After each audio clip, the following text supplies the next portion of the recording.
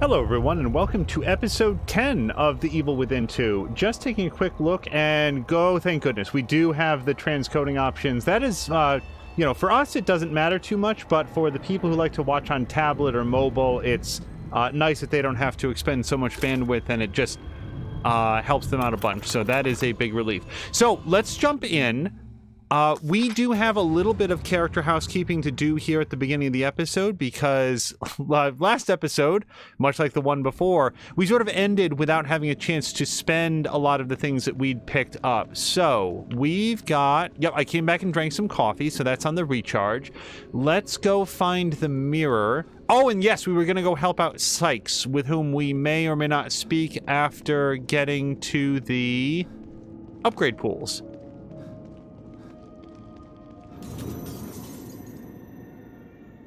Hello to Caroluna and Azric. I hope that you guys have both had a great Thursday.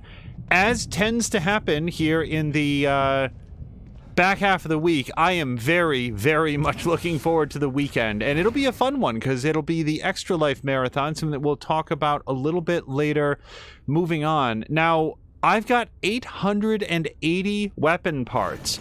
That was the product of a lot of exploration. I hesitate to call it grinding. I feel like that has a negative connotation, but we really extracted as many crafting materials as we could find from the big blood pit last episode. It may not have been the visually most dynamic place, but we got a lot of stuff out of it. A 50% increase to our pistol seems like an extremely appealing option. It is the weapon that we fire the most, and I can afford some weapon... some gunpowder for it, or bullets for it, I think. But let's not be too hasty. It's almost certainly going to be that, but... I mean, like, just hypothetically, if I wanted to put that into the rifle... Yeah, 400 and then 800? No. The pistol... We've got 4 different pistols. We can carry the most pistol ammo. I want to make sure it hits the hardest. Pistol it is. Alright, so with that... At last look, I was very, very low on bullets, but the good news is at some point I picked up a whole bunch of gunpowder as well, so we're doing okay there.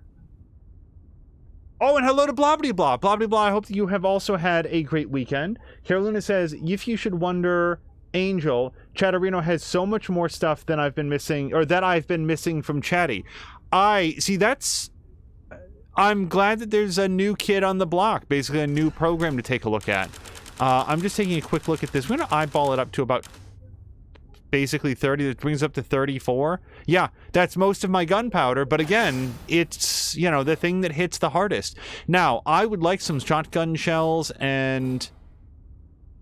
I mean, yeah, if I had to have 2 shotgun shells or 13 assault rifle cartridges, it's going to be the... shells, but we can also build a flamethrower. That was another thing that we got as of last episode. This odd weapon can be used to quickly fill an area with flaming liquid. It is heavy and cumbersome enough to restrict movement. Fuel will be loaded into the flamethrower immediately upon crafting.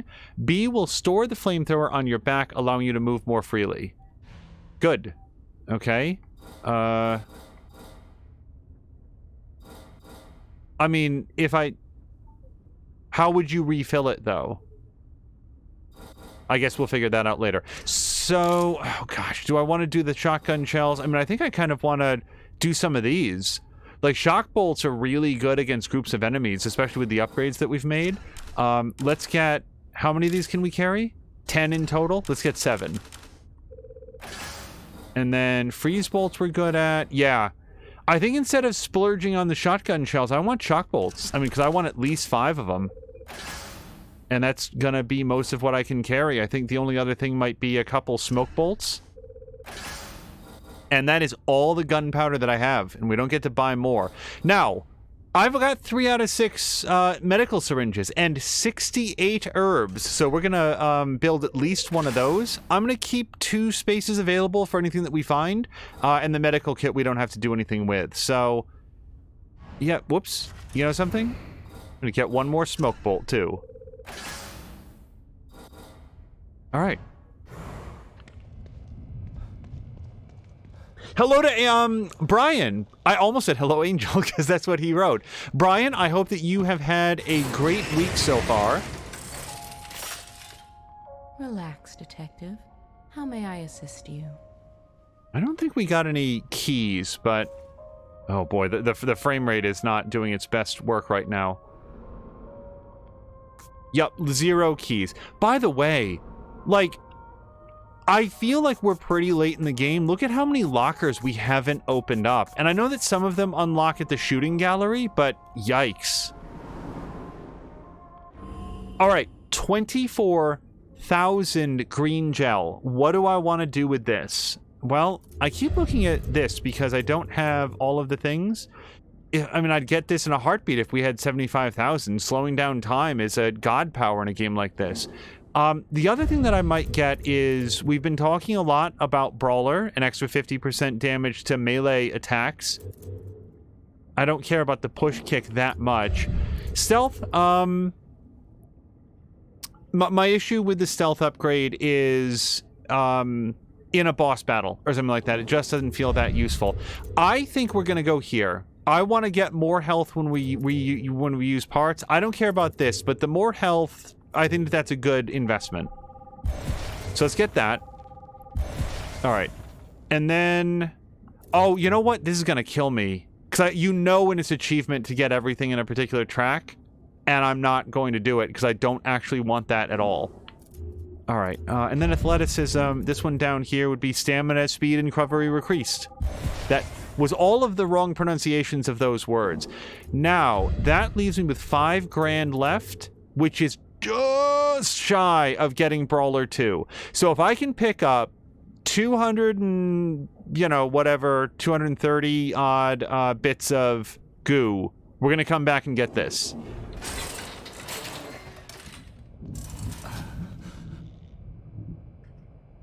Cara Luna says, of the nurse, which, by the way, I forgot to talk to her. I'd intended to do that before we left. Man, the vibes I got from her the first time I saw her, I was so sure she was going to do bad things to you. What can I help you with, Detective?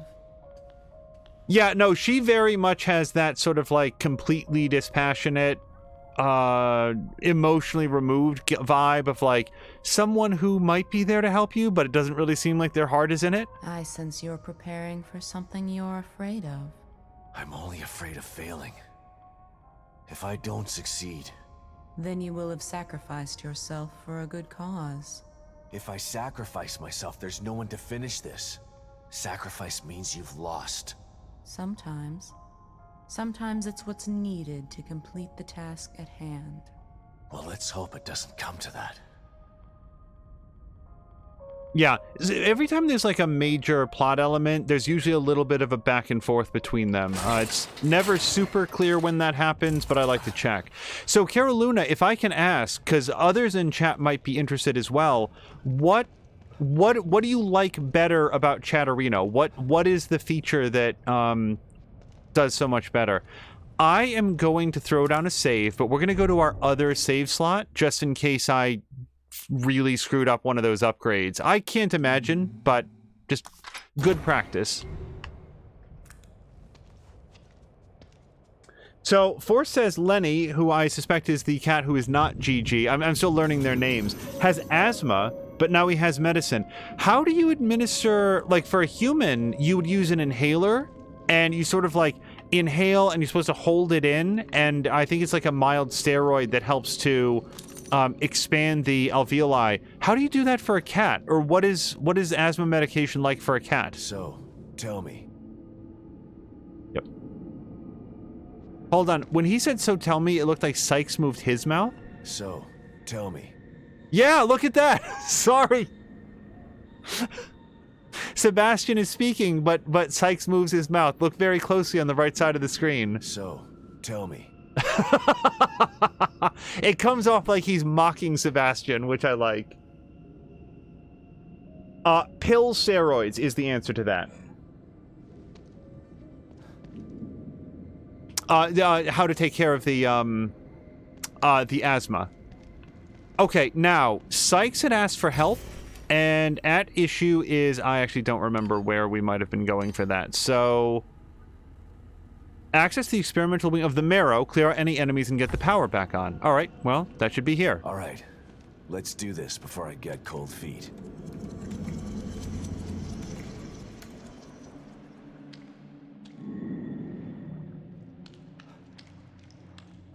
On Tuesdays, we play, recently, it's Game Night with the Peeps, and recently we've been doing a lot of Phasmophobia, which, the developers on Phasmophobia, I think, have a very, very good sense of ideas on how to improve their game. Every patch of Phasmophobia makes the game look better, play better, feel more dynamic. I mean, I remember the big lighting pass that they did earlier in 2021 and was just all measures of impress. Like, it was a night and day difference in terms of how good the game looked.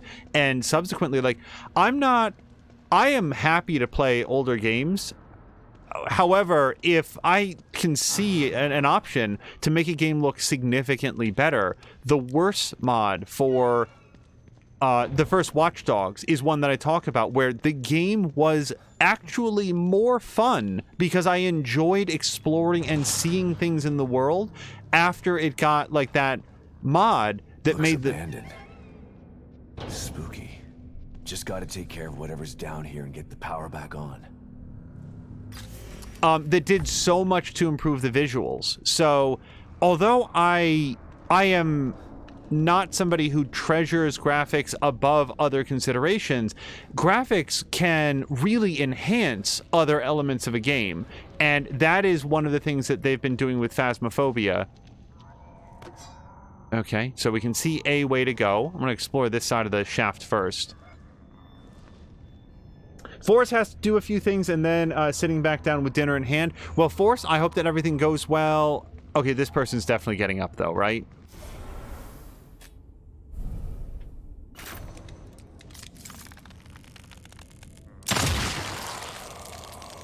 Oh, balls.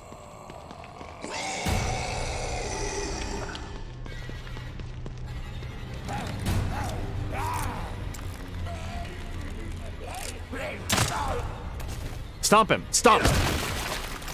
Okay. Sometimes they get up faster than I can stomp, and we are almost at that upgrade. I think we might actually be at the upgrade right now. I'm tempted to go back and get it right this minute. I mean, I think I will. Uh-oh. Can they break through? I mean, if they can, I can just shock bolt them. I'm not too worried about it. So Cara Luna says of Chatty, so I just want to see this because I did ask. The layout, it's not Java. It has separate tabs so you can set up for mentions, whispers, and live notifications. And I think you can split one tab into more windows. For example, see several chats in the same tab is my understanding. Carolina is also saying vertical tabs. And the only thing I've found worse so far is that I think viewers in a channel can only be shown in a floating window, which is not ideal in my opinion. Oh, wait. Also, Lenny has a diagnosis. The steroids will help with any soft tissue pain the limp he is having. As somebody else said, Forrest, I think it's really awesome, the care that you're putting into taking care of the animals. So many people who get animals, they treat them like they're ornaments or trophies and not like living, breathing, feeling. Okay, hold on. I really want to get door pounder. I'll try to get him now. I can always slip back into the... Hurry up.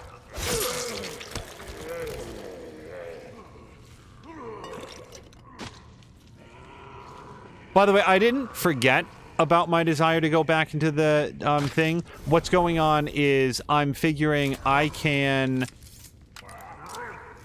Okay.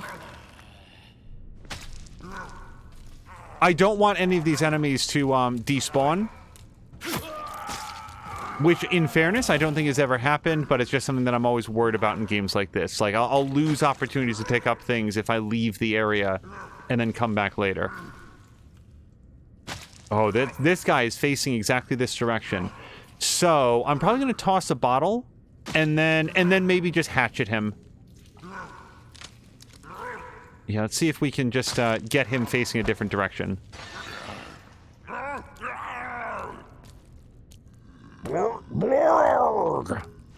Oh, maybe we don't have to hatchet him at all.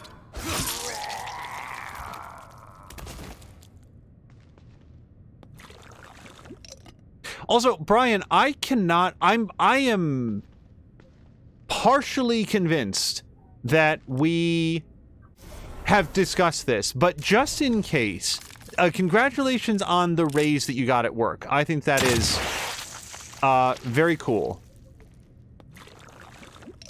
It's nice that the place that you work said, hey, the economy's kind of not very employer friendly right now, and we would prefer to pay a higher wage to keep somebody like Brian around. Yep, that's where we came through. So if it wasn't previously expressed, congratulations on that. All right, let me just take a look around in here. I think that cage is the only place that we can go. Let's just double check. Yep, that's closed off. I'm pretty sure this is wedge closed as well. Just get that in there. Okay. And then just the air shaft to go back to where we came from. So, as we go, and we are finalizing out exactly what times everybody is going live, but I believe it is now official that this year's Extra Life 2021 Marathon is going to include Samalander, Drienne, myself, Chivalry, and then Mia. And all in told, it's going to be going for a solid 25 hours. If not slightly more. You know, last year there were some auxiliary events that happened, but I am looking forward to it a great deal. Yeah, these guys are definitely going to get up. It might be shock bolt time, unless I can... Yeah, you know what? If you're going to stay still... Now, this person I'm slightly more concerned about because their head is sort of in an awkward position, but we may still be able to get him. Oh, wait, is this... Either I missed the head, or that's not a person who gets up. I don't think it's a person that gets up. Oops. Although these people definitely look like they get up. Can I get this? So, I mean, maybe I should just axe them. Hey, get up! Wake up! No? Okay. And this guy's eyes are glowing. Surely he's a target. Oh, he just dropped an axe. Well, that's super. This guy, I mean, how confident are we? Are your eyes glowing, sir? Oh, they are. Hold on, I can't see. Fuck. Okay. Well, you win some and get some goo, and then you lose some and just waste an arrow. I think I might have enough pipes to make some more, but I could be wrong. Oh, Carolina was asking, when is this going to happen? This is happening this weekend, and I believe the official start time is 10 p.m. Sorry, that's incorrect. 10 a.m. Eastern time for here in the United States. So right this minute, as you are watching this, it is 6:22 in the evening. So if that helps you to set your clocks from wherever you are and to know when when the whole thing kicks off, but it's going to be, you know, what it's going to be is very much like last year. Samalander is going to do a big stream and then raid over to Drienne, who is then going to raid over to, I believe, me, and then we'll be going through it like that. Now, where did I go wrong here? I went wrong not doing something in here. All right, let's get back over there and figure this out.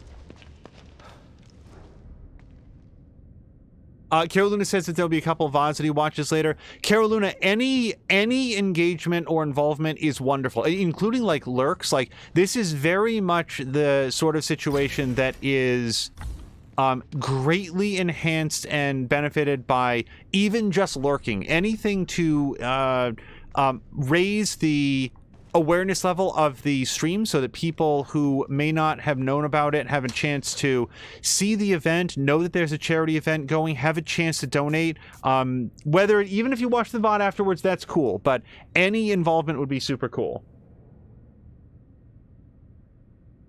Brian is saying thank you to Force. Start time will be 3 p.m. GMT +1 for Europeans. Thank you for looking that up, because I don't necessarily know. And just trying to scroll back. Oh, that's what it was. Brian was saying that next month it'll be 16 years that he's been at the job. Well, the raise is well deserved. I think that they have hopefully recognized your loyalty to the company. 4, 2, and 3.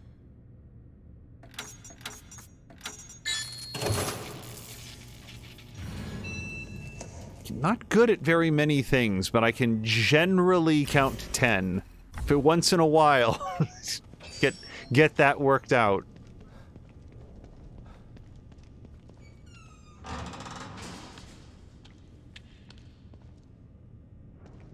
Oh, Trash Cat is in the trash force. All right, sorry, I'm just looking up. Okay, there's got to be someplace back behind this concrete slab, otherwise known as a wall. Here we go. So, I don't have any more of these bolts, so let's equip a shock bolt. And I also don't think that I have any sort of shotgun shells at all. Alright. Shock bolt just for the time being. I want to be ready in case we get jumped. This is it then. Better call Sykes.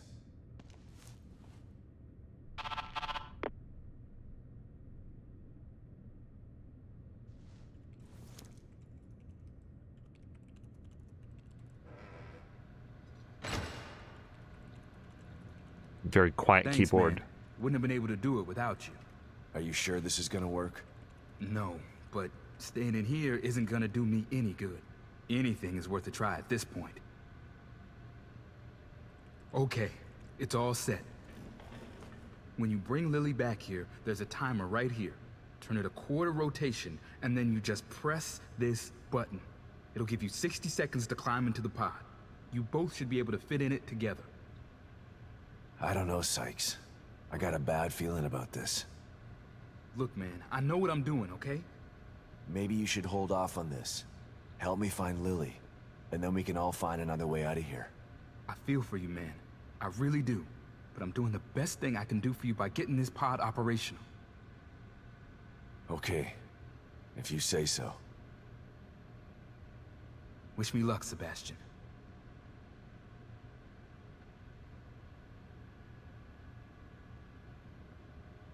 We're gonna get a cutscene where he just wakes up as like a horse or something. The wrong thing is connected to the pod on the other side. Thanks, man. I left you something in there for helping me. I'm not gonna need it where I'm going. See you on the other side, Sebastian. He forgot to mention that he's 2 weeks from retirement. These are extremely nice smoke effects. I cannot move, by the way. He's gone. I wonder if it worked.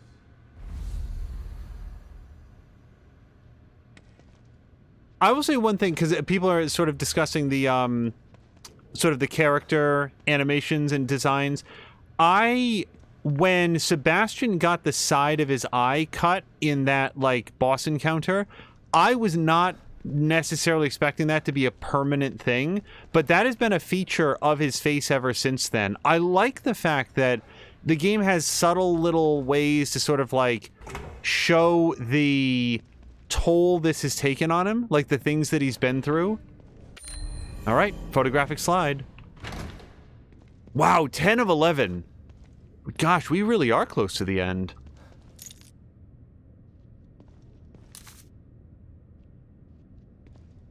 I wonder if we'll find the 11th. Oh, shotgun shells. Yes, get. All right, we gotta reload those.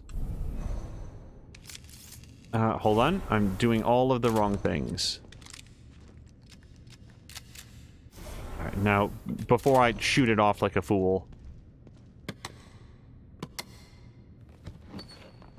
Blah, blah, blah, saying that they did not animate his... Oh! Look at this.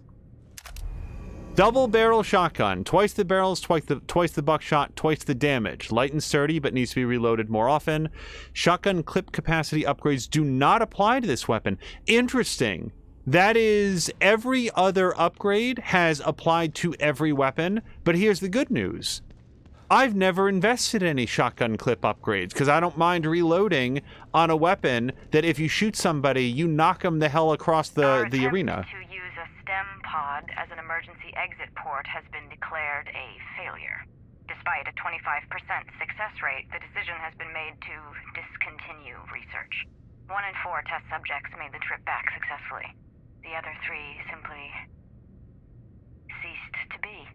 We believe that the other 75% have been lost in an uncharted sublevel of STEM. Ooh. A dream within a dream, from which there is no known way to return. Due to the number of unknown factors, the experiment has been abandoned. 25% chance of success. I'm not gonna risk Lily's life like that. Hope Sykes is out in the real world. 1 in 4 chance. Maybe he'll get lucky.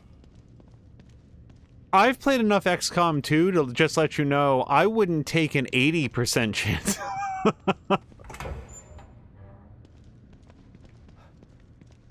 But yeah, the character models, like, I have been very surprised. We were talking about it between streams. The Evil Within 2 at this moment feels like the Days Gone of 2021. A game that I went into really not having very high expectations of at all, and have been very pleasantly surprised by how much I've enjoyed it. The difference is, there's a few different differences. Number one, I had heard that Days Gone was bad. Like that game had a very negative reputation, so to play it and enjoy it as much as I did, I mean, it's an example of a game where I felt borderline lied to. And I don't think that that's actually true. I think the game had just been exhaustively patched and improved since its original release. But that was a real delight. This game, I had heard very good things about it, and yet still came into it with negative impressions based on how little I enjoyed the first game. So to have enjoyed this one as much as I have, again, has very much been a positive experience. However, where Days Gone felt like a comparatively smaller studio game, like, what was it, like Bend Studios, a company that has historically, I think, done a lot of ports of games to different platforms and stuff, came out with a game that felt like it was like a 2.5A game. Like, it was so close, and I had such a good time with it, that I repeatedly talked about how Days Gone seemed to be punching way above its weight. You know, I just came away with a very, very positive impression of it. And this game, mechanically, it is a lot of fun to play mechanically. I've actually really become engaged with the story, but I do see all of the ways in which this game is a few years old. It's about 4 years old as of the time that we're playing it, and is not a AAA production. That the production values are good, but they're not Mass Effect 3. They're not Call of Duty. Like, they're not... They are well done, but they're not like absolutely top shelf. Like, I'm so impressed with the production quality on the cutscenes and the voice acting and stuff like that. I'm enjoying it, but I recognize I can see it, you know, showing some AA roots in there. You around, Kidman? For you? Always. STEM. This is twice now it's failed. A machine that puts you inside other people's heads? Who decided it was something anyone needed? I don't want to know what's in another person's head. I learned that the last time. Ruvik developed it for his own twisted reasons. But Mobius saw potential in the technology. Potential to enslave everybody, you mean? Better than having it in the hands of a psycho. I don't know about that. Don't tell me you buy into that whole unifying mankind thing. Who knows what Ruvik would have done if you hadn't stopped him. Ruvik or Mobius. Either way, nobody should have their hands on this technology. It's too powerful. And power tends to get abused. Okay. Sorry, I'm just enjoying her saying better this than in the hands of a psycho, when both times that we know of this technology being used, it was used by psychopaths to warp and pervert the world in ways that were horrific and damaging to everyone else caught inside. No goodies for me this time, huh?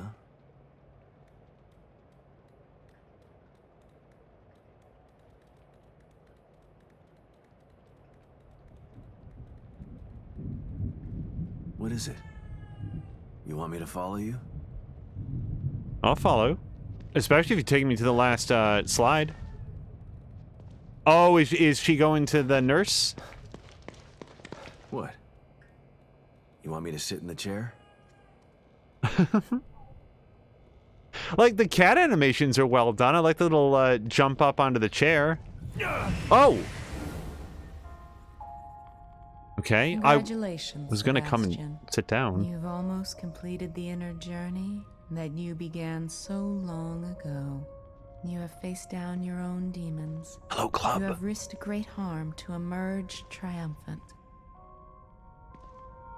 But there is still a memory that you've refused to confront. What do you mean?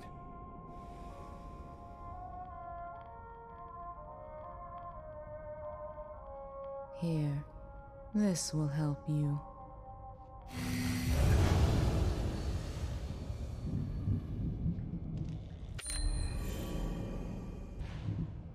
Okay, so wait, do I go talk to her or I go to the slides? I'm gonna try talking to her first, and then we'll probably talk to her again after. Hello to Club, by the way. We've got to stop meeting like this, Detective. Let me talk to her I first. know my office is relaxing, but it's no place to loiter. Okay, now, I do remember there's an upgrade that I want, but let's see what we get for reading the last slide. Club, my understanding is that you were on your way to London. I suspect that that trip either has already happened... Wait, 300 weapon parts. Wait, do I have 300 weapon parts, or am I supposed to pick them up? I have 300. Okay, I'll be back in a second. Let me go over here and I want to watch this slide.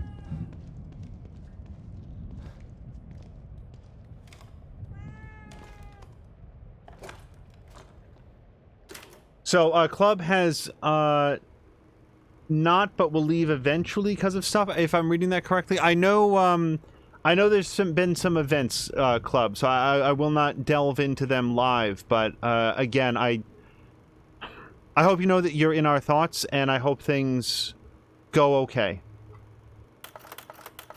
I feel like the last couple years have been cases of things not turning out. Okay, we'll focus on the game. Here we go. Joseph. My partner. My friend. Sebastian? Calling back so soon. What's up? After all this time, there's something we've never talked about. Sounds ominous. What is it? Not what. Who. Joseph. Right. I know that you respected Joseph and that he felt the same way towards you.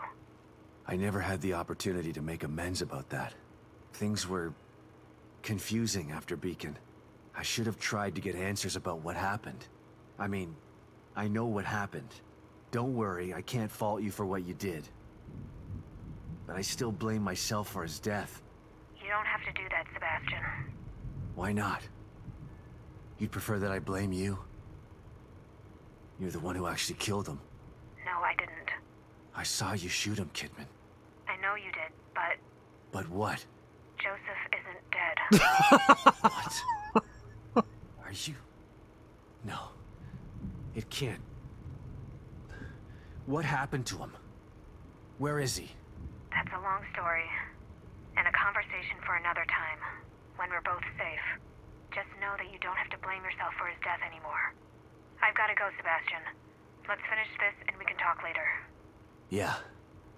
You bet we're gonna talk later. Okay, so that is all of the slides, and we got an achievement for that, so that's cool. Oh, and we get double goo. 700 and another 700. Wow.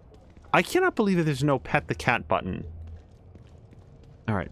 So, the reason I didn't want to spend upgrades is that now we have more goo to play with. I mean, I know which one I think I want, but let's see what we can actually afford.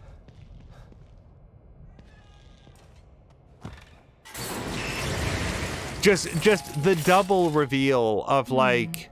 Not looking so good. Let me help you. Hey, Sebastian, you know that person close to you that you've been feeling guilty about? It turns out that they're fine, and I just forgot to bring it up earlier. Yeah, I can't afford that. And now we can save up if there's something I really want. I don't really want that one. We've got all our athleticism upgrades. Now, health. What is this one up here? Oh, increase the life gauge maximum. Nope, I already have that one. That one's the one that I want. Allowing you to survive attacks that should have done more than enough damage to kill you. So, the trouble is that I can't afford both. I mean, not by a long shot. I need an extra $4 grand to do that. It's not out of reach. It just...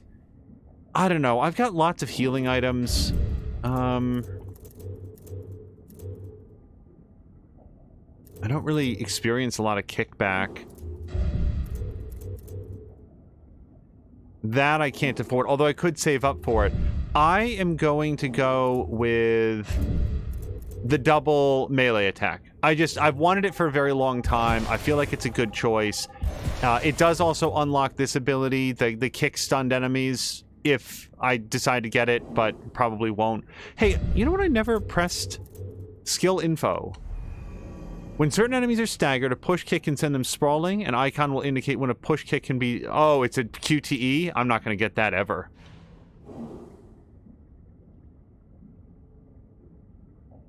Killun is saying that there's no P button on the controller. It'd be awesome if there was. Also, for Duke Nukem, I imagine that they would have killed to have a P button on the controller. All right.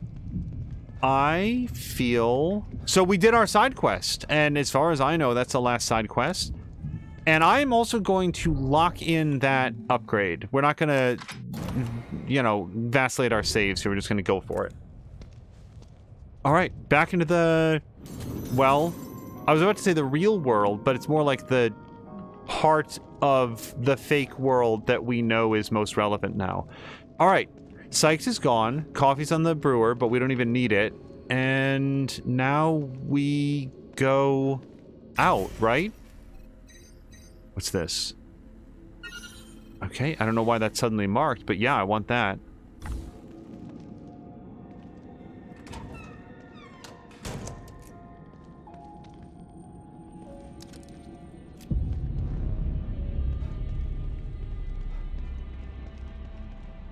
So we are re-entering the world a lot better off than we were the last time that we were here. We've got a lot more ammo, like a lot more ammo. And the gun does 50% more damage than the last time we were out here, and so does the knife. So I'm not gonna like run around like Thor here, but I don't think that we have to be as afraid. I don't know about afraid, but as cautious. And I am not fighting that that guy, the flame guy. Even doing the more damage, it's so much, it's such an investment of resources to get him. Also, I did see in chat, Club was saying that if you've played XCOM 2, then a 95% chance is the one that you take every time.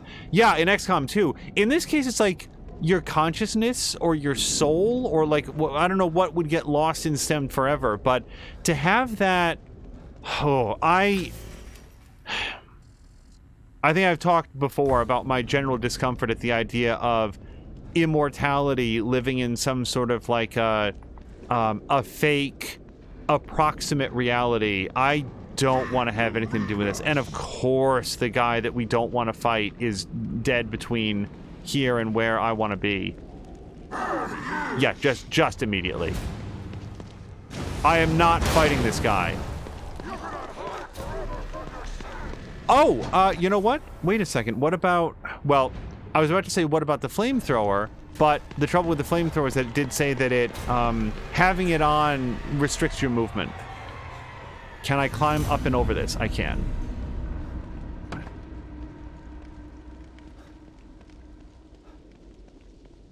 Yeah, gosh, 16 years. Let's see, I worked at one place. Yeah, longer than that now that I think about it. It is nice when you find a place that you enjoy being and you get a chance to work with people that you enjoy working with. So, yeah, that's nice. I'm glad that Brian has that experience. Another thing, so this is going to be a very unsatisfying story. Like, oh gosh, it feels like a week ago now. We were in somebody's chat, and man, I don't remember if it was Samalander or Caroluna or who it was, but somebody in there... Are you kidding me? Okay, fuck it. Somebody in their chat shared something. Yep, that's... Oh, we can't climb over that. Okay, that's fun.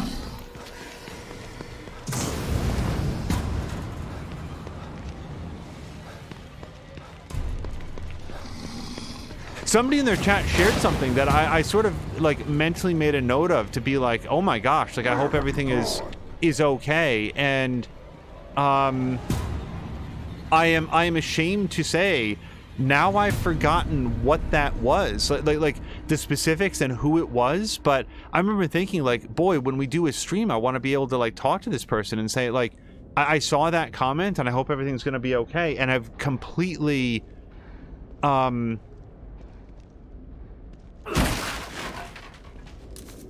just with everything else that's happened, forgotten who I wanted to address.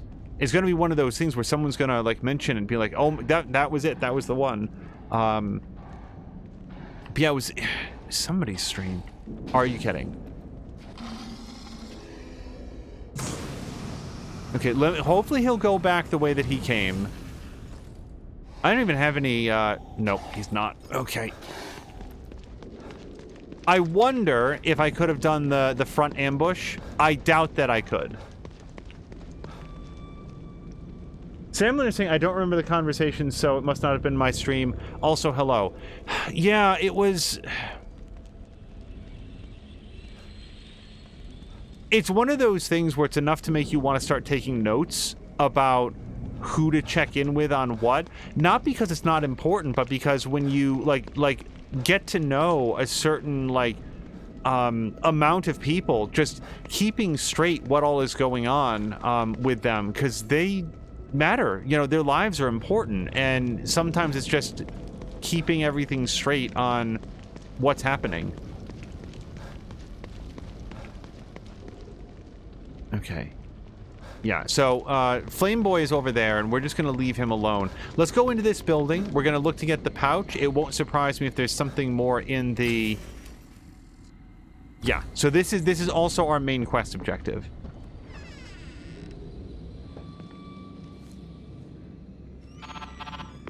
The hotel's clear, Hoffman. Are you done with your tweaks? Ready as I'll ever be. Okay, I'm sending you the coordinates. I really want to go into those vending machines, though.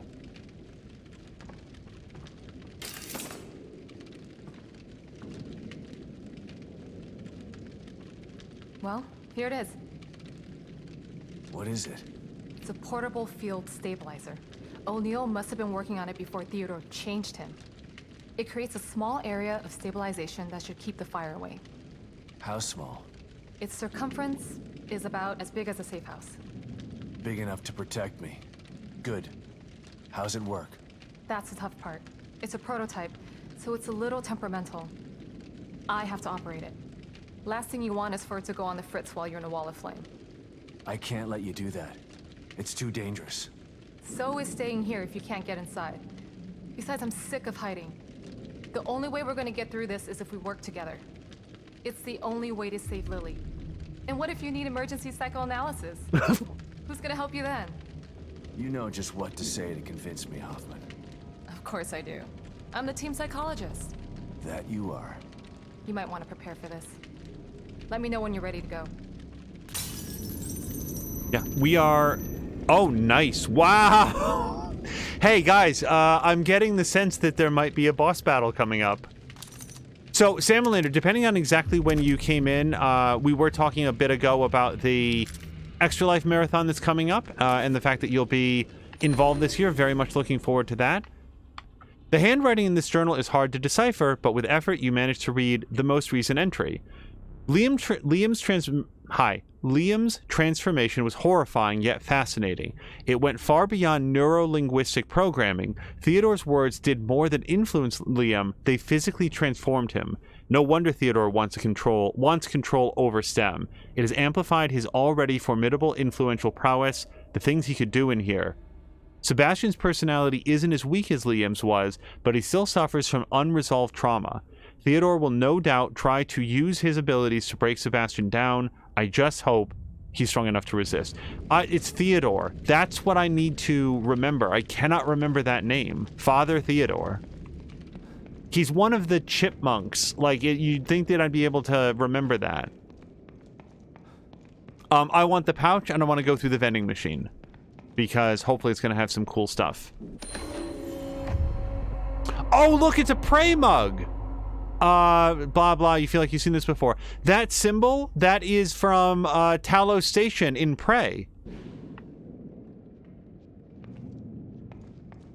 That is very cool. I'm so glad that we played all those other games. Well, I mean, I guess I haven't played Doom, but at least I know of it. It's cool finding those little, like, nods. Not really references. They're just like, hey, remember this thing? Okay, the other one as well.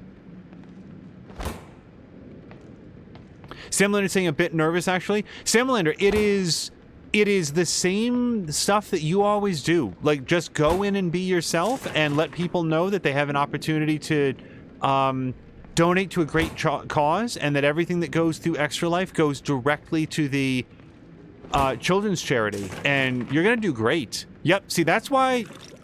Okay. Hey, you cut it out there. Stop it.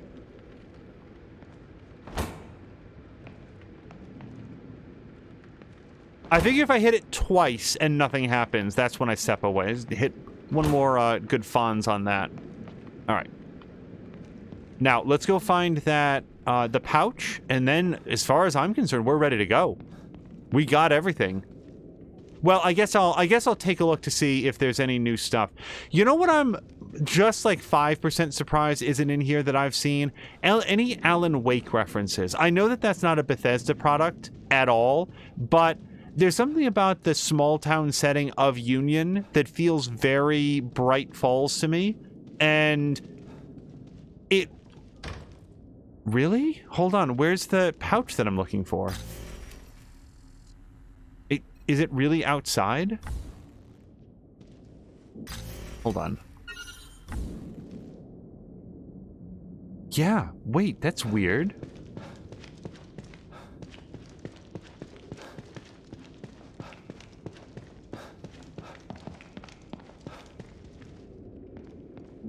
I really don't want to go out there. But the thing is, I do want the pouch. Am I ever, in my life, going to hit the ammo limit on the assault rifle? Probably not. But a permanent upgrade like that, I can't let that just sit. Yeah, I guess it's out past the wall. You know what I'm going to do? I'm actually going to save it. And I'll tell you why I'm going to save it. I don't want to have to go around and pick up all that stuff again. Who knows the last time this... checkpointed.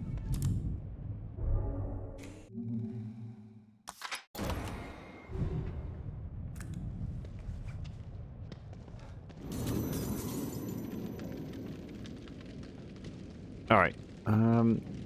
I am slightly curious. What do you think that Hoffman sees when Sebastian goes through a mirror? Does he get sucked into it like a Macintosh window minimizing, or does he just sort of like fade away? Does he explode into bright light, dissolve into particles? I guess it's not for us to know. Here we go.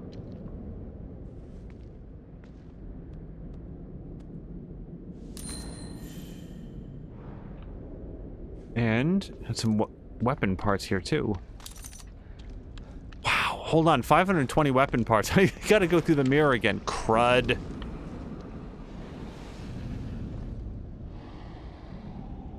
Nope. All right, we're just gonna get out of here. Come on. Come on. Fortunately, he... Oh, hold on. Grab that.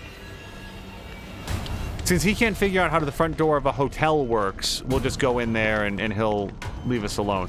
He is worth a lot of goo. He is not worth every shred of ammunition that I have on me. That's the problem.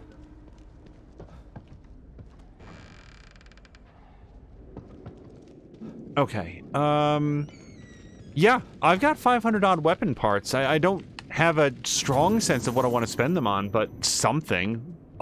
Like, that really would be a case of what Jab was saying of they'll just go to waste if you don't, you know, whatever you spend them on would be a good time. Oh, yeah, and we want... Perfect. All right, we'll spend all of our pipes. Let's get 2 more shock bolts. Let's get, gosh, at least 3 more explosive bolts. At least. I actually want more than that, because the explosive bolts have proven very effective against all sorts of enemies. Oh, look, you can craft flamethrower fuel, and it comes in completely full, which is nice. So, well, okay, hold on. Let me make sure... Is it reloaded?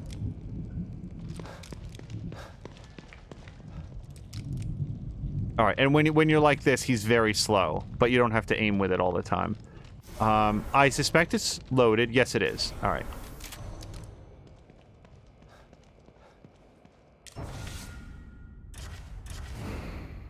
I'm thinking more shotgun shells. I really like how hard they hit.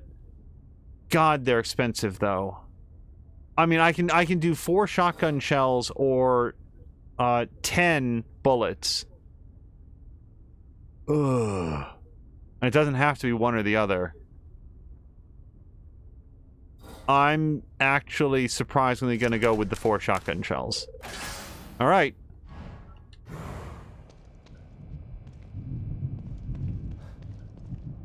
And I'm going to save that. And then we're... Nope, I didn't... Hold on. The weapon parts. Remember those? Maybe just embrace the flame as he commands you, and you could become friends.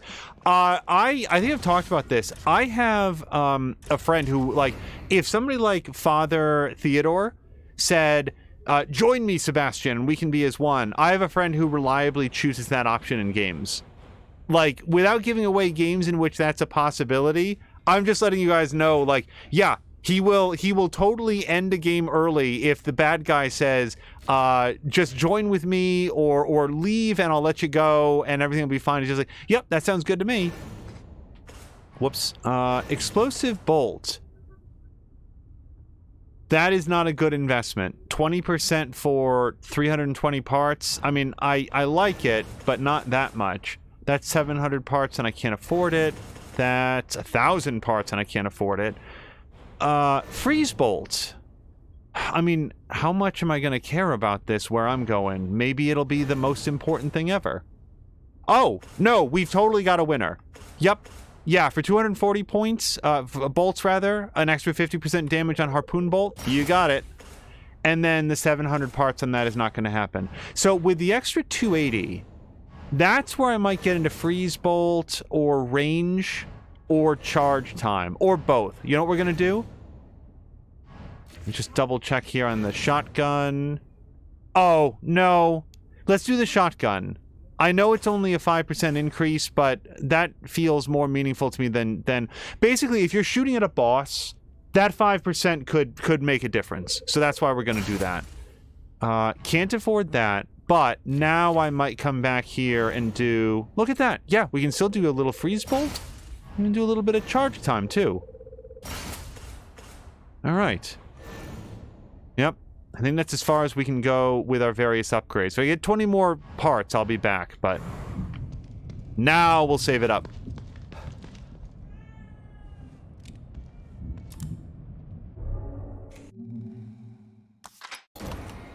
All right.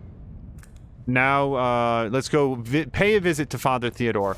Let me just double check, make sure that we're loaded up. Loaded. I don't have any sniper rifle bullets or assault rifle bullets. That's fine, and that's fine. All right. Wait.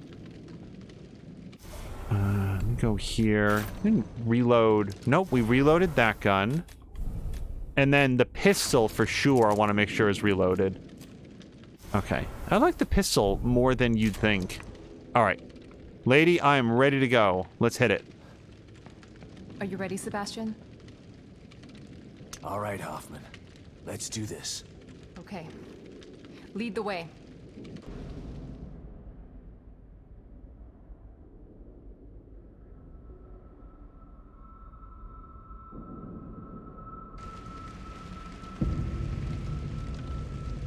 I'll have to carry and operate it from here.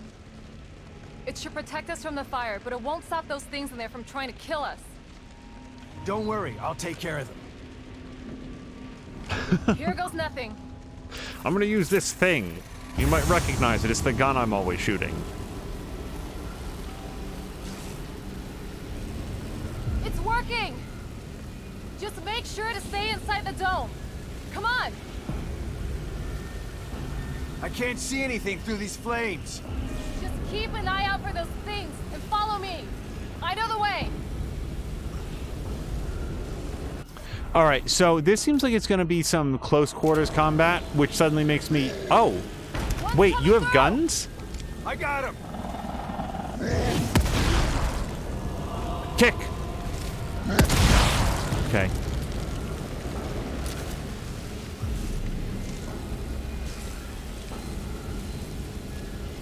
It appears that she has a lot of ammunition on her, so I'm going to switch to the pistol.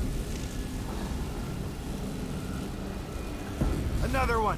Watch your back, Hoffman. That's what you're here for! Good thing. They're everywhere. I think I got him. Oh no! Hoffman, can you go back just slightly? Crap. I should have waited to shoot him. Hoffman, stay right where you are. Okay, okay, we can go. Also, sorry, I didn't see if it was Bobby Blah or who. Said escort mission, but who's the escort? Ammo in my pouch. Take it.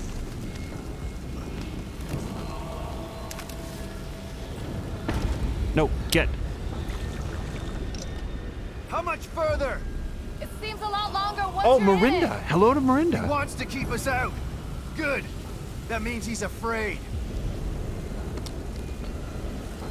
I don't think I've taken any damage yet, so I'm not going to waste a syringe. Mirinda, I hope that you've had a nice couple weeks.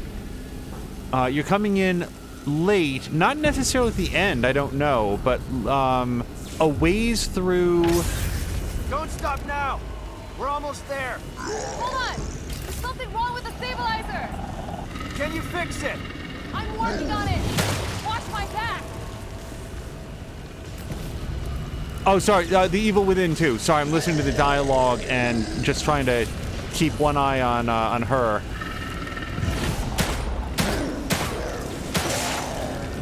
I am loving the pistol upgrade. I just gotta let you know. The fact that this is so effective right now, Let's go! That was close. parts well I spent. told you it was temperamental!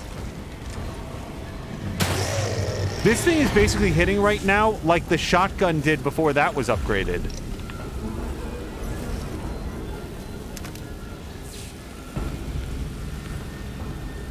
Hold on. Go. Get the thing. Are you regretting this yet? This is my chance to make up for what I did to Lily. And all the others I helped put in STEM. So no, I don't regret it. Mirinda's saying so. Well, I hope that things improve, and if nothing else, I hope that maybe we can provide a little bit of a break. It got me! Are you all right, Hoffman? Okay, I don't know what she's yelling got her. Okay, this is just fine.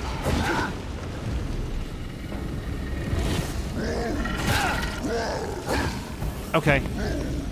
Okay, just... Sebastian! Are you okay? Shit!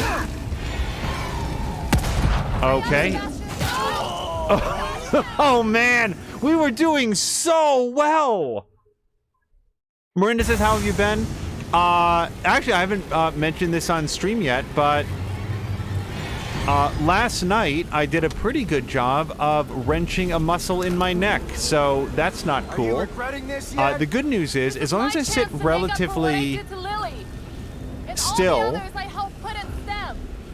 So no, I don't regret it. and rotate this swivel chair instead of turning my head to look at chat, it doesn't bother me too much. So we're able to stream, and I don't think it's going to influence, There's more ammo Okay. in my pouch. Take it. crap. Okay. These guys are pretty relentless.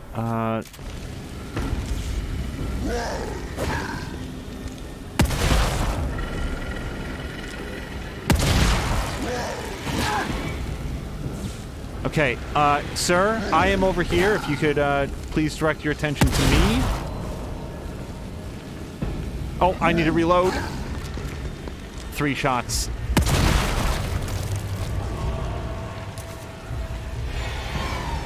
Okay, I would like to stop shooting the shotgun if I can.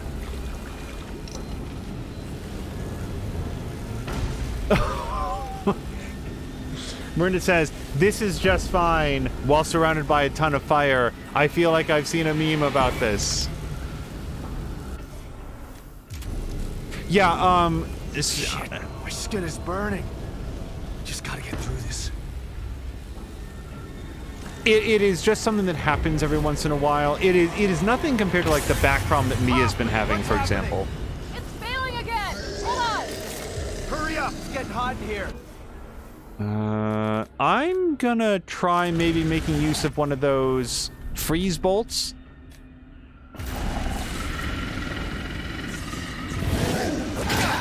Ouch.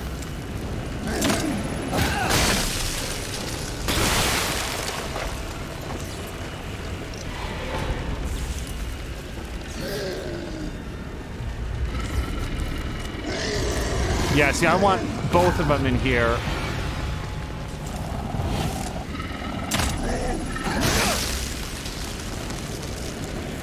Just take your time, though, Sebastian. It's fine. Fuck! Oh, that's not a hug I want. You know what? If I try anything less than this, I'm just gonna get got.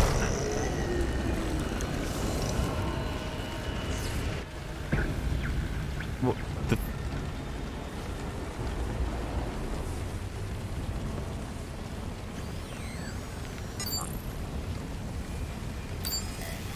I got it.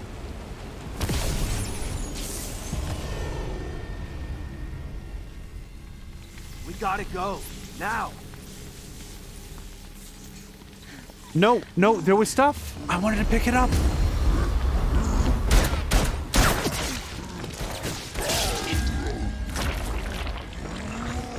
Run!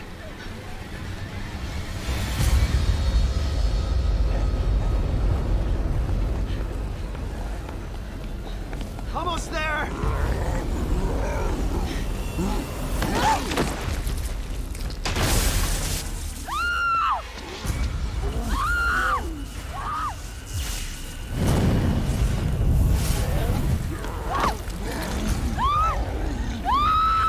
Hoffman! Let's go. Get Millie. Hoffman, no!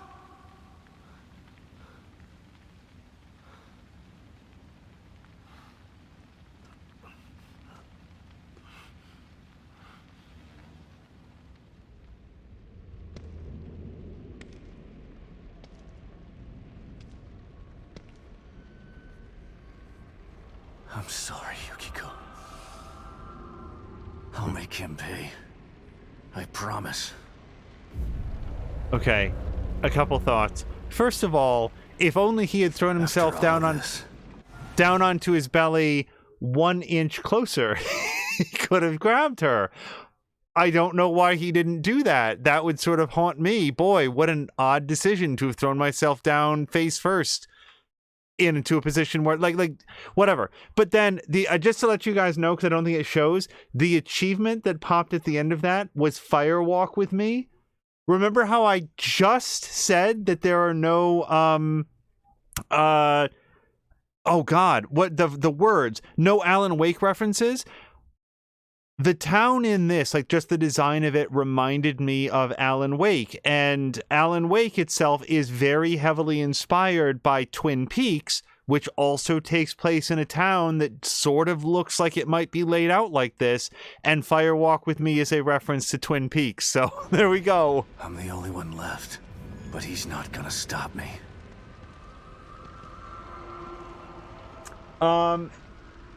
Wait, I missed Blobbity Blah's comment, hold on. Oh yeah, or as Blobbity Blah says, maybe if he shot them instead of just trying to reach her.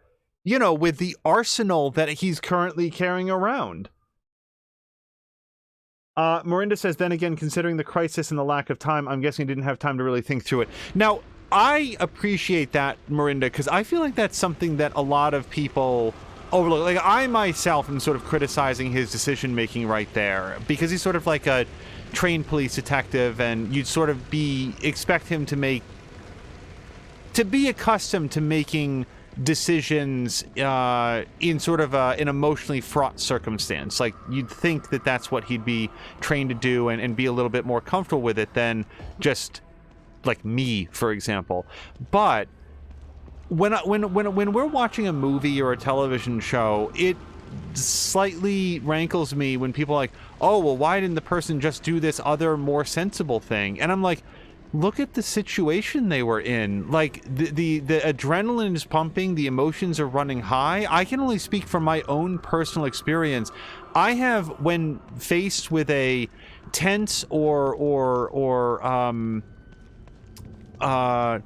urgent situation, myself not always made the smartest decisions, and that's something that you can learn over time, but I don't know that it's realistic, it's reasonable to assume perfect decision making from a person in a very, very harrowing circumstance, that you can sit there in the movie theater and, you know, with the popcorn in your lap and the drink to your side, say, well, this is what I would do in this circumstance. Maybe you would. I'm just saying that, like, I wouldn't always. So I like the fact that Marinda here is saying, yeah, he might not have been 100% on his game. There's molten flame zombies coming out of the fire, and he just mentioned his skin was burning. That can't feel good. I know I just looked over here, but I want to look again.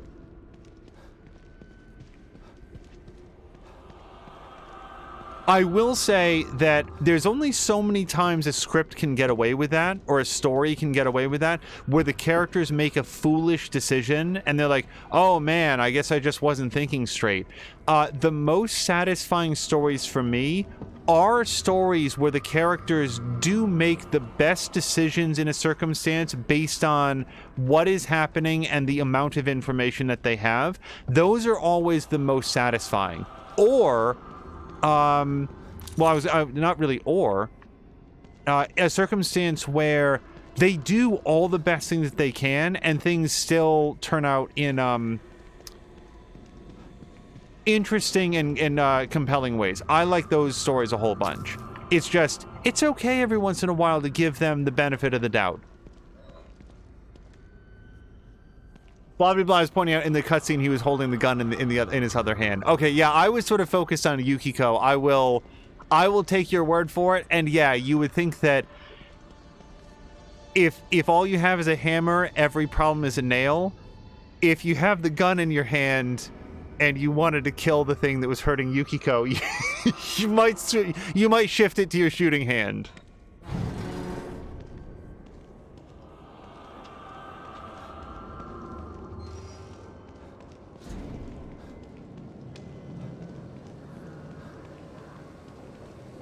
I'm trying to think of, like, I think I've used my Batmobile example before from the Dark Knight. No, from Batman Begins. Batman Begins was such a good movie, but it's got this one very silly thing that happens in it. And the thing is, if you just I mean, it's Batman, so it's all a little silly, but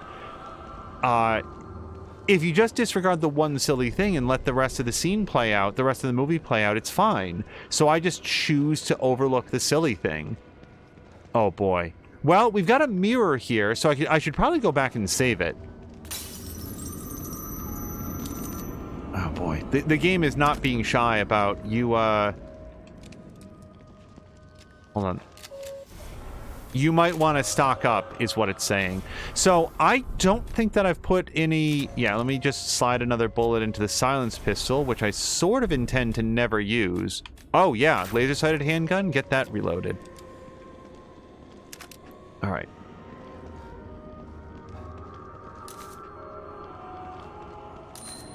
Hey! The other assault rifle pouch. Now I'm wondering, what is the silly thing in Batman Begins? So, again, it's Batman, so, like, it's a guy who dresses up like a bat. And as Drienne likes to point out, a fruit bat as well, so it's not even... But anyway, I will also submit that he's dressing up like a scary bat. The whole idea is that he knows that criminals are superstitious, but regardless, that's not what I'm thinking of. So in Batman Begins, in a very, very, very minor spoiler for Batman Begins, it's a great movie if you haven't seen it. Hold on. I'm not sure that I want... Let me get to that in just one second. I don't know that I care very much about range. The freeze bolt upgrade seems like it might be a good one. That's not worth it. And that is outside my price range. So... Oh, God. Do I want to risk the idea that I can save up... Wait, I thought I got this. Did I? What did I do? Did I not hold down the button? Regardless, I think I'm actually going to go... I'm going to wager that there's 35 parts in the world that I can upgrade the shotgun. Because of the available upgrades, that's the one that I would want. I mean, this would be a cool upgrade too, but I'm not going to have that anytime soon. And then, the goo? Alright, 8 grand. Let's go do this. So, while I'm just getting this... So, in Batman Begins, there's a whole chase sequence where the police are after Batman, and Batman is tooling around in his Batmobile that's like a big tank. It's a big, thundering tank that is rolling down the streets of the Narrows, I think it is, which is one of the districts that we're introduced to in Gotham. And it's plowing through bridge abutments and construction equipment and cars, wrecked out cars that are on the side of the road. And at one point, Batman successfully, momentarily, tricks the police by turning off the lights. What he does, you see, is he turns off the headlights. And the cops are like, where did he go? It's like a ghost car. It is literally a joke out of The Simpsons, where Marge and her fried green tomatoes friend, or Thelma and Louise friend, trick Chief Wiggum by turning off the headlights on their car, and he decides it's a ghost car and gets freaked out. That is an actual scene that happens in a major motion picture. Now the thing is, and here's why it doesn't matter, the Batmobile then immediately plows through like a giant brick wall, and the cops are like, look, there he is!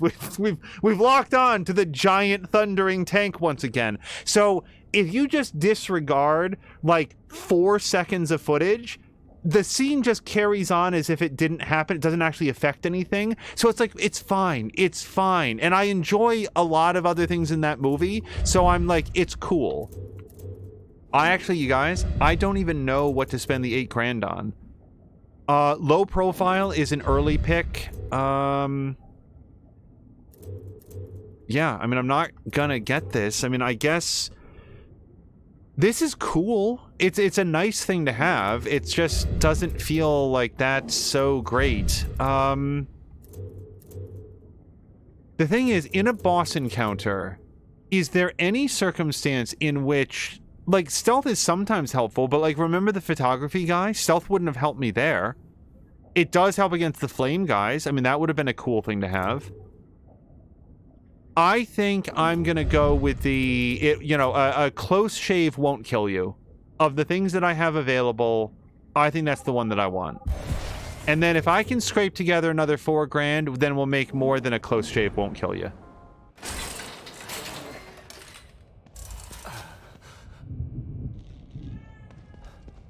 And Miranda's saying that does sound, that sounds incredible, literally. Like the true definition of incredible. Yeah. And I say this as a big fan of Batman Begins and The Dark Knight. I like those movies a very large amount. So here's... Oh, wait.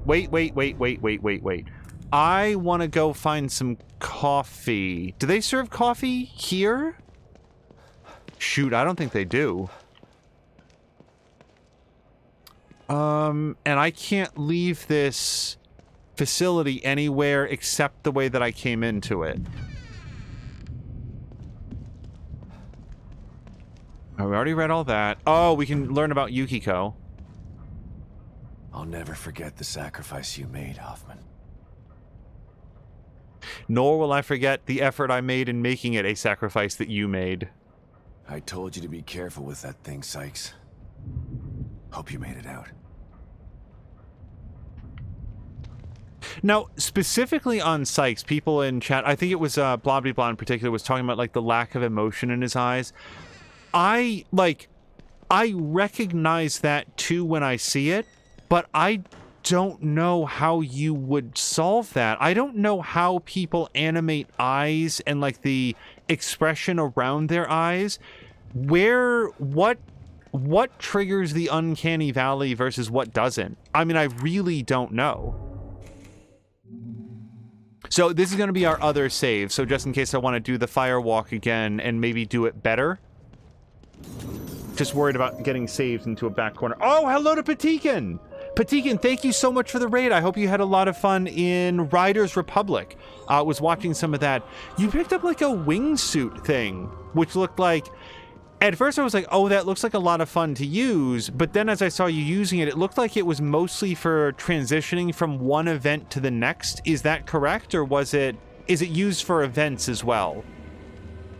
All right, so we've got a couple different ways to go. That door is much more prominent, so I'm going to go through this one and see what we've got.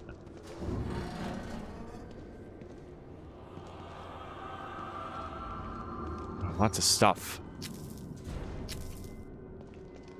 Oh boy. this guy. Wait, do I need to kill this guy? He's not going to get up, though. He's impaled 3 ways. Wait, this guy's only impaled 1 way. If I pull him down, does he come down? I'm gonna be pissed off if he does. You stay over there. Stomp his head in. No? Alright. I'm not gonna waste a ammo chunk on him. You know, bullet, shotgun shell. But I really don't want him to get up and get me. Oh, and this guy's just living his best life as it turns out. Alright. Is there? No. Mostly it's used to go to locations, but it is used for events, says Patikin. You unlock better ones if you level up on that career path. That's cool. Riders Republic turns out to be rather similar to, like, Steep, I guess. Remember that Ubisoft game, Steep? Or some of the SSX stuff, like that most recent SSX. Remember that one where, like, there would be special events that used the wingsuit, or you were, like, low on oxygen and stuff? That was a fun game. It's the only SSX that I really sort of got into. And even then, I didn't get super into it. Oh, the frame rate. Ugh. Riders Republic is much better, more fun, but it's a personal thing. I actually have not played Steep. I only have seen some of it. In my memory, and somebody might, like, Google this and find that I'm... Oh, hold on. You'll never get there. Just like the last time you wanted to save her. Damn it. You're not gonna get to me.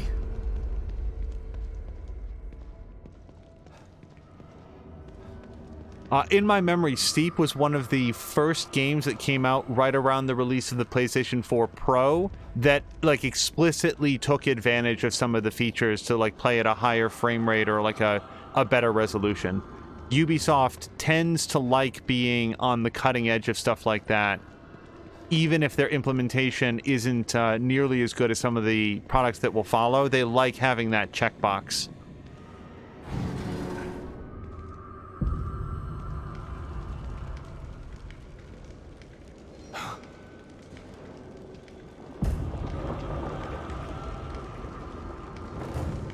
I should have gone with the stealth upgrade.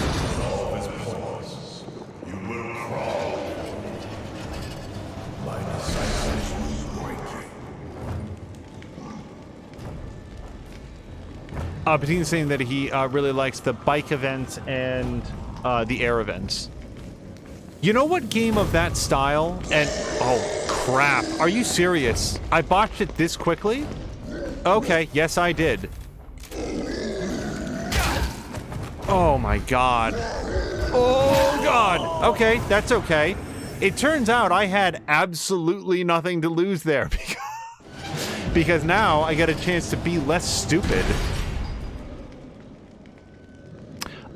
The closest thing to like Riders Republic or Steep or anything like that, the one, you want to know the one that I got into more than anything else in that whole like go on events and do a bunch of tricks?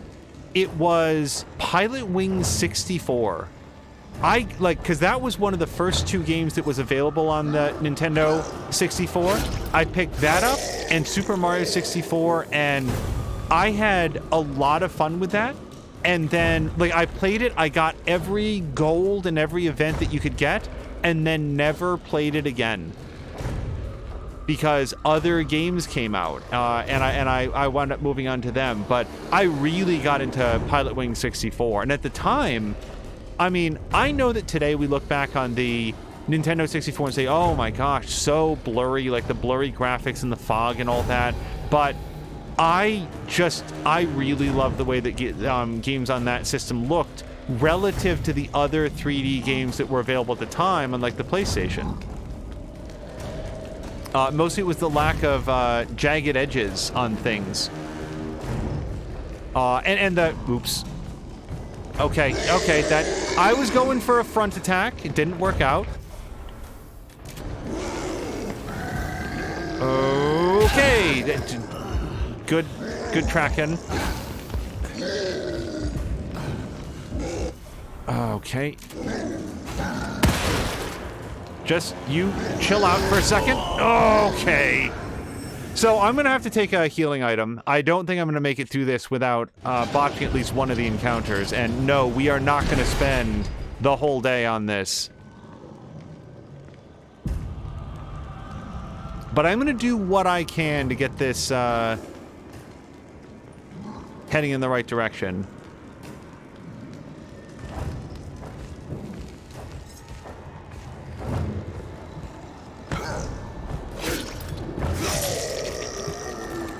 Yeah, speaking as someone who really enjoyed the PlayStation 2, less so the PlayStation 3, although it did have some really good games, and then, you know, for sure the PlayStation 4, where for that generation it was my go-to thing. I always thought that 3D games on, like polygonal games, I guess I should say, on the PlayStation 1 looked like garbage. Like, when they came out, when they were brand new, I said, this looks like trash, and I really disliked it. It was the glitching of the textures, the inability to filter when you would see things like textures on like an oblique edge.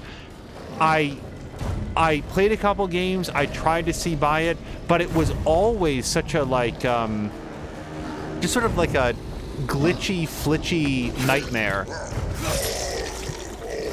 And then the Nintendo 64 came out, and it didn't do that. Like, for all the other shortcomings that it had, it didn't have textures that were, like, flickering through themselves and, like, having trouble maintaining to the edges of their triangles and stuff. So it was overall a much better experience, and I had a lot of fun with games on that system. We're going to go for the front assault. Are you kidding? It showed the option for a split second, and then it went away. Okay, so what are we going to do about this? We're going to do a freeze bolt. And then regret my decision. Oh my god! Okay. Which console was glitchy? Asks Marinda. Okay, just everybody watch. I'm gonna take the syringe right now. The original PlayStation 1. And to a probably greater extent, Sega Saturn also did not like the way that console looked either. Sorry, the games on the console. The Saturn had a lot of problems, but graphically, that was sort of where I looked at it. Like that is like I just said earlier, like I don't need like bleeding edge graphics to enjoy a game, and there's many older games that I like, but that's just a style. It's sort of it was 3D graphics, like polygonal graphics, a few years before they were ready, but before the hardware was there in a way that made that look okay. And then for me at least, starting with the Nintendo 64, every console generation after that looked better, played better, worked better, had a good time with. Marinda asked, did we just grab a creature that's literally on fire? So when they're actually burning like that, you cannot grab them. But when they get a little bit less magma'd, so that here when they're just sort of generally oozing molten rock, then you can grab them and it's fine. All right, so let's not make the same mistake that I did last time. That guy comes around the corner. I very much want to leave this section, you guys. I do not want to do this checkpointing forever.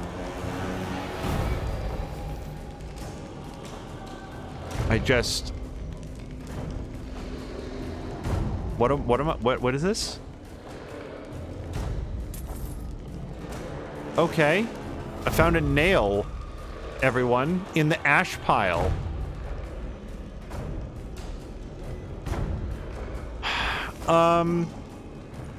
So video game logic tells me that I can hide up here and then front stab him, because he's gonna not be on fire by the time he comes up the stairs. Realism logic tells me that he's gonna see me in a beat. He's gonna see me without any trouble. Uh-oh, he might be on fire again. He is not. Uh-oh. This isn't gonna go well. Yep. Okay, well.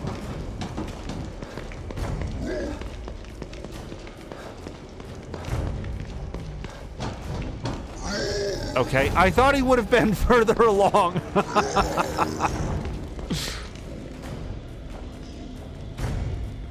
Okay, yeah, he's very slow. So if we just hide here. I always grab molten rock that walks around and nothing ever happens. Yeah, no, see, when he gets here, he's going to be on fire again.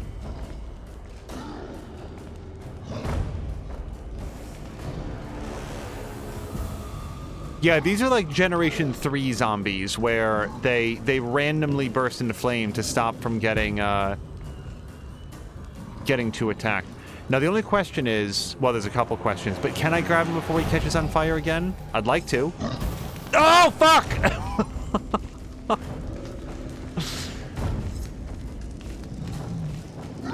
Just one more second.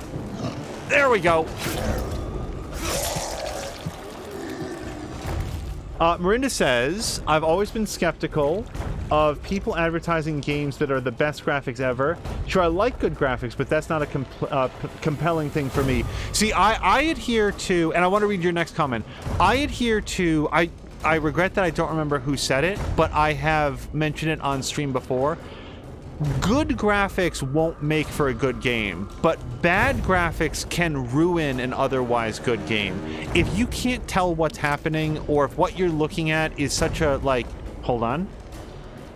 Might have some more nails in here.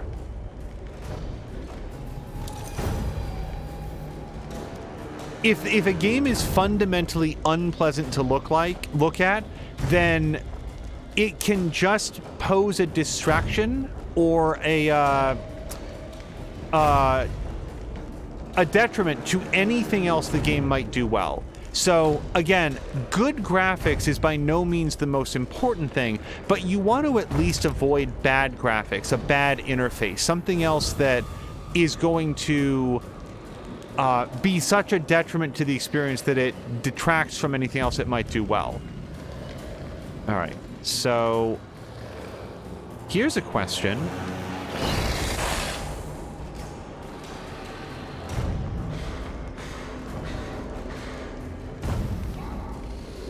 Okay, I'm gonna wait for him to go out, and then we'll decide what to do. If he comes in this direction, I can, shank him.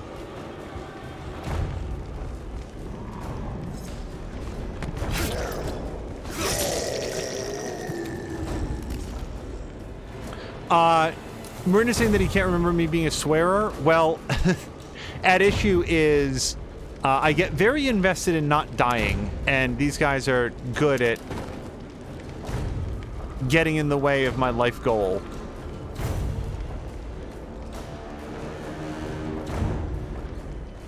Okay, I could blow up that freezy tank.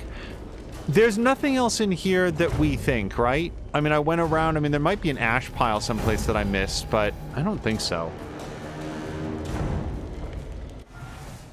Carol Luna says, I've always... Oh, I was grabbing Molten Rock. And then Marinda says, when they advertise most realistic water ever, I could just watch a river if I wanted that. You know what game had... Oh, boy, no one is going to know this game. One of the games that I really got into for a while was a puzzle game called Wetrix, which was sort of a... If it sounds like Tetris, that's what it was. But except it wasn't. Wetrix was you were given a flat plane and... Hold on. All right. Hello. Okay, you gotta choose a direction. Or not. Maybe I'll just shoot you a couple times. I'm just gonna sit there.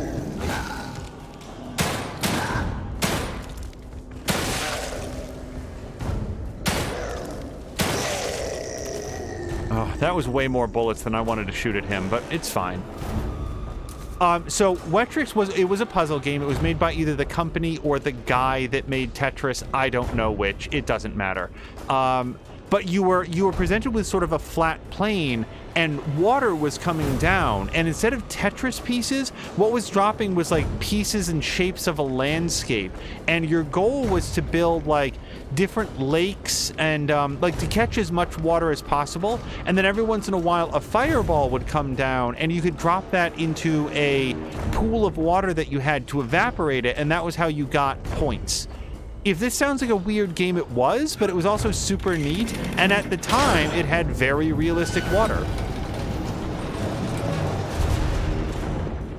Also, Carolina, where did this comment come from? A cucumber dipped in sugar, so good. Is that something that you are having? Oh, hi, Sebastian. Or did somebody else comment? And also, hello to Jägermeister, who was doing some more,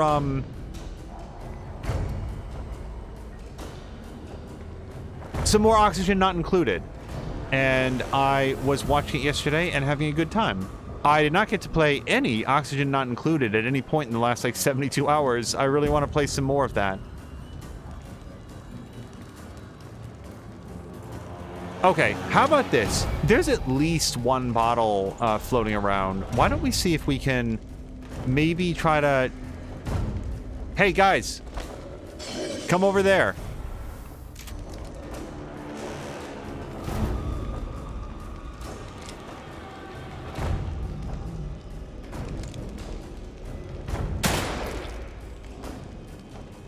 Come here. Oh, really? Wait, no, stop. Guys, look at his feet. Look at what I missed. His toes were touching the area of effect and it didn't count. He's not down, and I know it. I just, a little bit more distance here. We'll switch to the laser-sighted pistol.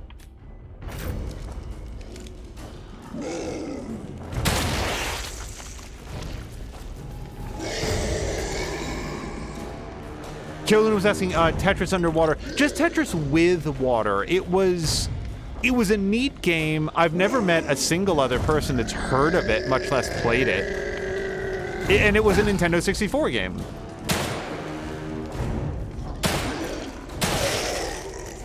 Stomp him. No, he's down. Okay. I figure we did sufficient stealth that I'm not too distressed about the amount of ammunition that I'm firing. I would still like to fire less ammunition. Wait, there's something over there, and I think it's on this side of the fence.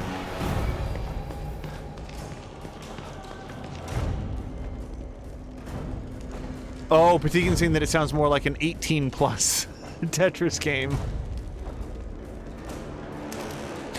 True fact, when I was growing up, my father had a video game version of Strip Poker, in which you would play against the AI, and as you won hands, I'll let you guess what kind of characters you were playing against, but would become progressively less and less stressed.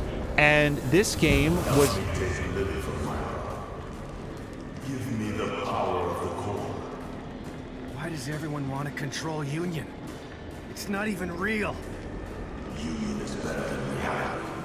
Union is soulless. Their minds are connected to it. To control Union is to control them. To control them is to control the world. If you think I'm gonna help an asshole like you take over assholes like them, you're even crazier than you look. The end of that story was going to be the game that I'm describing was on the Commodore 64. So you can just envision the fidelity of that presentation. All right, that person's completely pinned up. One of these guys is going to come back to life, and I'm going to be real unhappy about it. This is not a way back to restock and stuff. I wouldn't mind it. It's some more stuff to turn in. Yeah, the Commodore 64 was an amazing game. Remember, like, earlier in this playthrough, I was talking about Ultima 4, like Quest of the Avatar? That's what we played on. Like, that was a Commodore 64 game. I mean, it might have appeared on other... I'm sure it did appear on other platforms, but that was the one that my family had. And spent many... And the thing is, the Commodore 64... That was a tank, because my family really, in retrospect, really mistreated it, and it never broke. It didn't break. We just stopped using it when we got other newer equipment. That thing was like, we didn't like throw it down a flight of stairs, but like we fucked with like the fuses in the room, like cut the electricity and stuff. Things that if you did to a modern system, you'd kill it almost immediately. Oh, hold on. When I have become the core and built this new world in my image, reality will soon follow. Mobius have already created footholds in all aspects of society, and they were foolish enough to implant themselves with ticking time bombs inside their minds. They consider themselves wolves and the rest sheep, but I am the herder, waiting to cull the wolves when they're not looking. Once Union falls to me, Mobius's days are numbered. I'd say 36 out of 40 files is a lot more than I was expecting to get. A higher percentage, anyway. Yeah, let's use one syringe and pick that one up. Brian says that was his first PC, a Commodore 64. Hello to Null, who says, I still got my Commodore 64, and it still worked when I checked. I learned so much computer on the C64. I learned extremely basic, like, logic programming and like that. I tried to learn how to program graphics on it, but just could not wrap my mind around what it was, like, what I was being asked to learn. All right, let's save it before I do anything, because that all went pretty well. Came out of that with a lot of good stuff. All right, I got a bunch of new parts. Now, I was sort of... I didn't think that there would be as many parts as there were. Oh, yeah, shotgun. That's exactly the upgrade that I wanted. Yeah. And then this one's 480. I don't see that happening anytime soon. But it makes more sense than, like... I mean, I guess 60 isn't bad. to cut that down from to 86. It's a tenth of a second now that I look at it. I don't know. I'm not sure that that's worth it. And range, how often am I firing at maximum range with that thing anyway? If I got it to 160, I might spend it on that. All right, so we're going to go with that. How much goo do I have? 7,500. Probably get that bottle upgrade I've always been talking about. Yeah, hello to Null, by the way, if I didn't say it. You just can't stay away from me, can you? Yeah, in terms of the variety of different games played, the Commodore 64 is probably up there. I mean, probably up there more than the PlayStation 4, more than Nintendo that we've been talking about. I mean, we had so many games on the Commodore 64. Okay, I definitely don't want that. I do the push kick. I don't know, that seems lame, though. I want that. I want that specifically. Let's even get another 430-odd goo. Is that it? There's nothing else in here. I didn't find any keys. Boy, when was the last time we even saw a statue? Another sacrifice has gotten you this far. Damn it. Why did she have to die? I've lost them all. It's a tragedy, but they died honorably. One can only hope the trade-off is worth it. It has to be. Otherwise, they died for nothing. I can't bear to think of that. Then you owe it to them to see this through, to save her, so that their sacrifice wasn't in vain. You're right. Let's do this. I need all the help I can get at this point. She just resumes her meditation. So Null is asking, what about the Amiga? Never had an Amiga. At various points in my life, I have made very extensive use of a Commodore 64, a Tandy, a yeah. Let's save the upgrade that we did. And then I think from there we went into our earliest PCs. And I don't remember if it was the Tandy or the first PC. I remember sitting down at that and feeling like I was sitting at a jet engine.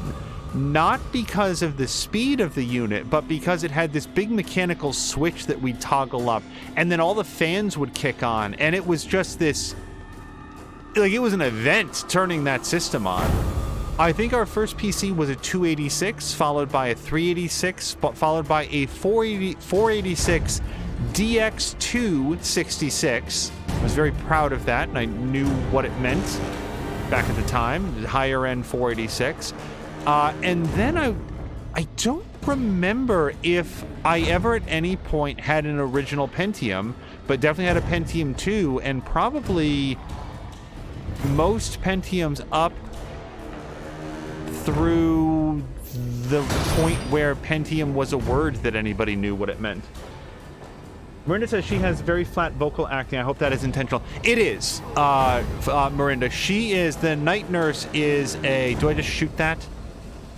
I just shoot that, right?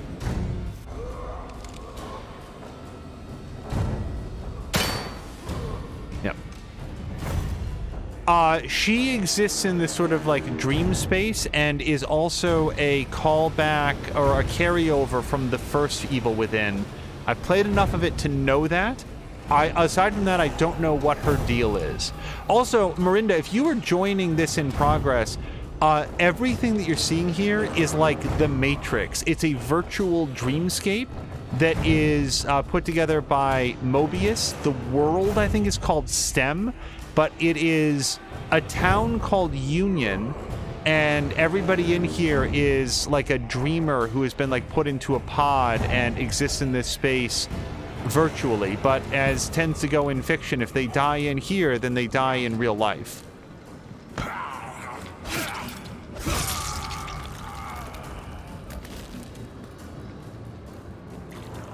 Because I imagine some of the dialogue and stuff would be pretty confusing. Oh. without that context. And as far as why it's like a Nightmare on Elm Street final scene here, one of the things about being in a virtual world is, I guess, if I'm to understand this... Oh, wait. Front stab. I guess in order to make the virtual world function, it needs a core. It needs a central mind that is used as a connective tissue for all of the other minds to get together with. And one of the things that they found is that just a regular, normal adult mind is like too complicated. When I say too complicated, I mean it's like too full of stuff. There's too much baggage. There's too much emotion. There's too much like other adult concerns. So what they found is this is my very limited understanding of like what I've picked up through context. In order to have a stable core to make this virtual world function, they either have to use the mind of a psychopath, which is simple and unconcerned with the worries of others, but you can maybe envision what other side effects that might have, or, as of this game, the mind of a child. And what has happened is that Sebastian Castellanos' young daughter, I think he's going to catch fire again before I can get him, was kidnapped, and they faked her death as having died in a house fire, but she was kidnapped and put into STEM here to be the core, and everything was going fine until, well, then nothing was going fine, and everything turned into a nightmare hellscape, which is what you see at least a small part of now.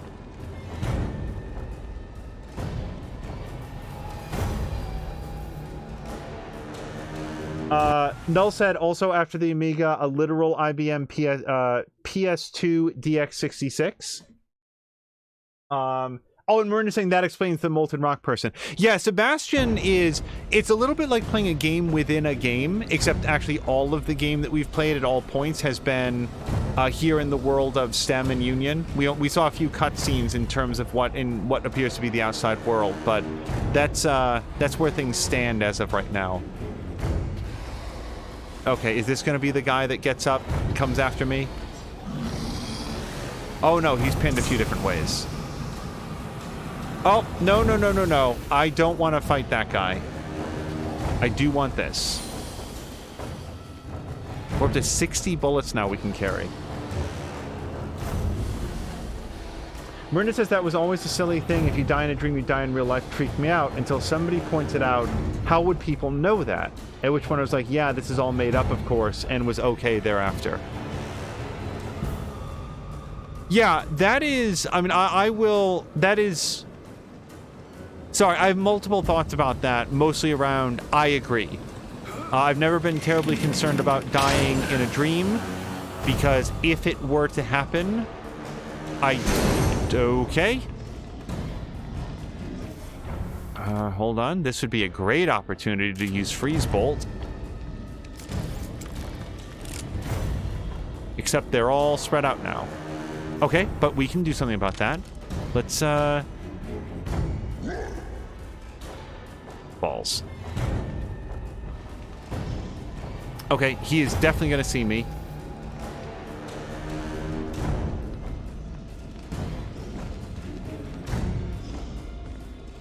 And you can only do the front stab in kind of specific circumstances. You have to have some corner cover to it. So it's probably best if I just sort of wait for him to lose interest.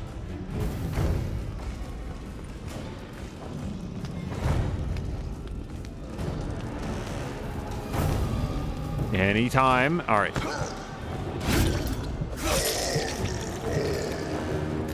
Carolyn is saying that his system was an off-the-shelf built at a local shop. Every PC we ever had was built by local people, except the Commodore. The Commodore and probably the Tandy, I'm sure, were like... the Tandy might have been inherited from somebody else. Somebody else got a better PC, and we sort of inherited theirs. The Commodore 64 was purchased from a local shop, but of course was not like custom-made or anything like that.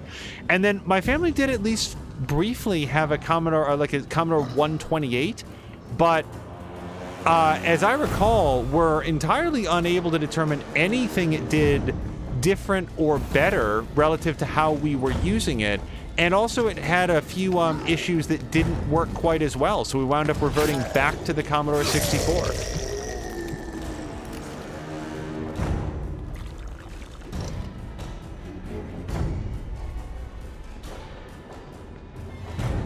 All right. I want to say there was a third guy, I thought. All right. Do I need to waste a bullet on this? I'd really much rather shoot or like just pull it. All right. Rather than attract attention, if I'm going to spend a bullet, let's use the silenced handgun. You're kidding me. The silenced handgun doesn't have enough oomph. Oh, fuck that. Okay.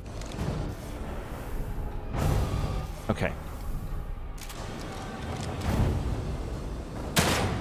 What is happening? Why is this not adhering to the rules that we previously established to shoot the thing that is glowing?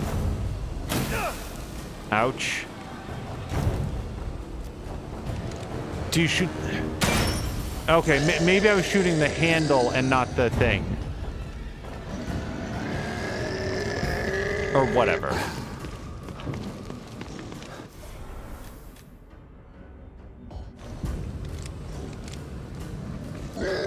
I really want to do the turnaround.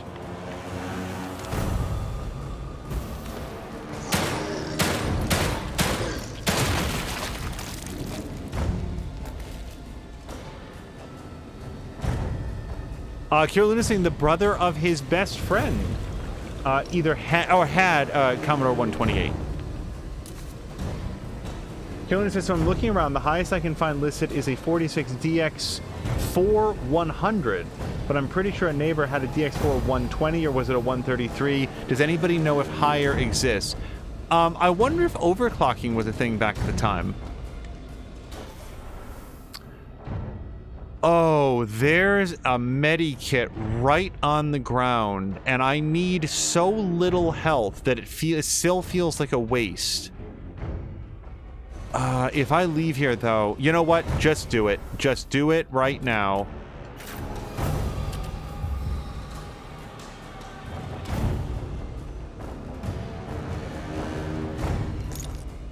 Oh, Brian is taking off. I almost certainly missed the opportunity to say goodbye to Brian. Brian, I hope you have a great evening.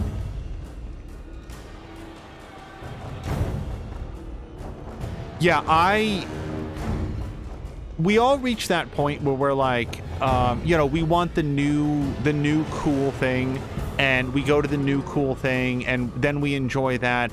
But over time, eventually, nostalgia sort of picks up, and we remember all of the awesome times that we had with that old piece of technology that, yeah, admittedly is, you know, antiquated and had its limitations. And you look back on it, and you realize how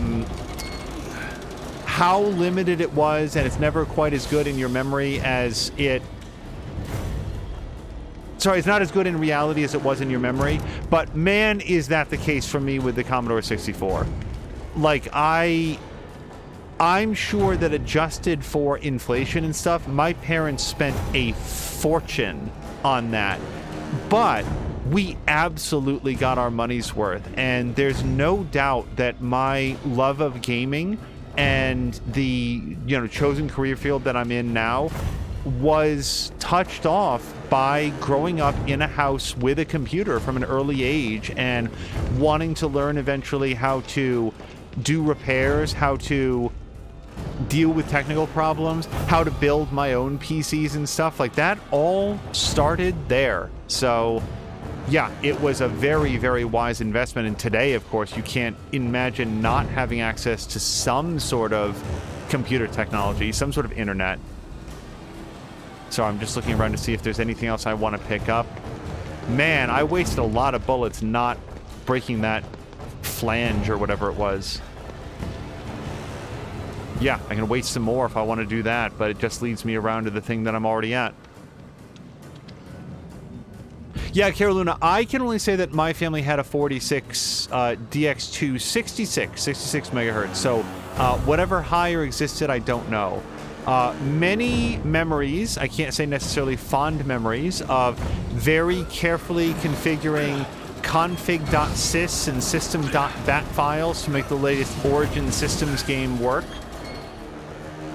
Wing Commander 3 in particular took hours of troubleshooting and tweaking and fiddling to get running on the system at the time. Obviously not a Commodore, but just getting to run on whatever the system of the day was.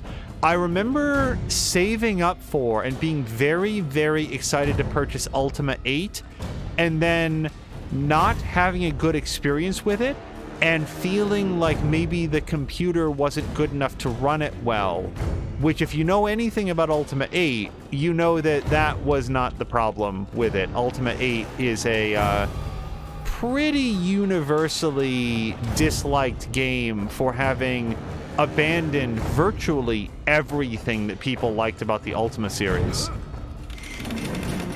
I don't need to... All right. Oh, Christ. Okay.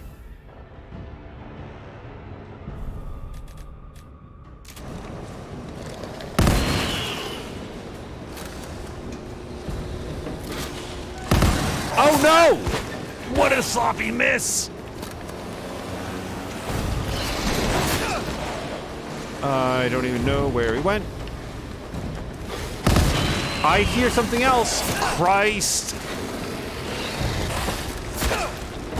Okay. All right. Could everybody chill out for a second? Okay. For groups of enemies, cool thing to do. Freeze bolt.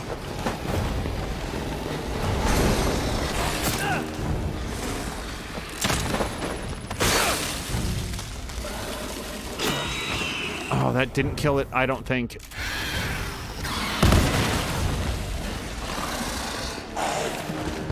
Oh, God. I can't even... I'm not even sure where I can go right now. This doesn't feel good.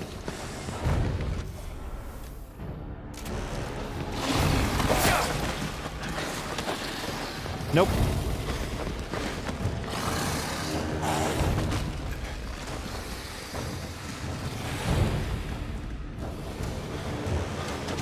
Okay.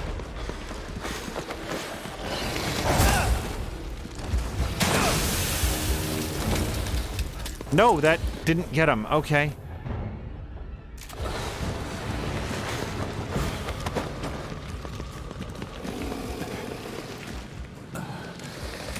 No, okay. That's bad. That's very bad.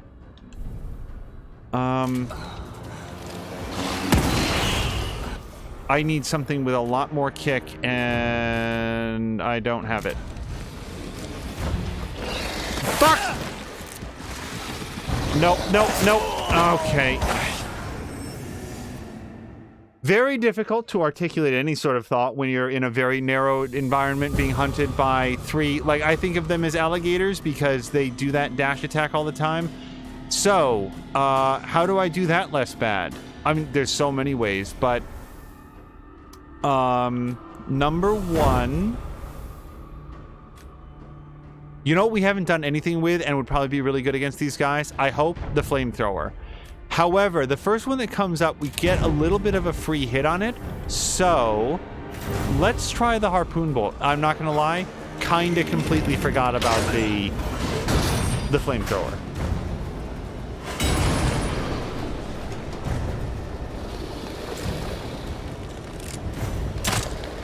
That seemed ineffective. All right.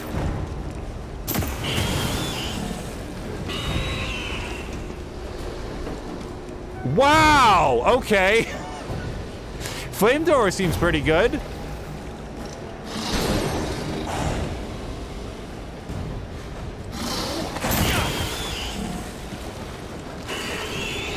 Okay.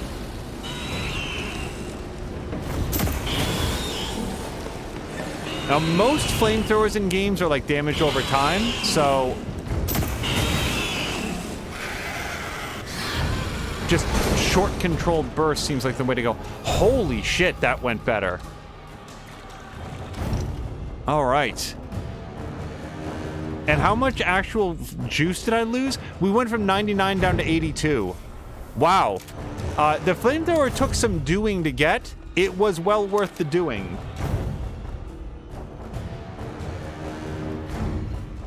So Cara Luna's mentioning like multiple choice menus in autoexec.bat files. I'm not sure I ever got that fancy with it. But I remember one of my parents at one point commenting on the fact that I'd gotten like, I think it was Wing Commander 3, and spending all of my available time between school and the job that I had trying to tweak it to get it to run at all. And like, we talk about load times now in the modern era. Wing Commander 3 on the system that I had, the PC that I had at the time, probably to get into an individual mission. Hold on. I offer you one more chance to join the right side of history. Otherwise, you'll be stuck in your own tortured mind. I'm not making any deals with you, friend. I can't lock onto it. The load times for Wing Commander 3 when I first played through it must have been in excess of 5 minutes, and I don't think I'm kidding. Like the level wouldn't launch because it would know, based on the technology of the time, that you probably went up and went to go like eat a sandwich. Not make a sandwich, eat the sandwich that you made. It was how long the load times were.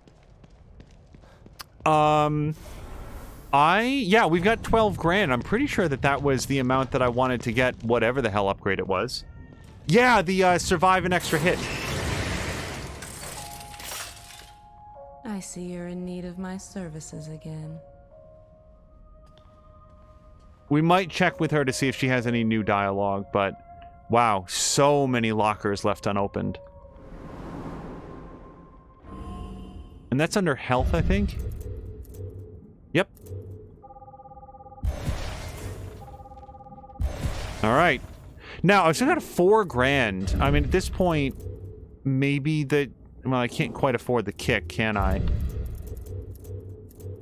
I can't afford that one. Athleticism is done. Here's why I don't want this. When I get got like there, I don't want the game to like use up all my syringes when I'm like, I'll just try this again. Like I just hit a checkpoint. That's why I don't want it. If I want to use a syringe, I'll just push the syringe button. It's fine. Yep, that's never gonna happen in a million years. And push kick, and then wasn't it? Where's the bottle break one? Yeah.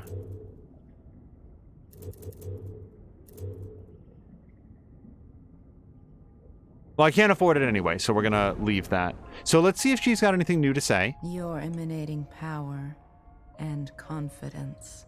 I'm close to the end, and I've learned a few things. I just want to take care of this once and for all. I can provide you with some help, but... But what? You must be cautious. You have overcome challenges, but too much certainty can be dangerous. He will prey on you, using the darkest corners of your mind. Then I'd better get ready.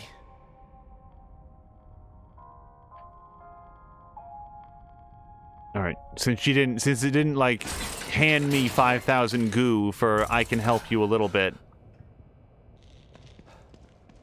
All right, and how am I doing on weapon parts? 190? I don't think there's anything that I can get.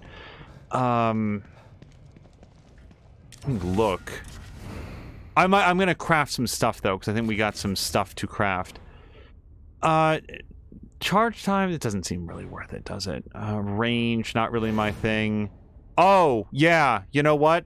The area of effect increase on this seems like a good call. For 190. Yeah.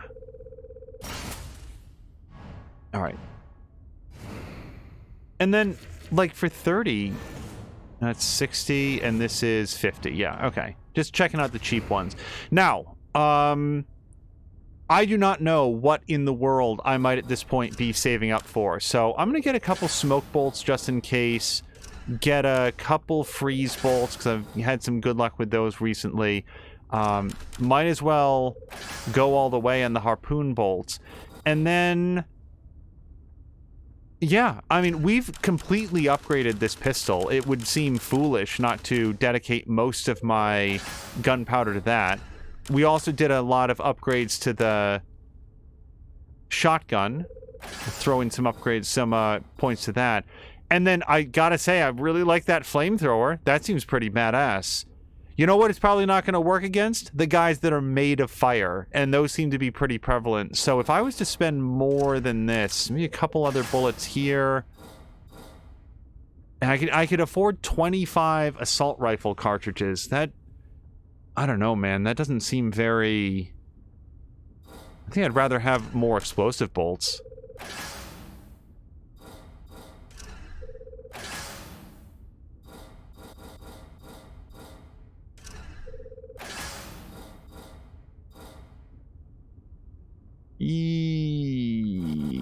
Let's just...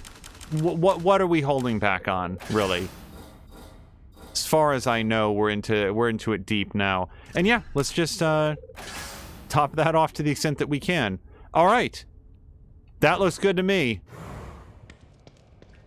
We are going to rotate our save. I'm going to go in. Also, Miranda says I keep waiting for her to say, touch the demon within me. I am not familiar with that line.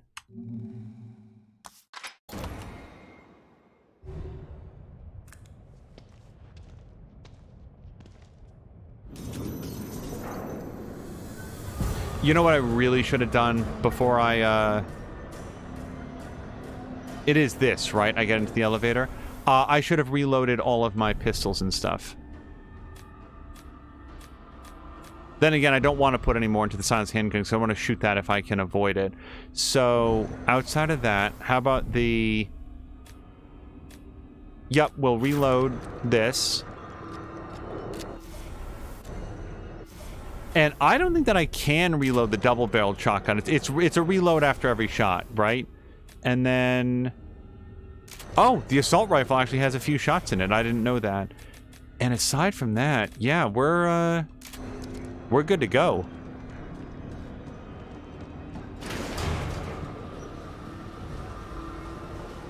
Miranda says it's from Bloodborne.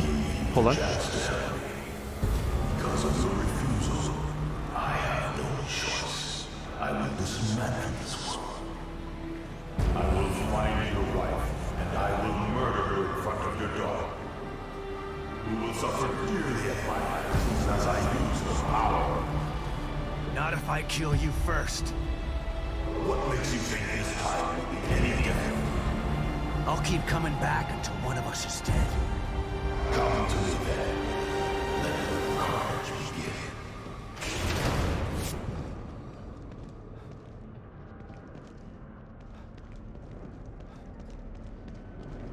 Apparently it's a character in Bloodborne, an actual doll who, when she helps you level up, says, touch the demon within me.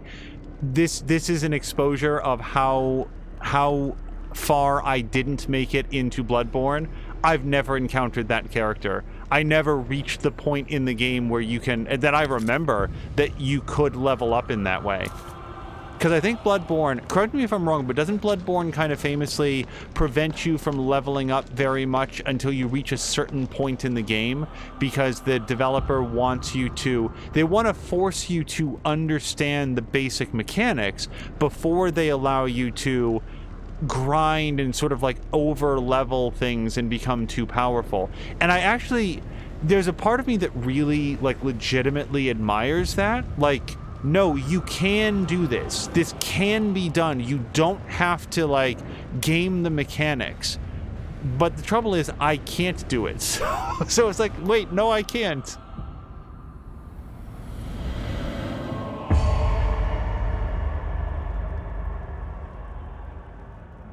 If it's a taste of despair you wish, a taste of despair you shall receive.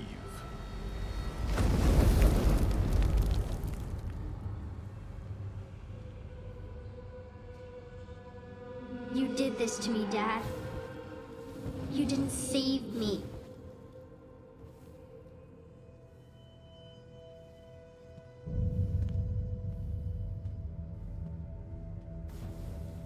It's okay, sweetie. I'm gonna make it right again.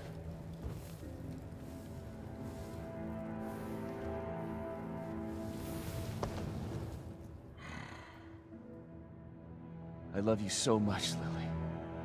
I always have. And I always will. And I'm gonna save you this time. I promise.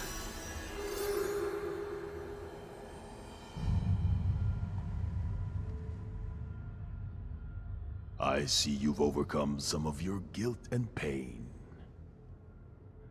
But the depth of your past traumas is vast. I know everything about you. I know what lies beneath. You have a deep well of fear from which to draw. You've seen many horrors, and they still haunt your memories. Remember where this all began. Remember Beacon.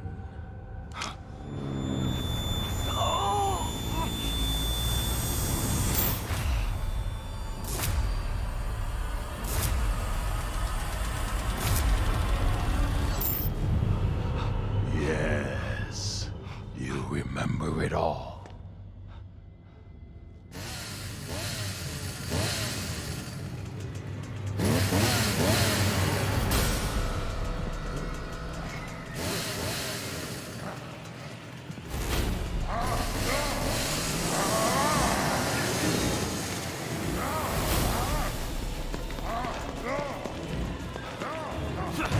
Oh, keep going, though.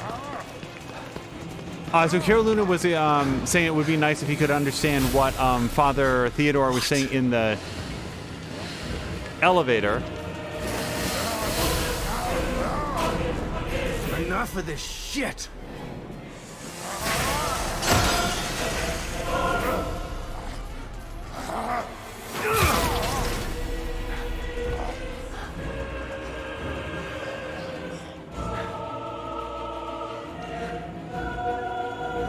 Not this time.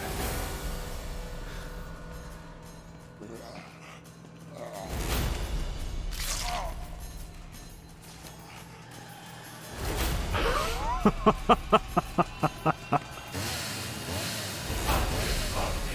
think this will stop me?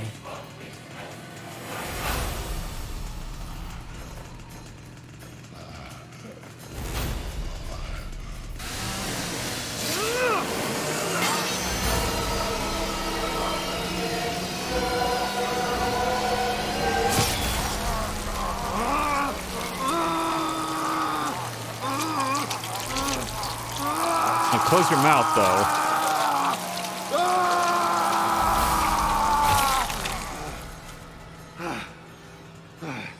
Fuck you.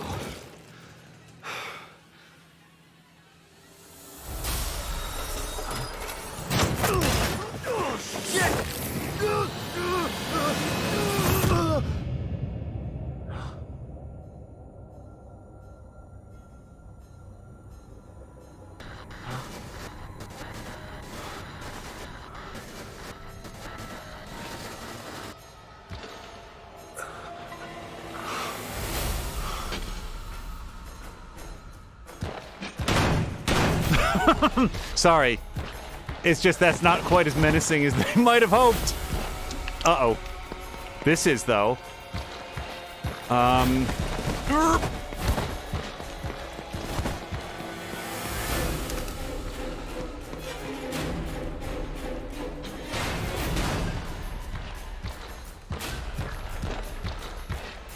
No, he just straight up knows where I am. So, this doesn't seem like something that I can just walk away from. And he seems too quick to use a harpoon bolt again, so maybe the explodey bolts? Seems like a good opportunity to me.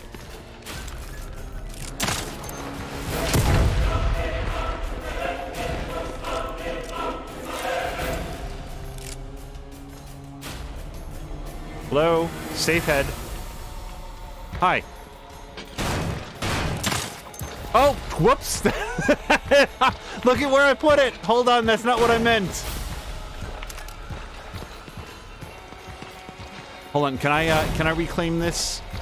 Let me put it on the wrong surface there. There we go.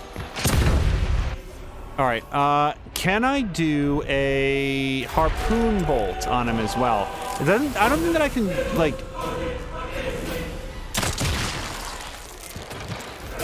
Oh, look at him. What's in the box? Wait, why does he come back to life? That doesn't seem fair.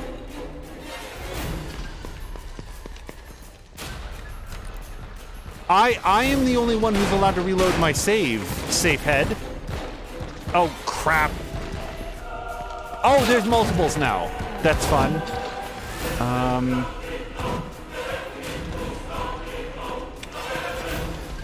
Not only is he back to life, but also he's the broom from Fantasia.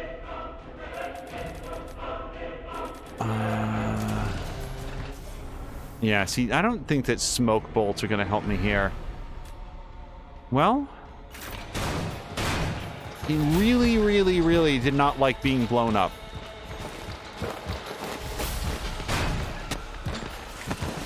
Okay.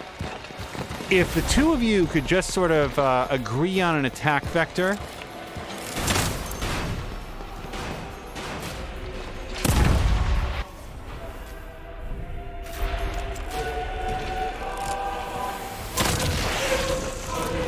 Okay.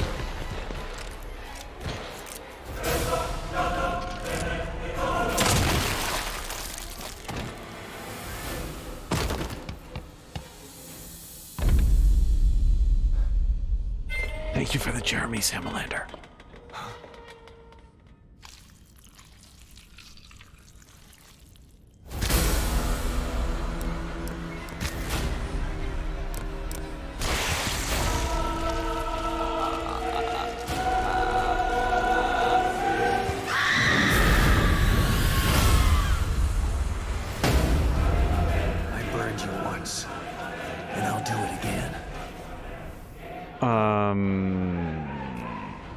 Okay.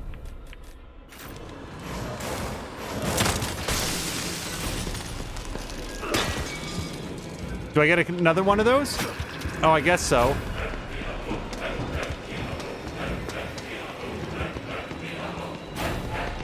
Is this good? Should I turn that? Oh!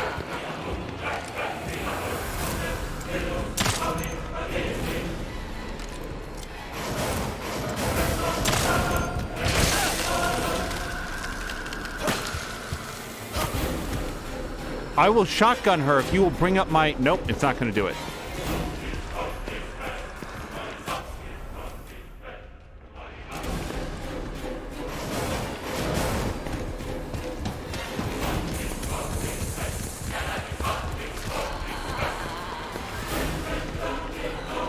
Yeah, come right down here if you would. Hi.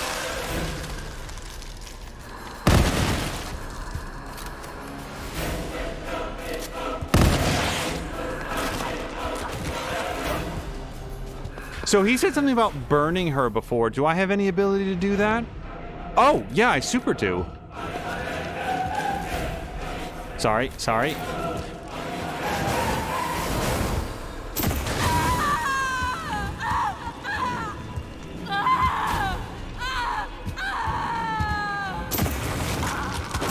Oh! It's mostly effective, but not 100%.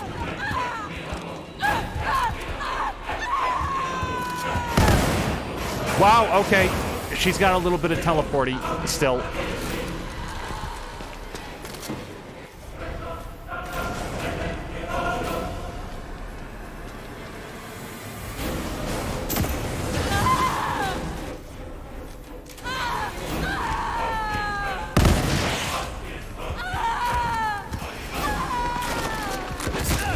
He takes so long to reload. I take back everything I ever said about not needing a faster reload. If you're wondering why isn't he, I just want to let my auto health come up a little bit, and then boom, got it. Okay. So now what?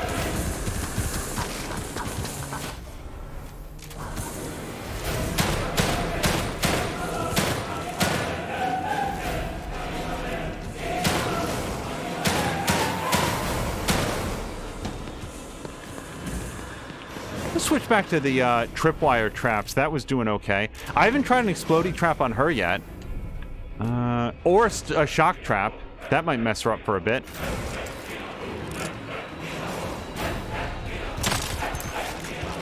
Uh-oh.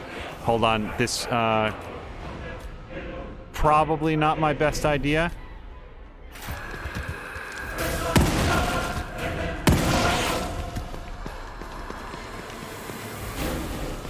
Okay, sorry. Yeah, come this way. Look at me.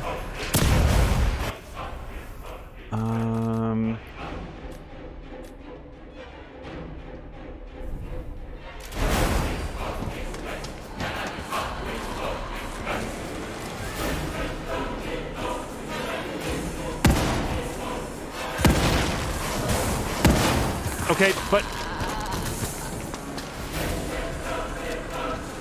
boy, this apparently is the part of the game that they were like, oh, did you think you had enough ammunition? We can fix that. So let's try a shock bolt. If it...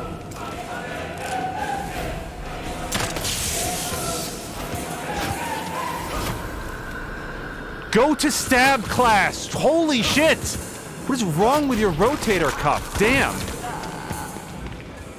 Okay, so do you think I'm supposed to like turn those wheels? Oh, you know what? What if the wheels like inferno all of the grading parts? Okay, hold on. Hey lady, I have a new idea. Can you wait right there for a second?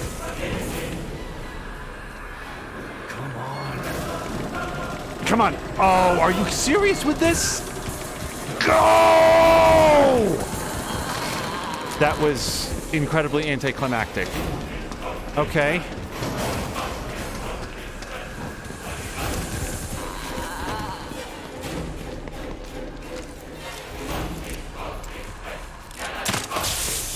Go! Hit the thing!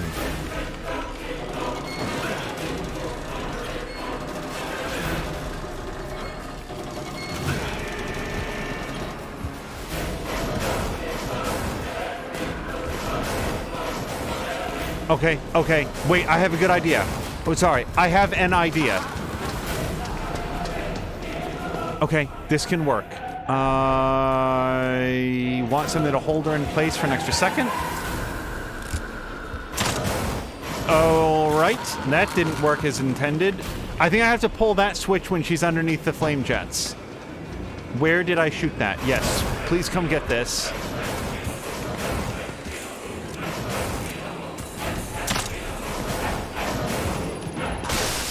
Yeah, dude, just sit there for 1 minute.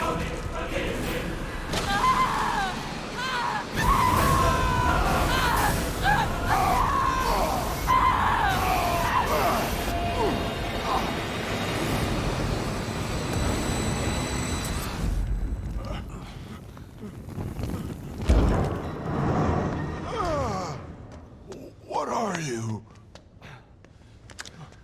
What else have you got?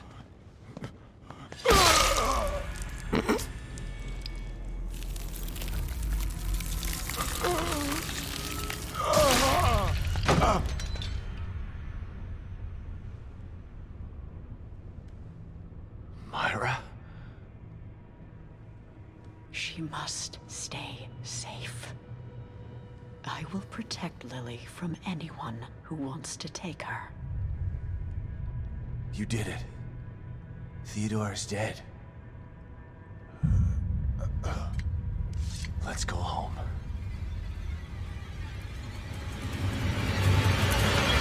No! The power of the core is mine.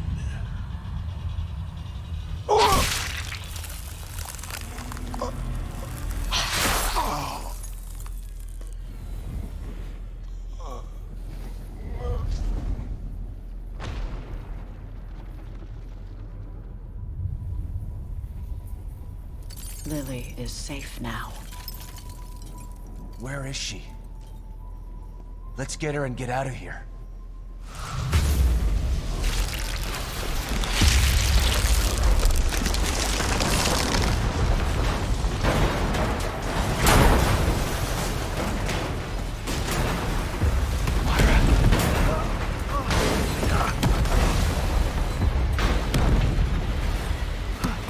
Myra!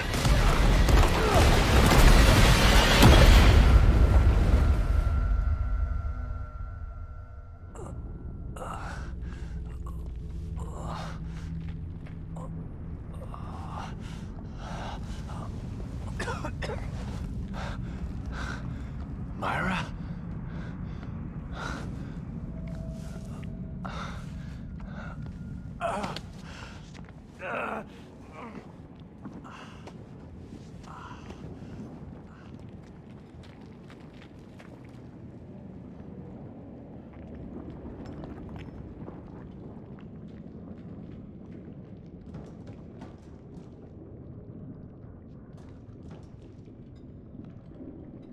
All right, sorry, just taking a quick look around. Wait, I don't want to leave yet. Well, I mean, I desperately want to leave, but... Is it just going to be the white stuff all over the town now?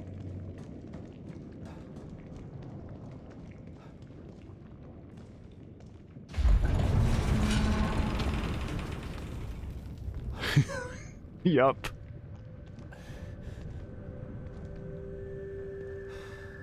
Oh, God. There's almost nothing left of this place. What are you trying to do, Myra?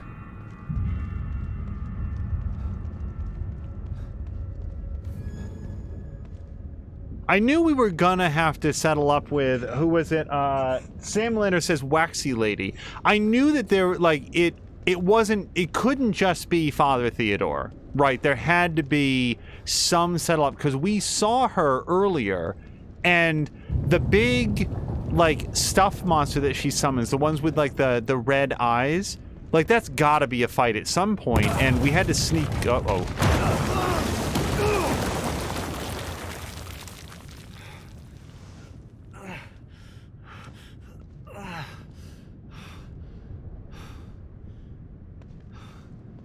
Damn it.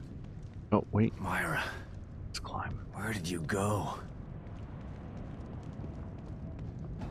So, for the benefit of Morinda or anybody else who might have come in this late in the game, Myra is, you've probably been able to tell, his, I think, ex-wife? They certainly had a, you can get stuff out of these guys, right? Wait, hold on. Okay. I just wanted to make sure that they wouldn't drop goo or goodies. But Myra is Lily's mother. Also, in the real world, was a police detective. How she would have come to be in STEM, I guess we did determine that she had joined Mobius at one point, presumably looking for her kidnapped daughter that she believed was kidnapped, and Sebastian here didn't think that was the case, thought that Lily had been killed in the fire. So I guess it's reasonable to assume that she might have gotten herself into STEM at some point. Smoke effects in this game really look good.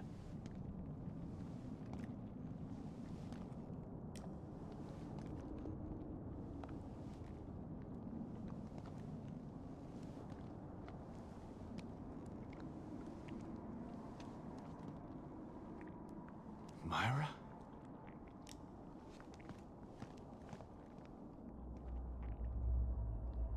It's over. Let's get Lily and leave this place before we're stuck here forever. We can have our family back.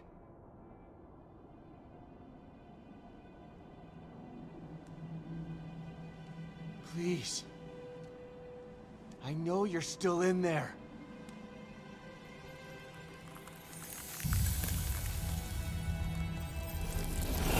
Stop it! Damn it! You have to listen to me!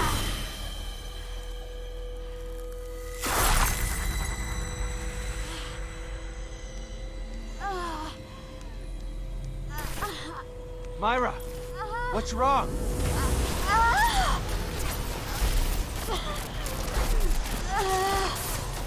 You gotta fight it!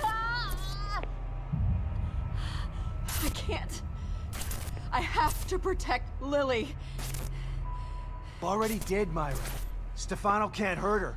Neither can Theodore. They're dead. Yes. Good. Go.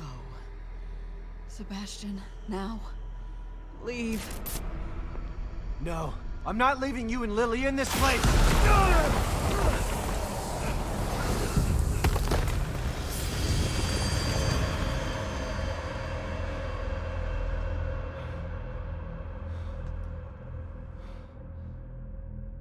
Myra!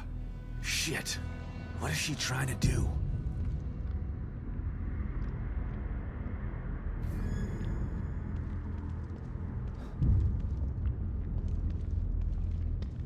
Oh, I think, is that a mirror?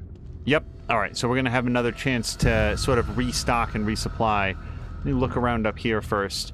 So, sorry, a lot of cutscene and then boss battle happened. Cara Luna was sort of expressing, you know, what did Father Theodore say in the elevator ride up to Father Theodore? Specifically, what he said in that section was that he was going to murder Myra right in front of Lily, and then presumably do the same to.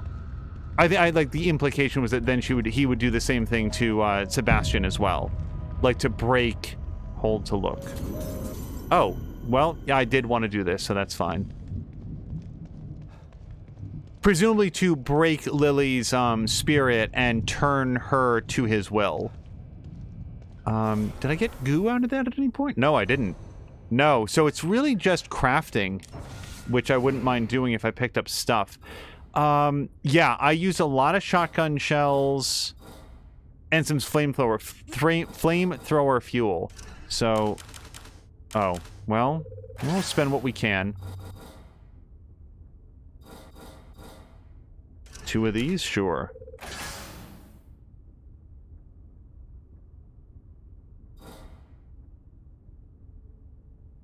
Yeah, let's not be cute about it. What am I saving them for at this point? All right. Yeah, throw it on a save. Let's keep going. Now, I am gonna... Yeah, let's rotate the save because I spent a lot of... It took me a while to figure out what I was supposed to do in that fight against the multi-armed woman who turned out to be Theodore, like to light her on fire. I probably could have done that with a lot less ammunition expenditure. I don't think it'll be a problem. Sorry, I'm just... Do I want to go down the stairs or do I want to go into this room? Oh. Well... It's probably a world in which I'd be happy to have those, but in fact I don't have enough weapon parts to spend any of the high-grade weapon parts. Also, most of the stuff he said today, I haven't been able to decipher most of what he said today. Father Theodore, specifically? I'd say, in general, you've probably picked up the gist of it. It's a lot of, I will control the core... I will rule Union. Once I rule Union, I will rule the world. His theory seems to be a lot of Mobius operatives have at one point or another... Myra! Hold on.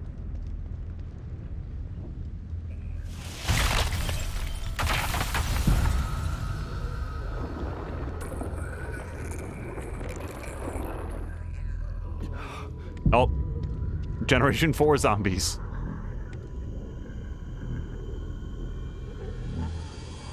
Gotta get rid of these things. Maybe then I can get to her. Wait, there was a take button here as well. Oh yeah, grab that. Okay. Guess I lost the chance to do a front stab. All right. Well, then let me do a shock bolt against both these guys. Apparently her white goo is cold. It makes a lot of like cold. Okay, come on. We're not going to do it this way, are we?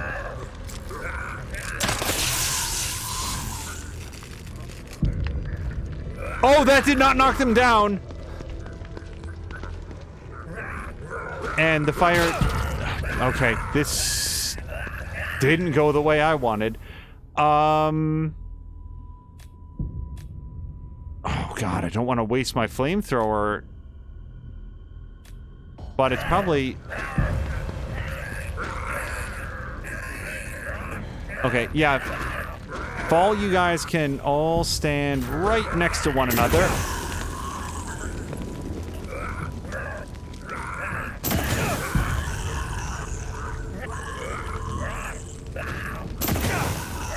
They don't even seem to really care about being on fire, is the problem.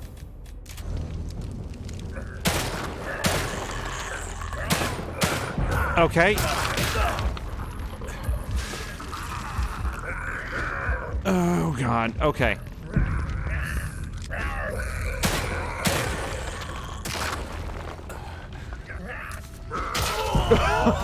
All right, I deserve that.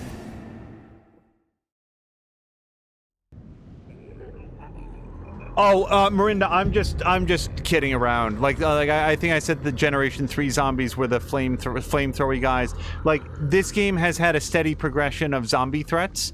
And this one, this new one is like stone goo zombies. But prior to that, the ones that caught on fire, you had to be careful on when you snuck up on them.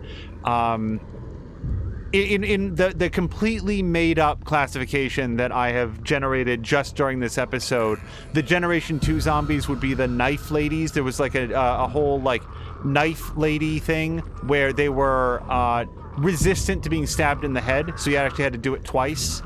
Okay, so we're just gonna make this all the same mistakes then. So how do I do this but better?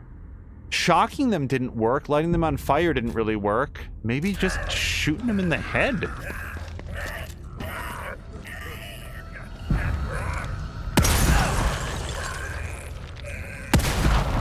Yeah, that works. Oh, except when they trick me by running. And now I'm just out of ammo.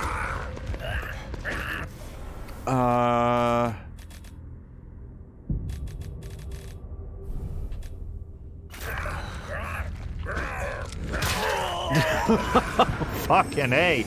These guys, like, all joking aside, these guys are significantly more lethal than the run-of-the-mill zombies.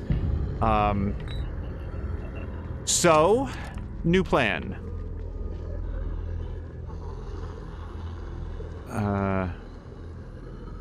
Okay, I can't quite throw the bottle where I want to.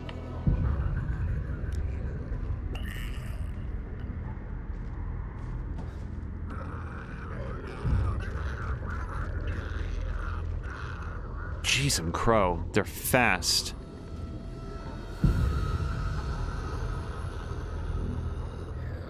You might think, why not just go right up behind him? You could probably just stab him in the back of the head. He's only got one arm. How threatening could he be?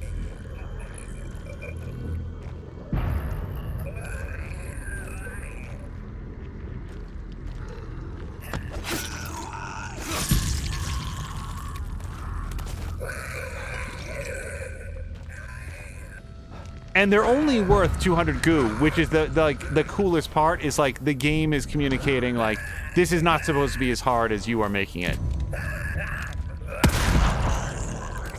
Stomp him! Stomp!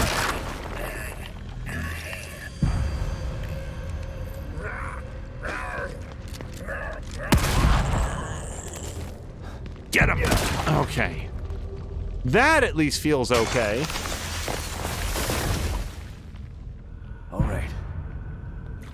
She hasn't gone far.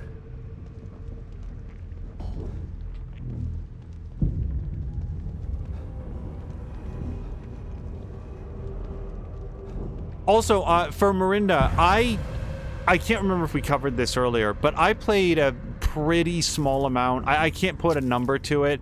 Like, maybe just the first couple chapters at most of the first game. I really did not care for it. So a lot of the things that they're talking about with, what's it called? Beacon? The hospital and some of the enemies that I think that we've seen in this episode, I believe to be callbacks from the previous game. and they don't like. I think I got as far as like guy with chainsaw, and that was probably very cathartic for people that really battled that guy. But for me, it's like, oh yeah, I think I remember that guy, and then the others were no idea, haven't seen these people before. Oh, right, harpoon bolts. You know, the things that can instantly kill enemies that are unaware of you, and you just shoot them. It's not that hard, especially when they're standing semi-still. Probably could have made use of those when I was trying to puzzle out how do I kill these guys that are standing still and unaware of me. Who's, by the way, who said... It was Caroluna who said, oh, wait, no, we have to reload all of these then.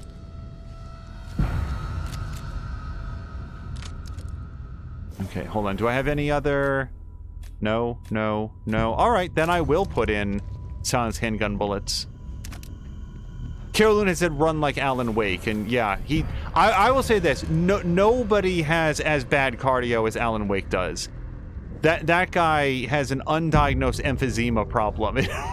He really can't get the lead out. I have been very much enjoying Moo's revisit. Oh, I want to get him invisible wall. Watch this. Yep. Yeah, that did not look like a navigable space. Myra, stop!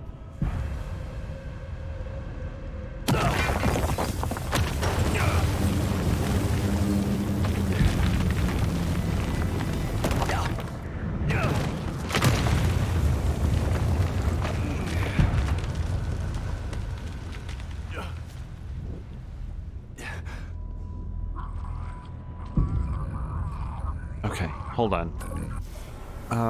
Can I make appropriate use of one of these? More of them? I don't have time for this.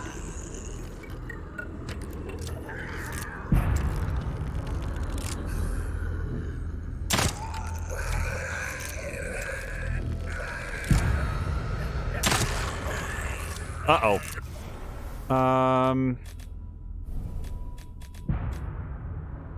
Well, the shock bolt doesn't knock them down, does it? So what's the point? Well, hold on, the smoke bolt might mess them up. I didn't try that before.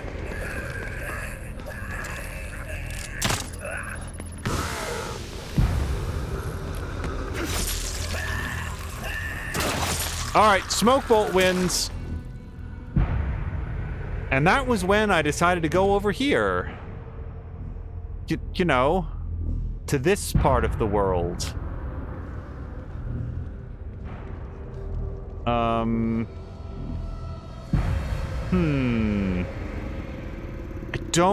don't think this was intended behavior. Okay. I'm hoping to die so that I can reload from the checkpoint, but now I'm stuck. Oh no. When I reload the game, how far back do you think it's going to send me? Load game? Oh, autosave. Yes. Yes, do this. Wait, this is the... hold on. Yep.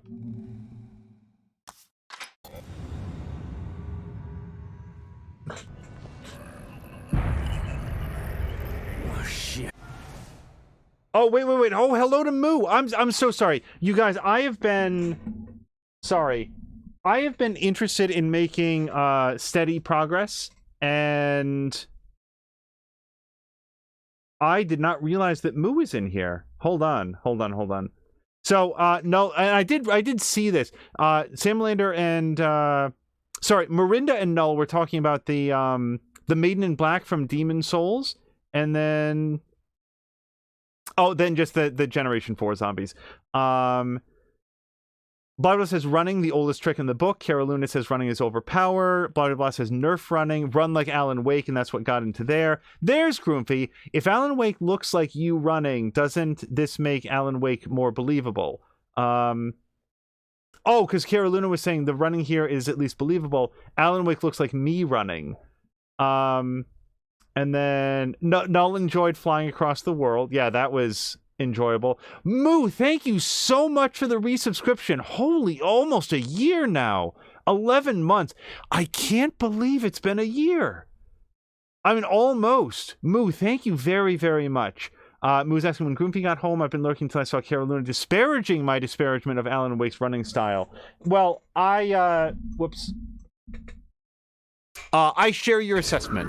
More of them? Okay, this isn't bad. And now we have a new pro strat. It's called Smoke Bolt. Time for this.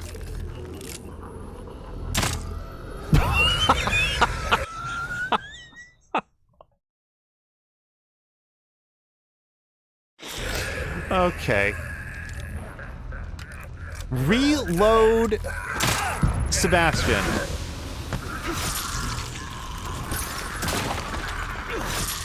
Can I get a third? I can get the invisible one, so that works out.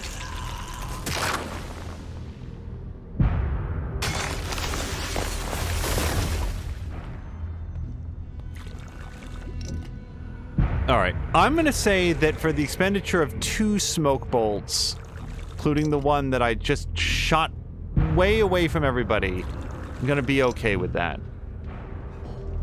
The min-maxer in me wants to reload and not waste the bolt, but the let's just play guy says, let's just play.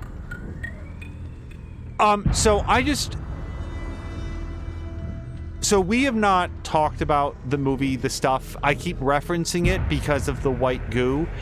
It's not like high art or anything like that. Oh, yeah. We're 100% going to use this. But The Stuff is an underrated horror movie, which is, and it's not even that scary. It's not like a scary horror movie. It's just like a scary scenario. I mentioned earlier that the movie kicks off with, like, some old prospector guy who finds some white stuff burbling up out of the ground and does what anybody would do in a situation like that where they encounter an unknown substance. He immediately jams some into his mouth and says, oh, mom, it's so good. And that sort of kicks it off to a period unknown months in the future where a brand new food has sort of taken the nation by storm, and it's just called The Stuff. And it's slogan is enough is never enough of the stuff, and it's the taste that'll leave you wanting more. And I don't like that is all set up in like the first. There she is. Hold on.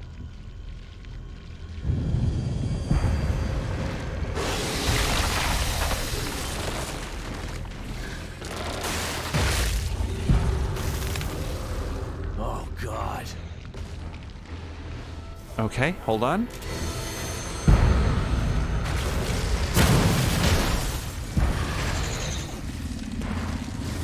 Did that even bother it?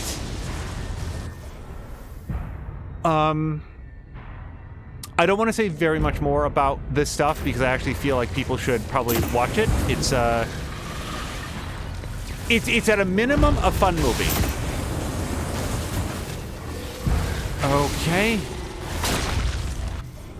It's like I don't even know where to start with this. And yes, I see the glowing bits on it, but the Evil Within is sort of kind of established that glowy bits are not necessarily weak spots.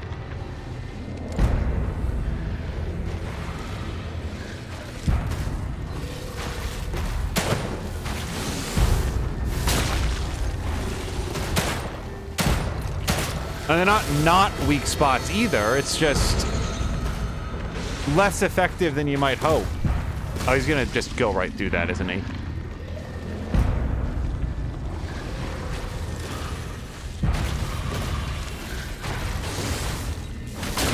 Yep.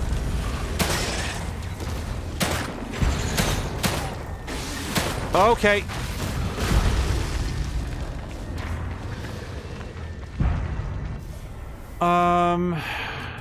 I feel like I don't want to get close enough for the shotgun to be a thing. I further don't really feel like Smoke Bolt or anything else is going to do a whole bunch to it.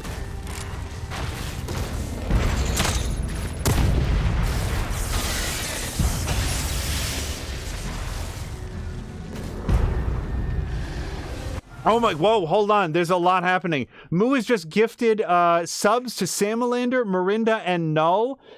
Moo, thank you so much. Sorry, I just want to, like, catch up.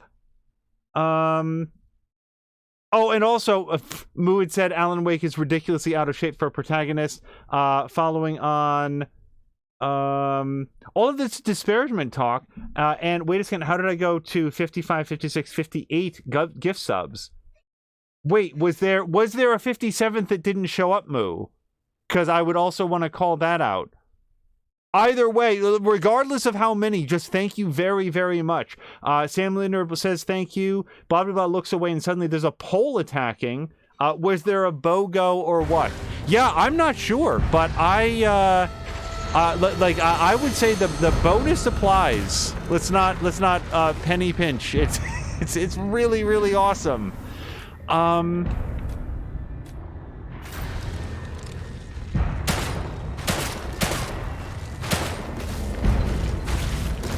I don't know what to do about this. I feel like I'm gonna throw away every weapon that I have.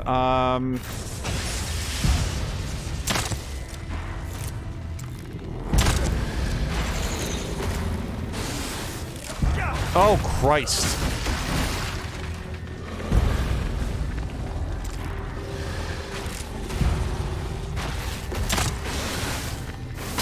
Okay. The harpoon bolts feel...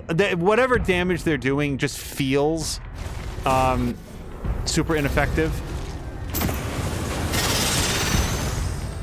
Oh, it doesn't like that. Okay. Wait, is it dead? Please let that be the last of it. Moo is saying that she is celebrating the 11 months of... How much was that? 10,000! Wow! 11 months of being subbed by giving away 3 subs that turned out to be 4. Well, very, very, very much appreciated. Okay, and there's one more barrel that I could have knocked over.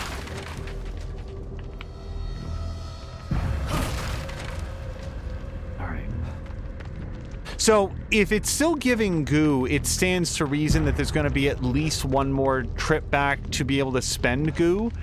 I don't know what I'd want to get at this point. I mean, a lot of the abilities that remain are, like, not that I actively don't want them. I mean, there's the one for, like, automatically use a syringe. Not a fan of that one. But it's more like, it feels like they would be...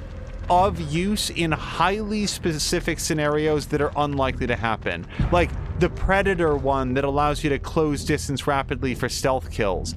Maybe that's gonna come up again, but it doesn't really feel like it, does it? Oh yeah, explosive bolt, I'll take that. Yeah, Marinda also sees it. 50, what is it, 55, 56, 58. Maybe it's like a Heinz ketchup thing. They've got a patent on the number 57, so to work around it. That's a thing, isn't it? Heinz ketchup, 57 Myra! varieties. Where are you going? I won't let you hurt Lily. Hurt her? I'd never do that. I love her. Your love can't protect her. Only I can do that. I told you to leave.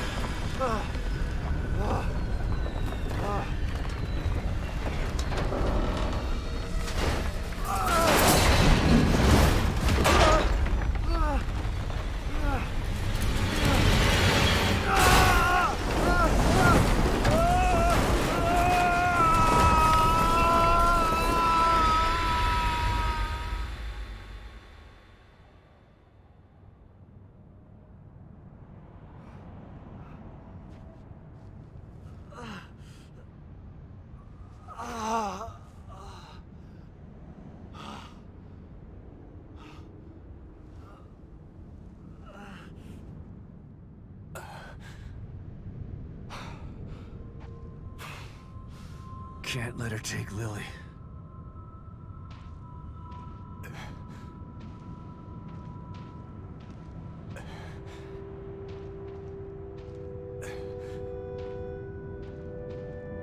Is that our house?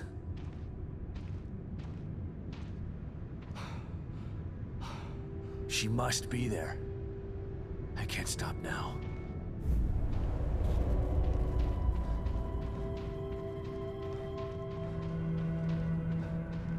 Oh, like for narrative purposes, I want to go straight home, which feels like what you would do. But for game purposes, I'm like, but is there stuff? Is there craftables that I can find? So, Miranda's asking, like you know, basically pointing out that she's demanding that he leave, but not explaining why. Oh, hold on. Okay.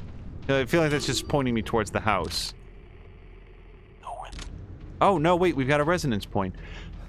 I have a thought on it, but... Union is running so smoothly that they're not monitoring it as closely. It's now or never. We should be able to free Lily before they know we're there. Once she's out, we'll be as good as invisible. Are you sure about this, Theodore?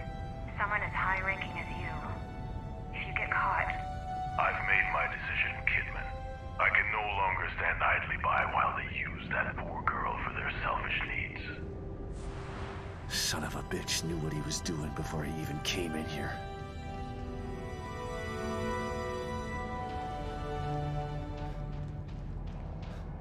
And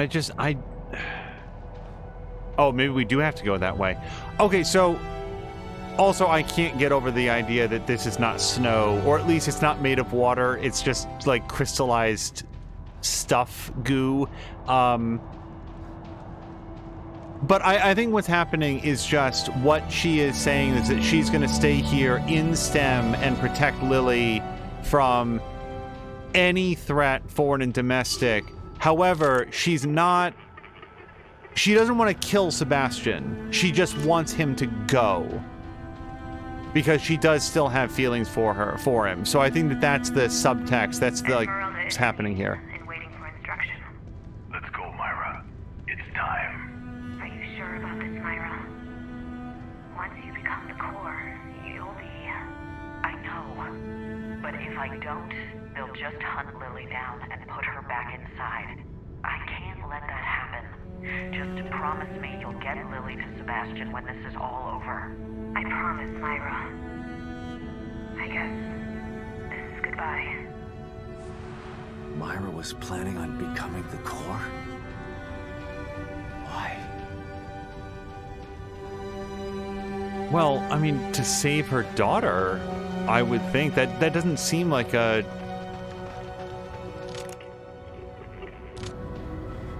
like a real mystery. I feel like that's a parental thing. Parents would, you know, sacrifice themselves to save their kids. Maybe there's more to it. There she is. Quickly, Theodore, let's...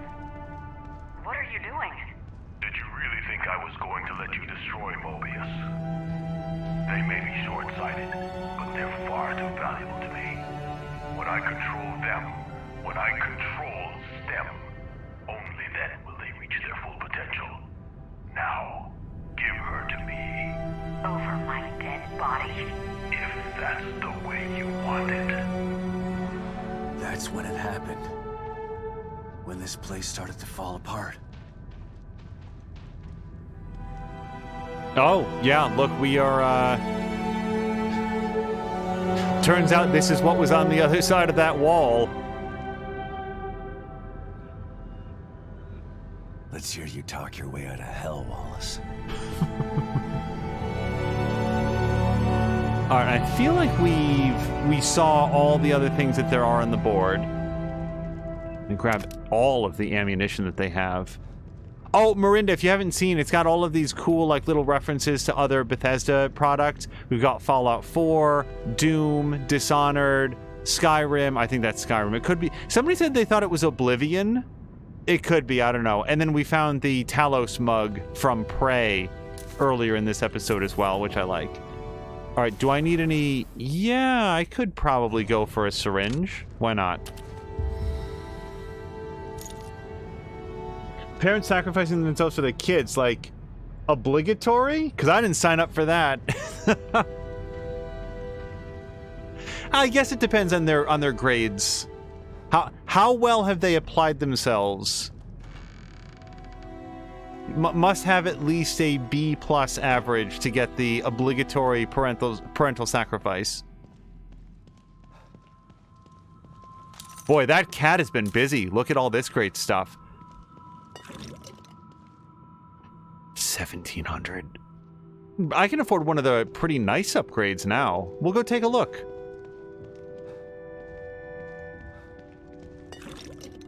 Okay, let me save it.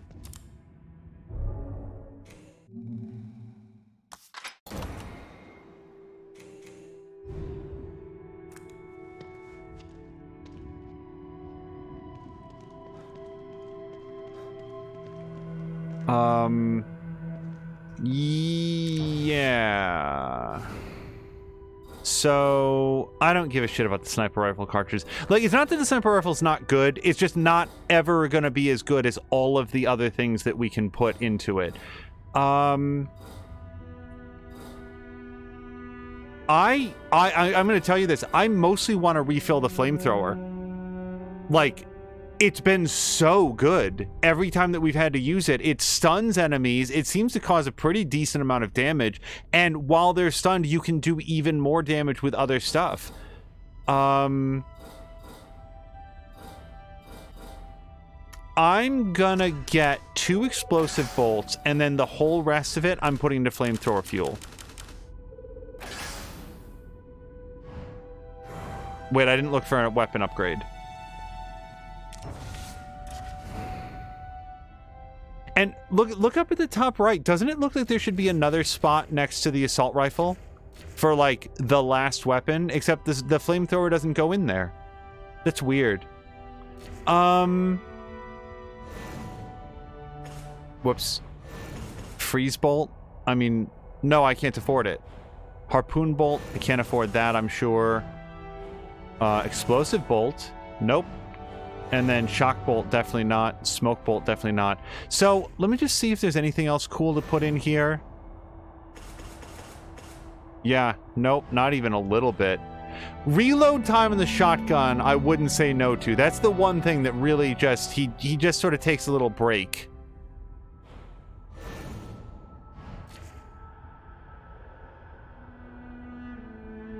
Yeah. Yeah, let's do reload time on the shotgun. It's 0.2 of a second, I guess. What does this one do? Increase walking speed while aiming. Well, squat-a-la.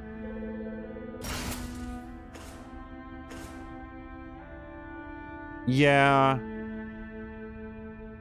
That and fire rate. I'm gonna put points into anything. Another 80? Sure. Alright, now if we need to make something dead, we can do it a little bit faster. And that's probably it. I mean, what can I spend for 30? Nope. Nope. Okay. And let's go check for upgrades.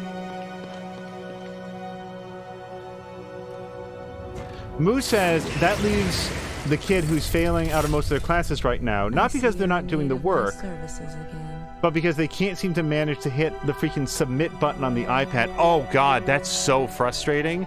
To have it all done, but not turn it in. I'm afraid that this will be the last time I can help you. I feel the end approaching. You've been here for me the whole time. Both times. Maybe I've been with you longer than that. What do you mean? Who are you? I'm who I've always been. I'm who I'll always be. I'm who you turn to when you need inner strength. When you need me now. And when this is all over? When this is all over, you won't need me again. Because this will be over? Or because I'll be dead? The same answer applies either way. Now, let's get you ready. What? Boy, we've never had any trouble with the dialogue not shining through, but this particular musical track tends to drown it out a bit. Trades fares better than the master of one in this place. Oh, thanks for the advice here at the very end. Well, I don't know. Push kick sounds okay. Firing stance sounds okay, I guess. It's not 75,000.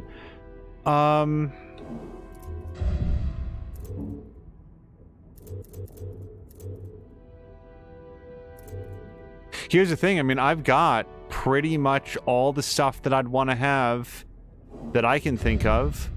Yeah, I don't know. Let's get the Predator upgrade. That seems cool. I don't know that we're ever going to use it, but there's nothing else on this whole track that I want, so we'll grab that. Okay. Right bumper, hold, move in for the kill, and when the red icon is displayed, A for sneak kill. When within a certain distance behind an unaware enemy, a red icon is displayed on them. Hold right bumper to automatically sprint towards them. When you get close enough, the sneak kill icon will be displayed, and press A. The attack will fail if the enemy notices you part with you the sprint, so take care to attack from behind.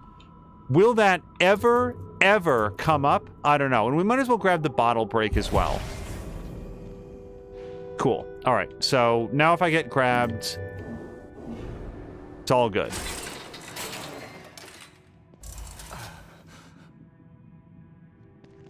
All right. And it just threw down an autosave, so I think that we can just continue on our way. We don't have to worry about doing another save.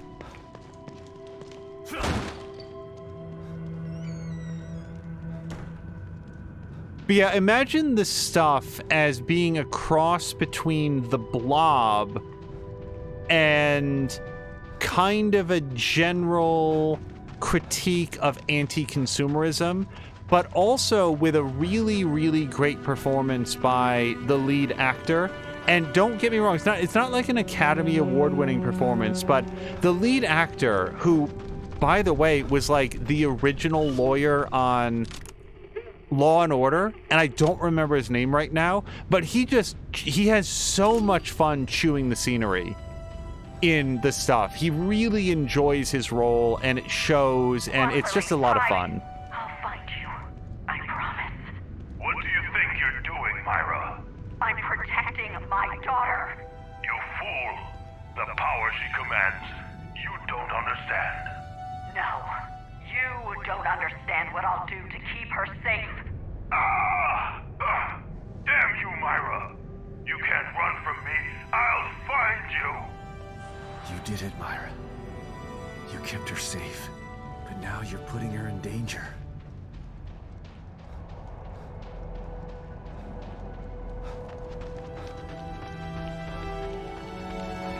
I will say this, here at the 11th hour, I still remain kind of fundamentally confused as to what the point of all of this is.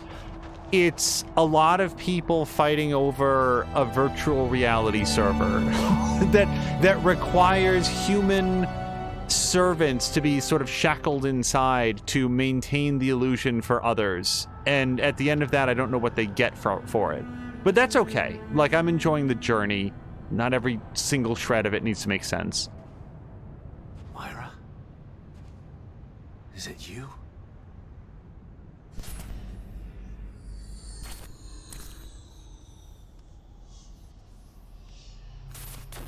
Sebastian.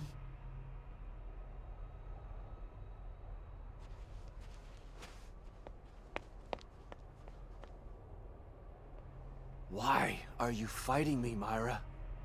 You don't understand. This is our new home. Lily will be safe here. Happy. Free from fear. Free from pain.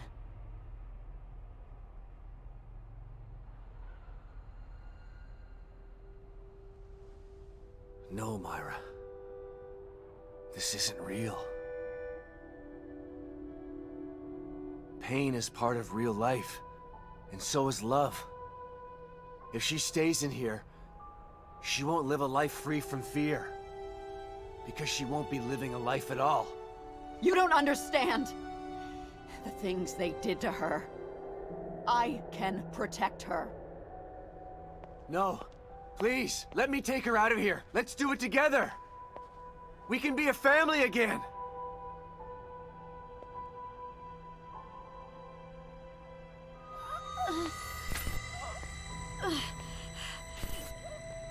No! I won't let anyone take her from me! No. Please, Myra. We still have time. We can leave. I am not gonna leave Lily here.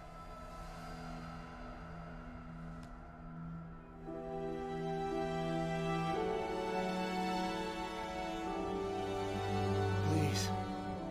Anyone who tries must die! Don't make me do this!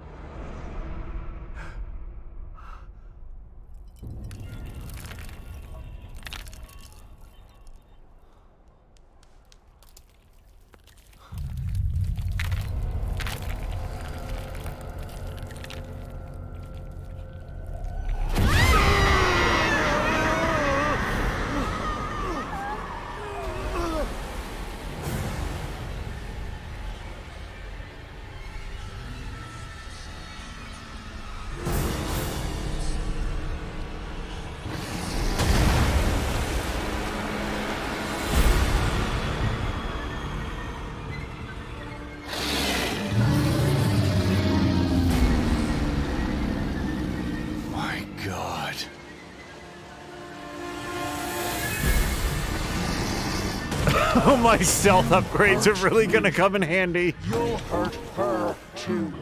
I won't let you. Well? God damn it, Myra! Stop this! Think about what you're doing! Oh, she's got a glowing heart.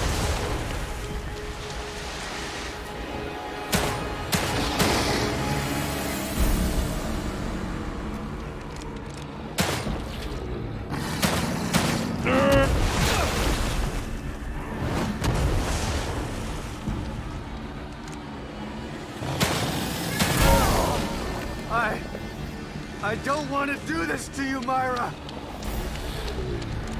Is there something else I should be doing during this time?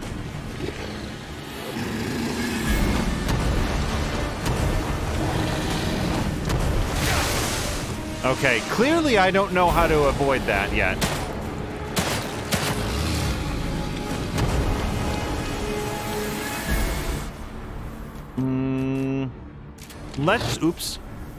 Let's try some shotgun.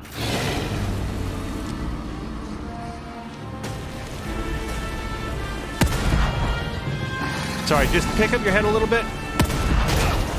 Oh, shotgun doesn't feel as good so far.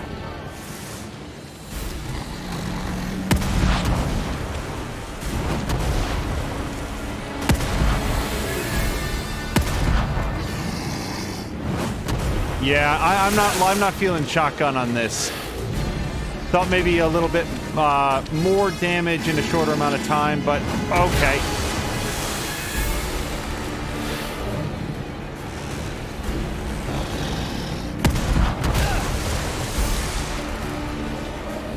All right, hold on. We're gonna take a little syringe. So, how do I not get hit every single time? It was right in front of you.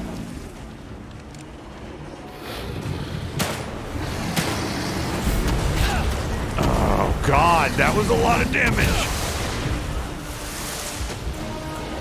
So I would love to let my health come back up by itself, but I don't think I have time to do more than that, okay? Where were you when we needed you? Sorry, I need the laser pointer. It's actually really good.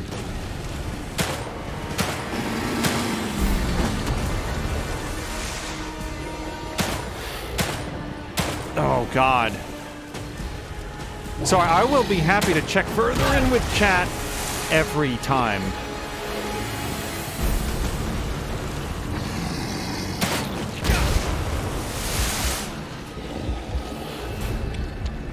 Oh, am I getting dragged in towards her, or am I doing that subconsciously? Just let that health come up a little bit. Okay, let's try maybe the harpoon bolt.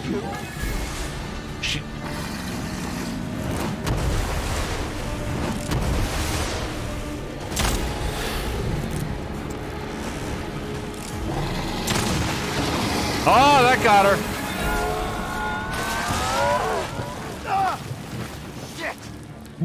Okay, wait. I know a flamethrower opportunity when I see one.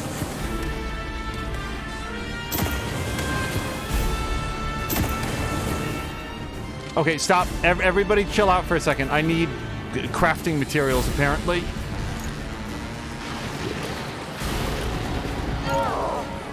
No, don't hit me. I will go look at her final form in a second. I need all my X's. We're playing Mia mode right now. Please, Myra! I know you're still in there!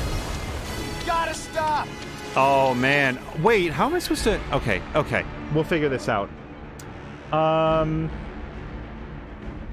This was like Mia in Dead Space, except Angel can run in more than one direction versus Mia's NASCAR style of gameplay. The thing is, Mia's NASCAR style of gameplay, like, served her well. It was just, especially in Dead Space 2, she had everything down except, oh god, I'm out of stamina. Now, just an interesting little quirk about this game, in a move that makes a lot of sense, you actually gain stamina back more quickly if you stand still. So, I'm just gonna relax here for a second. Okay, so what I need is some way to...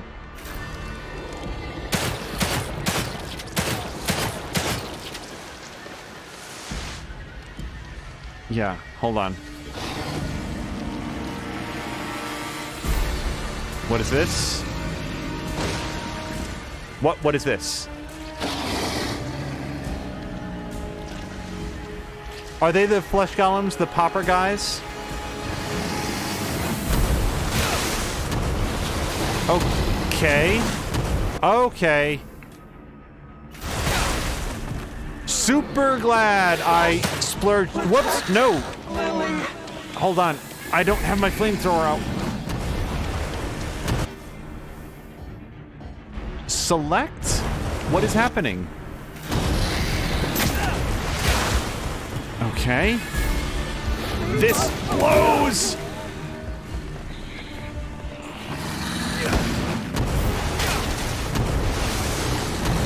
Okay. I'm not going to wait for that to re-heal. We're going to use 2 syringes back to back. Partially because the spider guys also seem to drop syringes. That hurt. Did we all see and appreciate his little breakdance move that he did there for some reason?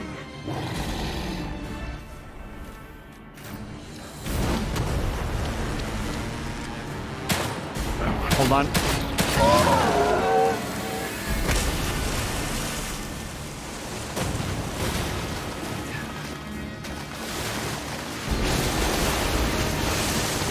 What is this Iron Man bullshit?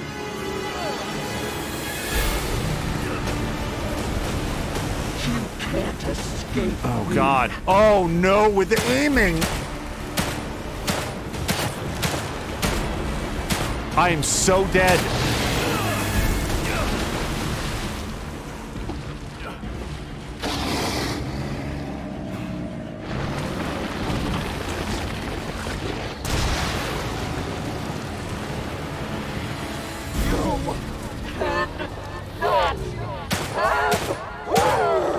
I don't know if I can or should shoot that.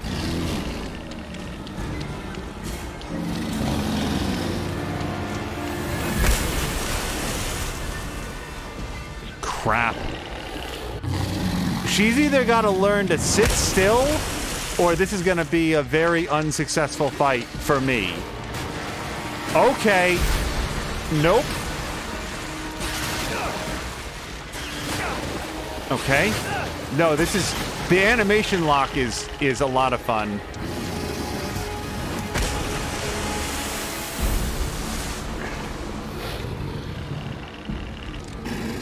fuck. Okay, also, can I set this to... Yeah, so this is going to be my new right, so I don't have to come here every time I want the laser-sighted one.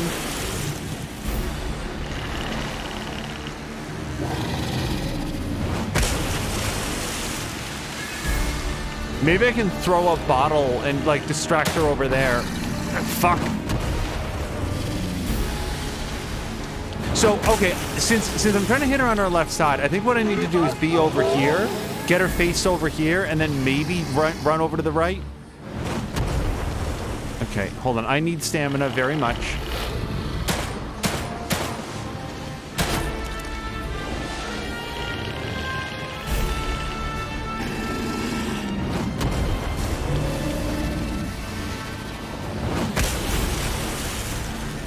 Lady, like, rotate over this way for me.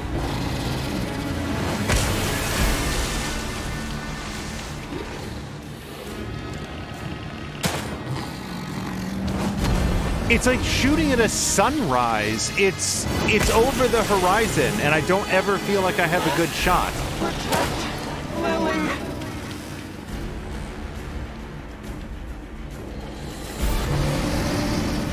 Ugh. Okay, that one I just walked directly into.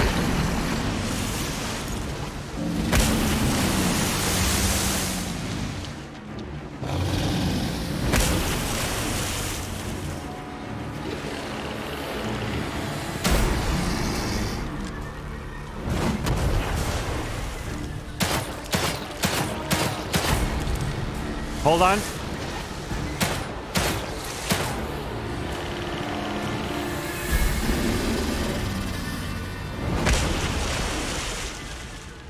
I gotta tell you, I am so happy for all the upgrades we put into the pistol, as opposed to the...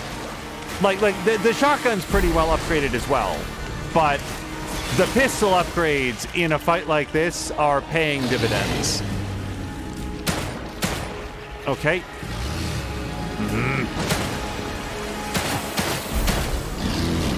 Just 1 second.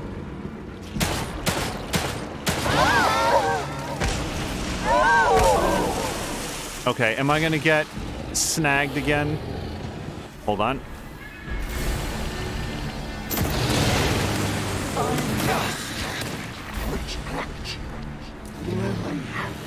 Forgive me, Myra.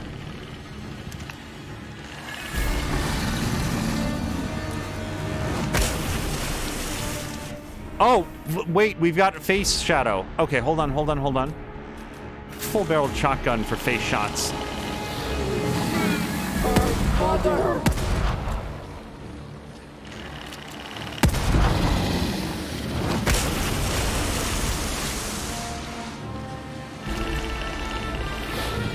Now! You're safe.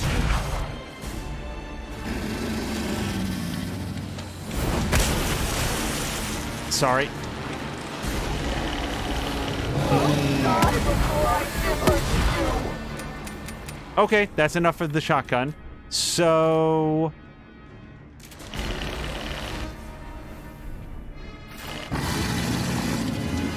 She seems to hold her face comparatively still. Oh, that was just a bad choice.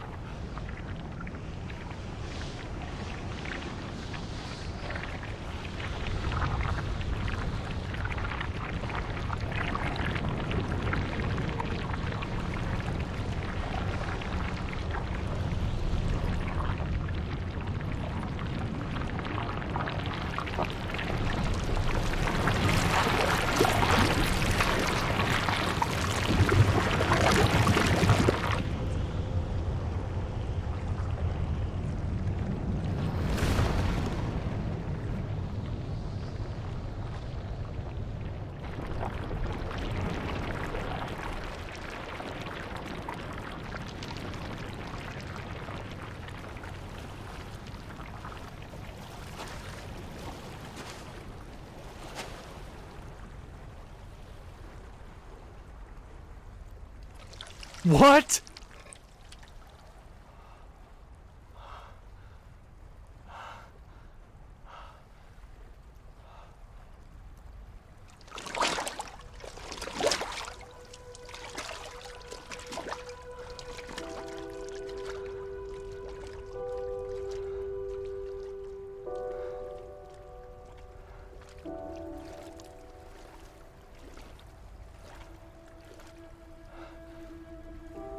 Myra.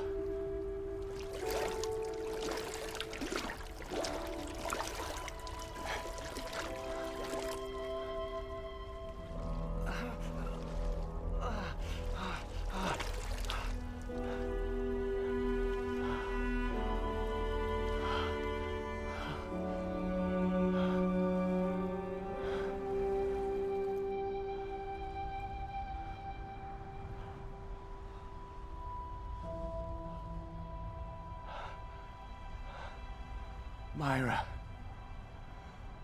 Please.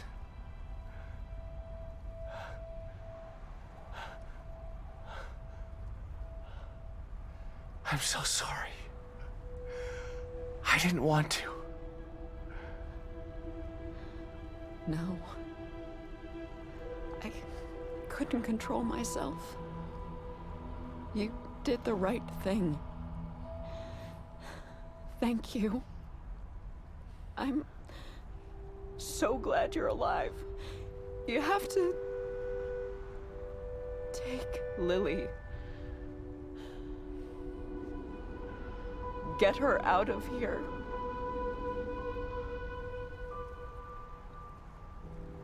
I'm getting us all out of here. Come on.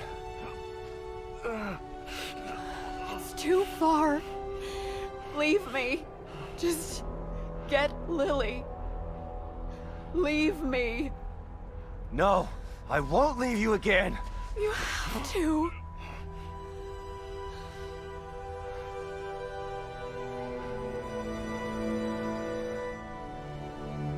Go. I'll follow. I'll meet you there.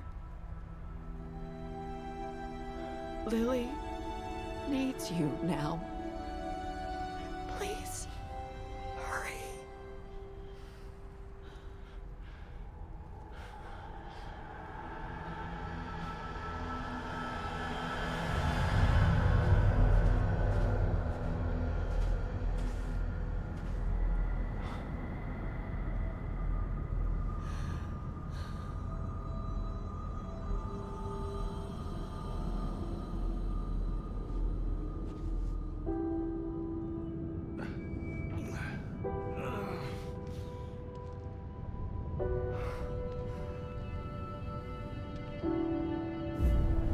Gotta get to the house.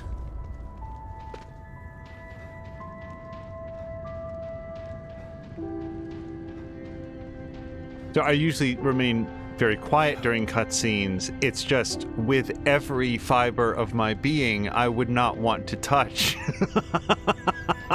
the puddle of pus that is spreading across the landscape.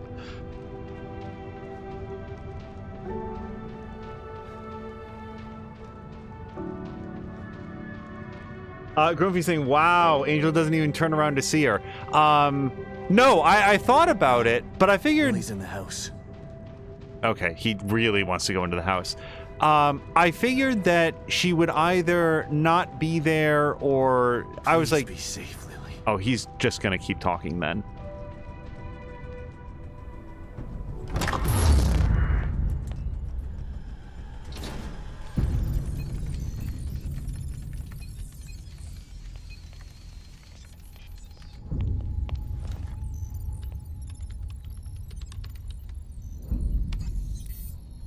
We've re-established contact, sir.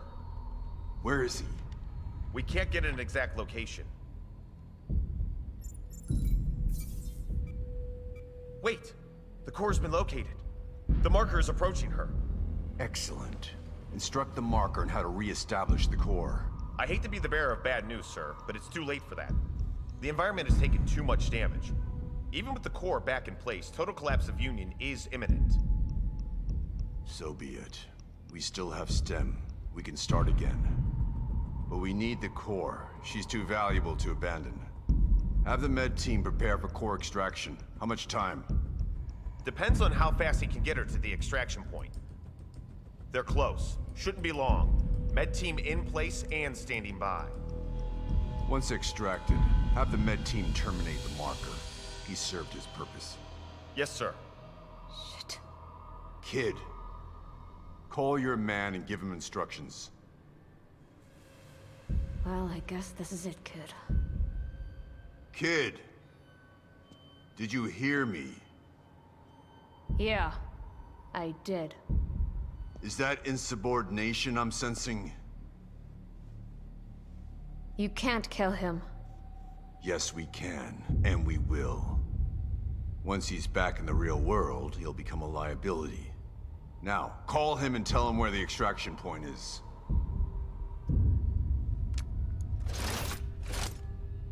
Come now, kid. He signed his death sentence the moment he entered STEM. Now, do as I've ordered, or you'll be signing yours as well. No. A shame that you'd attempt to betray us. I had such hope for you.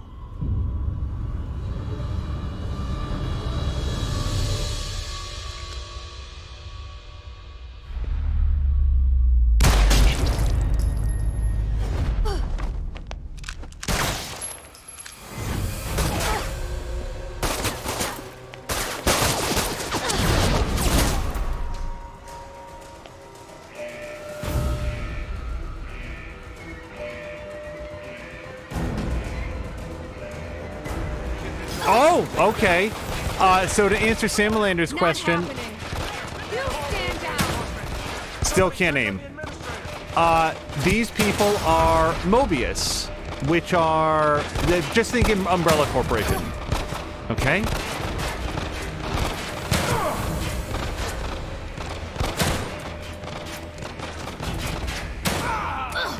Damn it! And specifically who they are within... Oops. The story is, you might have seen Sebastian there laying in a tub. That's because everything that we've been playing up until this moment has all been... Need to hurry before more show up.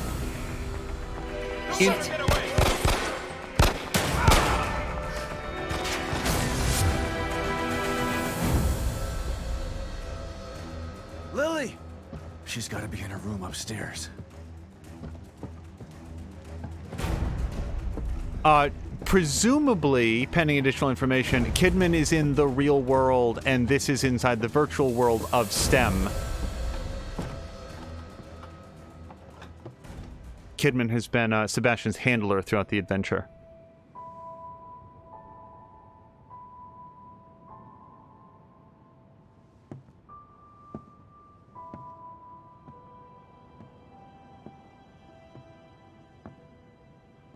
Lily.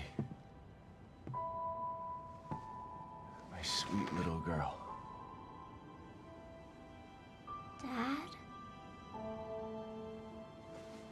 It's me, Lily. I'm here. Is it really you? Shh. It's really me. I'm here to take you home. You mean we're not home? No, baby. But we will be soon. So tired. Go back to sleep. When you wake up, we'll be safe again.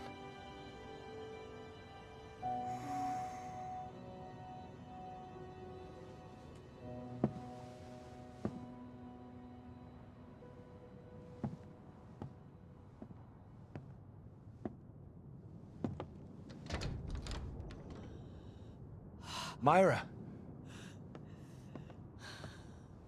I've got her. Come on. Let's get the hell out of here. I'm sorry, Sebastian. I can't. Yes, you can. I'll carry both of you if I have to. But No. I'm not... Mobius has to be stopped. Screw Mobius. We've lost too much time to them already. We can get away, just the three of us. We'll go someplace where they'll never find us. There's nowhere to hide. They're everywhere. Lily will always be in danger, unless I destroy them. Okay, fine, I'll wait. Once Mobius is gone, It doesn't work that way, Sebastian. It can only be done from inside. STEM is more than just this place. All of Mobius are connected to it via the chips in their heads. Once I assume the power of the core, I can transmit a signal just as Union collapses. A signal that can take Mobius down once and for all. But we're finally together again. There's no other choice. This is part of the plan. It always has been. I'm sorry. Myra. Shh. Just promise to take care of the little one. Never let her forget how much her mother loved her. Myra. There's so much I want to say to you.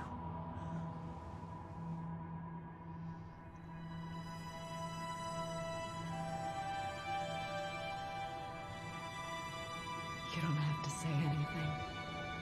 I've been watching you all this time. I know how you've suffered, what they did to you, what I did to you. You didn't ask for any of this. You've been into hell twice for it. It's time for you to leave now. To live the life that was taken from you.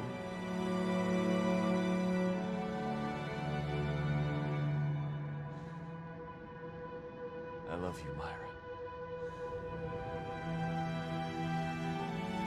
I love you too.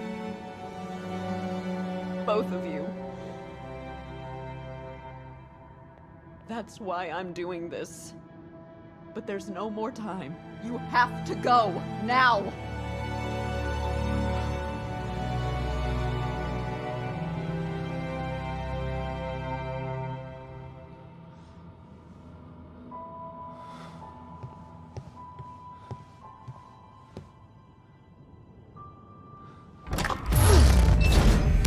Come get me, assholes. Oh boy. Warning, Alpha 1, emergency. Warning, Alpha 1, emergency.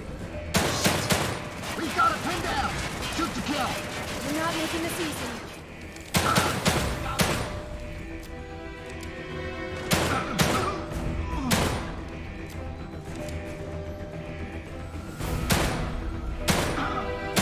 Okay.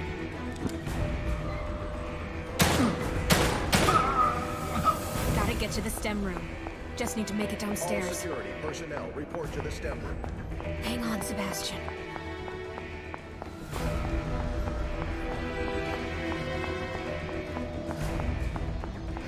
Almost there. All security personnel, report to the STEM room. Boy, she's got way better stamina than Sebastian does. I hope this works, Myra.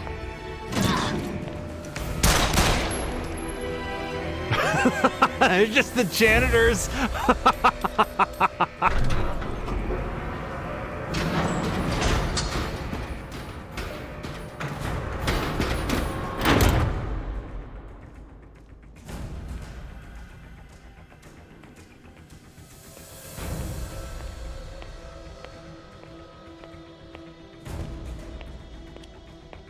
What are you doing, kid?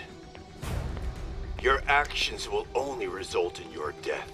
You must know this.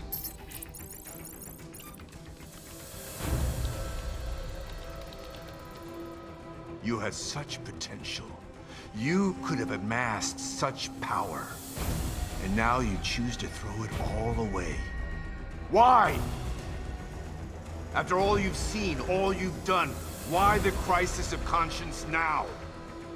Is it for the detective? For the child? No. It's for me.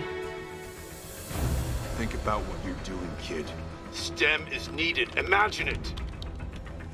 A unified consciousness for all mankind. No more wars. No more disparity. No more pain.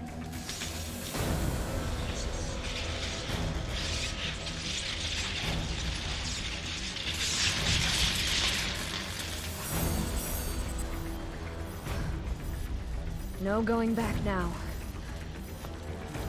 I hope you were right, Myra.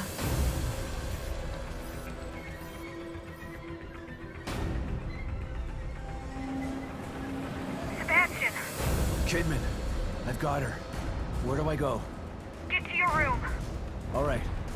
But Myra's staying behind. You know why. Okay. We don't have much time. I'm counting on you, Kidman.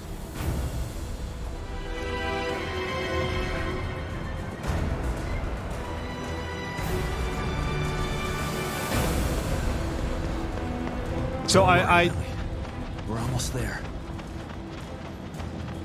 We'll talk about it at the credits. I feel like we're pretty far into things. I have been reading chat, is all. It's a lot of story happening all at once.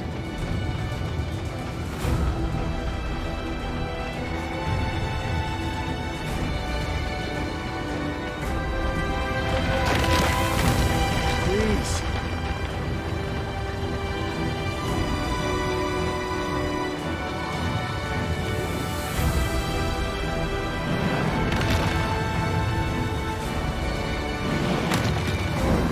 We're gonna be home soon.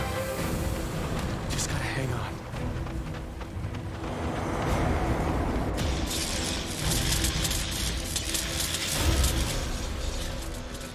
It's not too late to stop this, kid.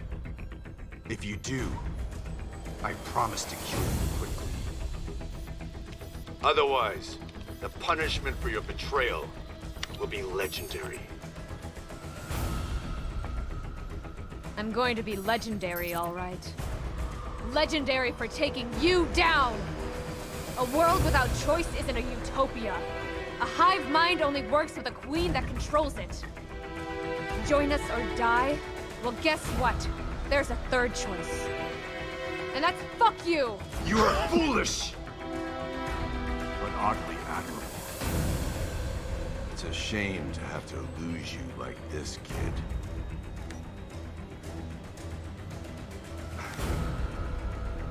What? You thought that I was just flying by the seat of my pants here? I took my chip out 3 days ago. No matter! You'll die today. One way or another.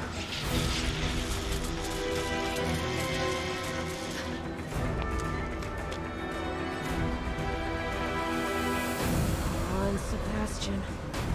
We're almost out of time.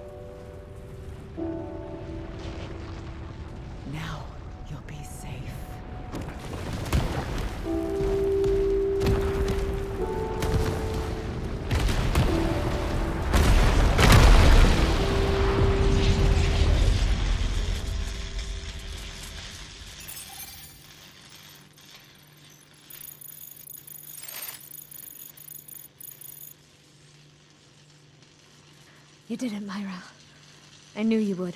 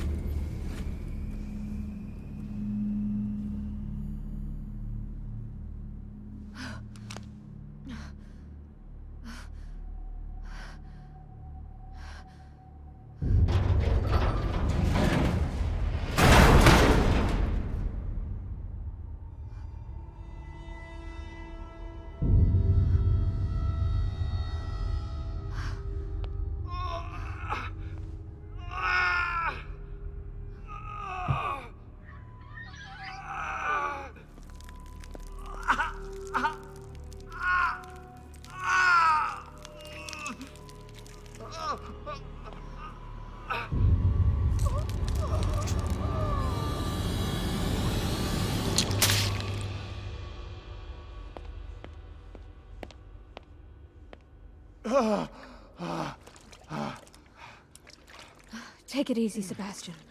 You're safe now. Lily. Where's Lily? I need your help getting her out. Stand over there.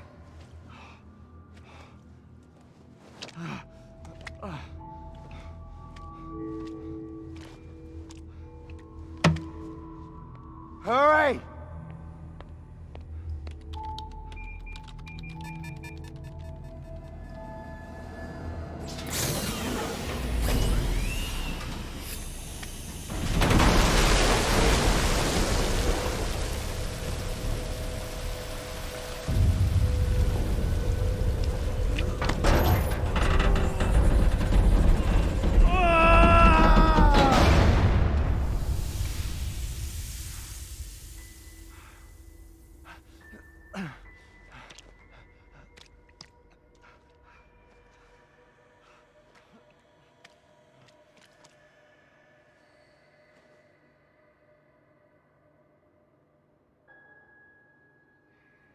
Dad, is it really you?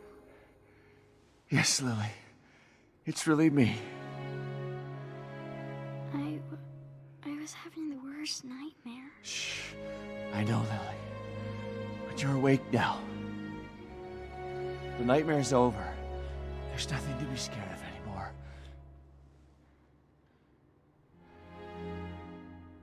It really is, isn't it? I'm not still inside there, just thinking I'm... It really is over. Thanks to Myra.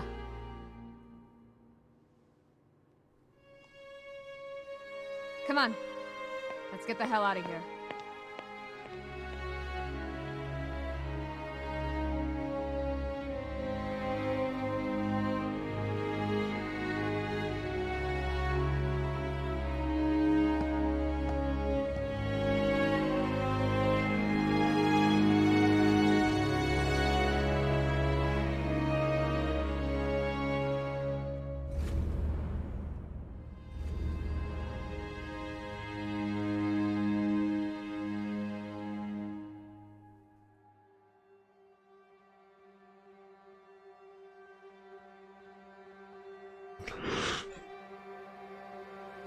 Sorry, among other things, I really like the fact that Lily, when she was in the pod, they gave her a little name tag. She had an ID badge so that they would remember when they opened up the central point of their entire universe what her name was. Why? Sorry, I just really like the existence of the name tag. This was a very good game. I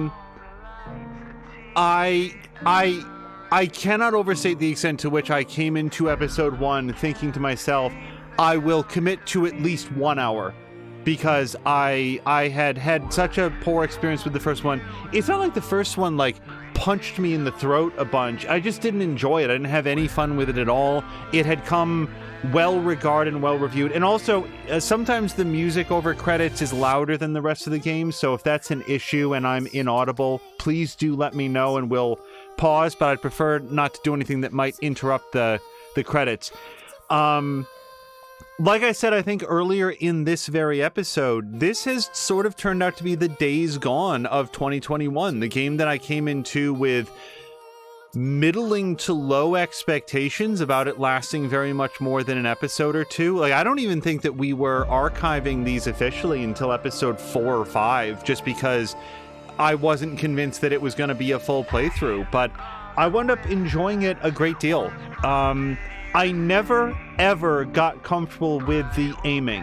If there was something that I was going to critique control-wise, they could learn a lot from like other games like Uncharted, like Halo, where it feels like the third-person shooting has... Well, sorry, in Halo it's first-person. Someone's going to jump on me for that. But there's a degree of fidelity to the way that you move where I feel like when I miss a shot, it's my fault. And here it would... The swinging of the aim that you saw was that I either had... Oh, now it is getting very loud. This sounds very loud to me. I am... Let me continue talking for a minute, and I'll keep an eye on chat if this is too loud with the audio. It's very loud. Okay, let's see if we can fix it. Hold on.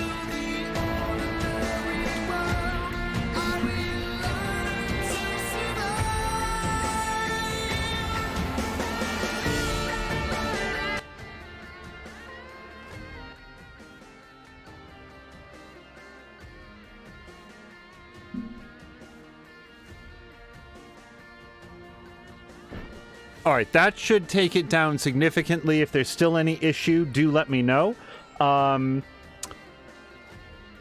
When aiming, there was like a little bit slower than I'd wanted and then way faster than I would want. And that does feel a little bit like a control issue because Julie Kidman, there we go. I have no idea why people are calling her Kid. That was really irritating me. That had never come up earlier in the game. And like on her behalf, I felt Kuromi played the voice of the Black Cat, apparently. So the third-person controls never felt great to me, but everything else about it felt really good. Like the weapon impact always felt good. I like the upgrade system. I like the fact that there was, throughout basically the entire game, it was only in the last episode that I was like, there's nothing on the menu that I find particularly appetizing. Through most of the game, it was a constant, do I want to save up for something else, or do I want to spend what I can right now? I do want what I can get, but some of those more expensive upgrades look better. I thought that the game was really balanced in that way, and I liked the difficulty level, where I felt threatened, but it didn't feel grueling, so I had a good time with that. The enemy designs, there's a lot of like those 1 or 2 zombies that you see. I would have done with a little bit more variety, both in their visual design and then their capabilities. It was refreshing when we got the lava zombies, and then in this episode, the stone/wax/goo zombies. Because A, they looked different, but B, also behaved different. They were much faster. They seemed much more resistant to damage. So that's all mechanically. Let me think if there's anything else. Yeah, the weapons just felt great to use. I could foresee wanting to do another run that maybe focus a little bit more on things like the sniper rifle. However, the default pistol, like, you're always going to have it. You know that it can be upgraded several times. You have it the longest, so it feels like you have the most time to upgrade it. It's like the plasma cutter in Dead Space. It's like, the game must be balanced around the idea that you could complete it with this basic weapon, so putting time and attention into learning how to use it effectively feels like a safe strategy, especially for the first playthrough.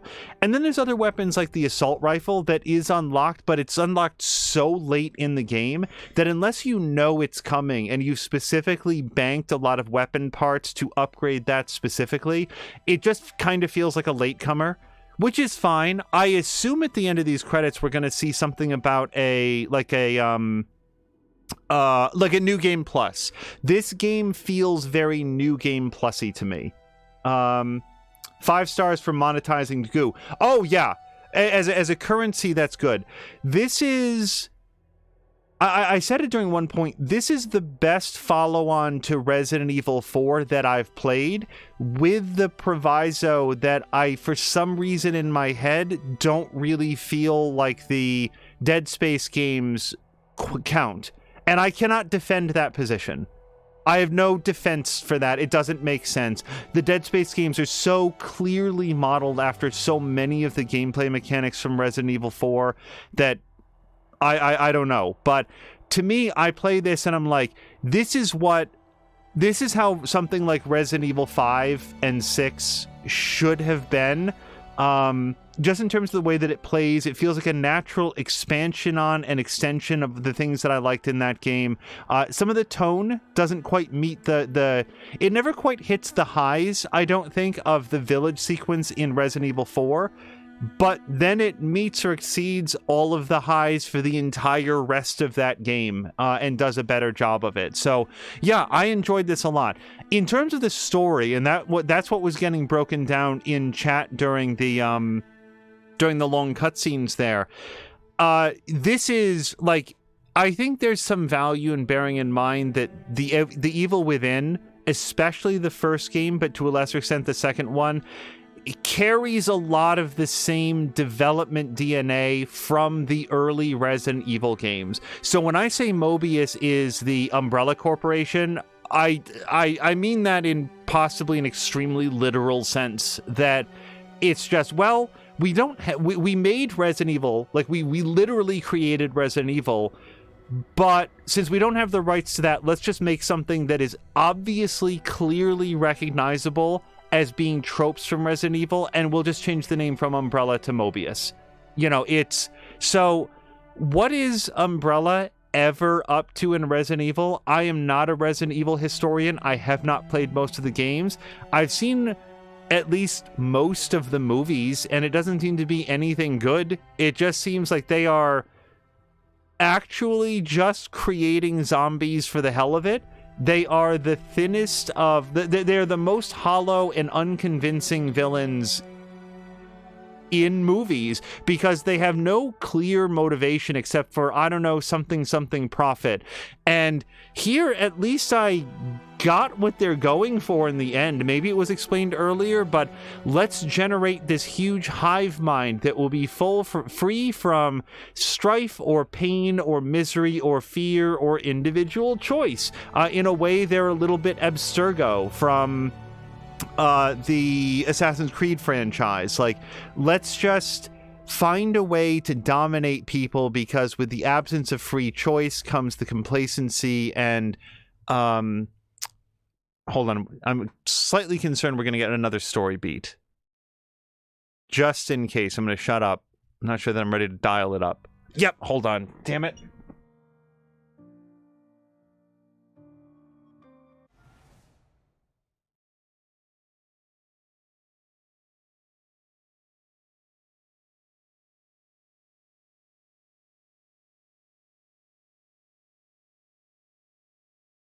Uh-oh. What, if anything, was it? Oh, return to game. Oh, it paused. That's very good. Okay, sorry. We will continue now that the volume is up.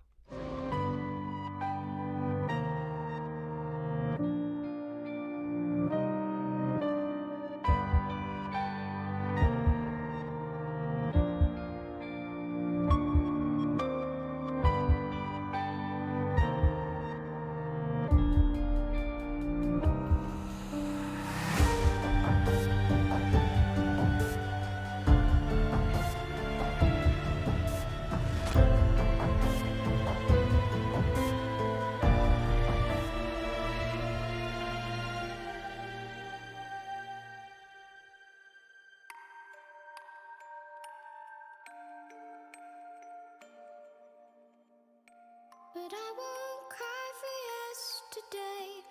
There's an ordinary world. Somehow I have to find. As I try to make my way to the ordinary world, I will learn to survive.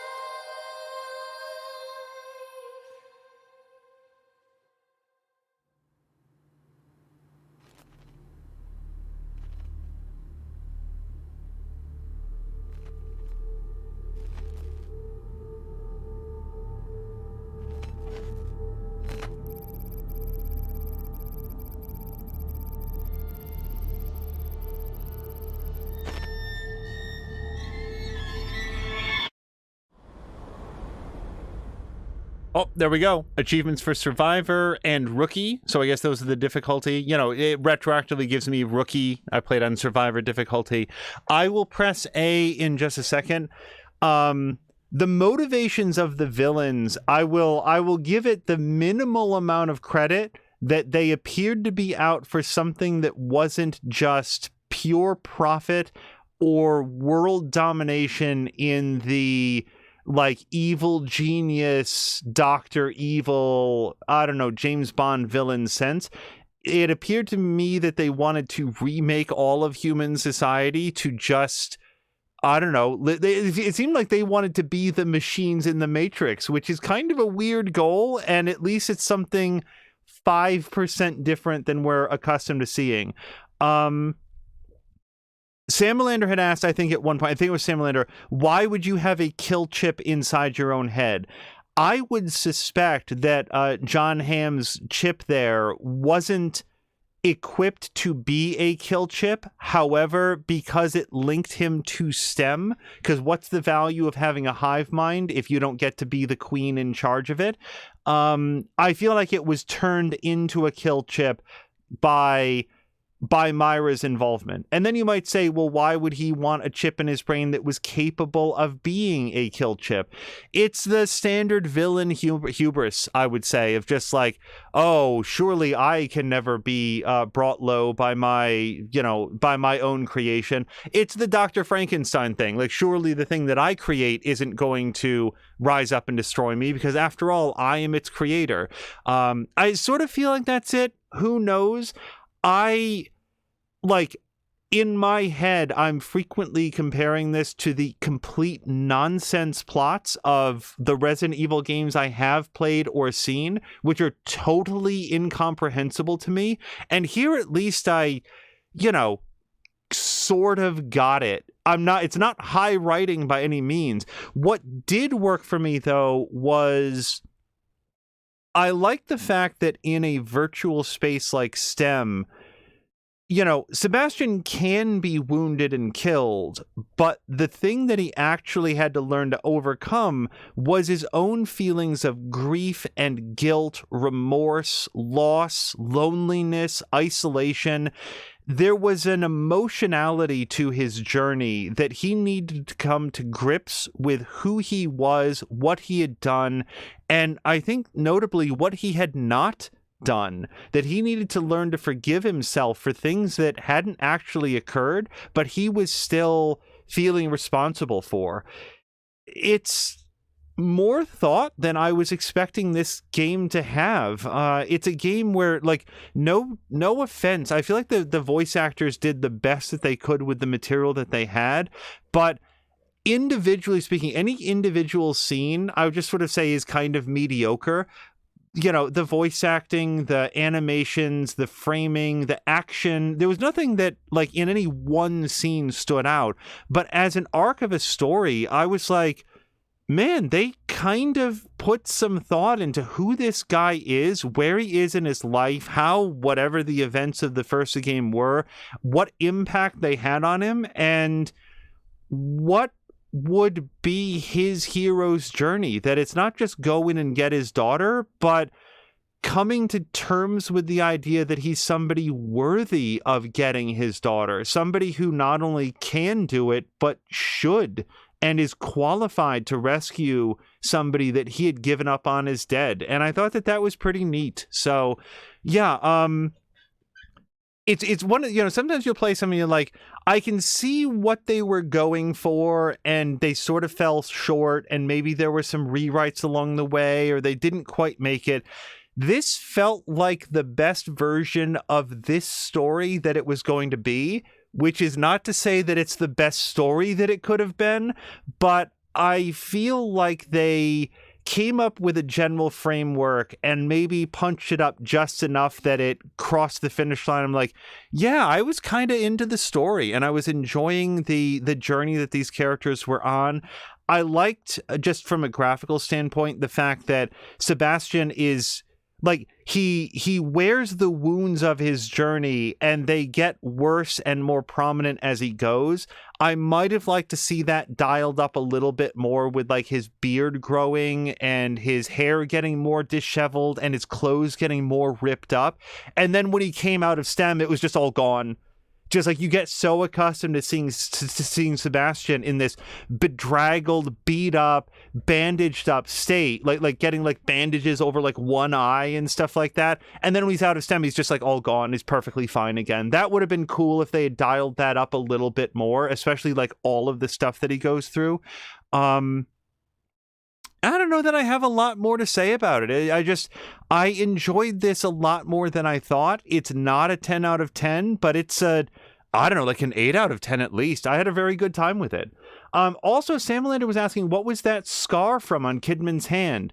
No idea. Nothing that happened in this game. I would again assume that it's some sort of reference to the previous game, or it is a hook for a possible sequel that we have not seen hide nor hair of in the last 4 years. Groomfy was noting that it was from a wound. Samalander was laughing at the other cover. The spiders got in, burn it with fire.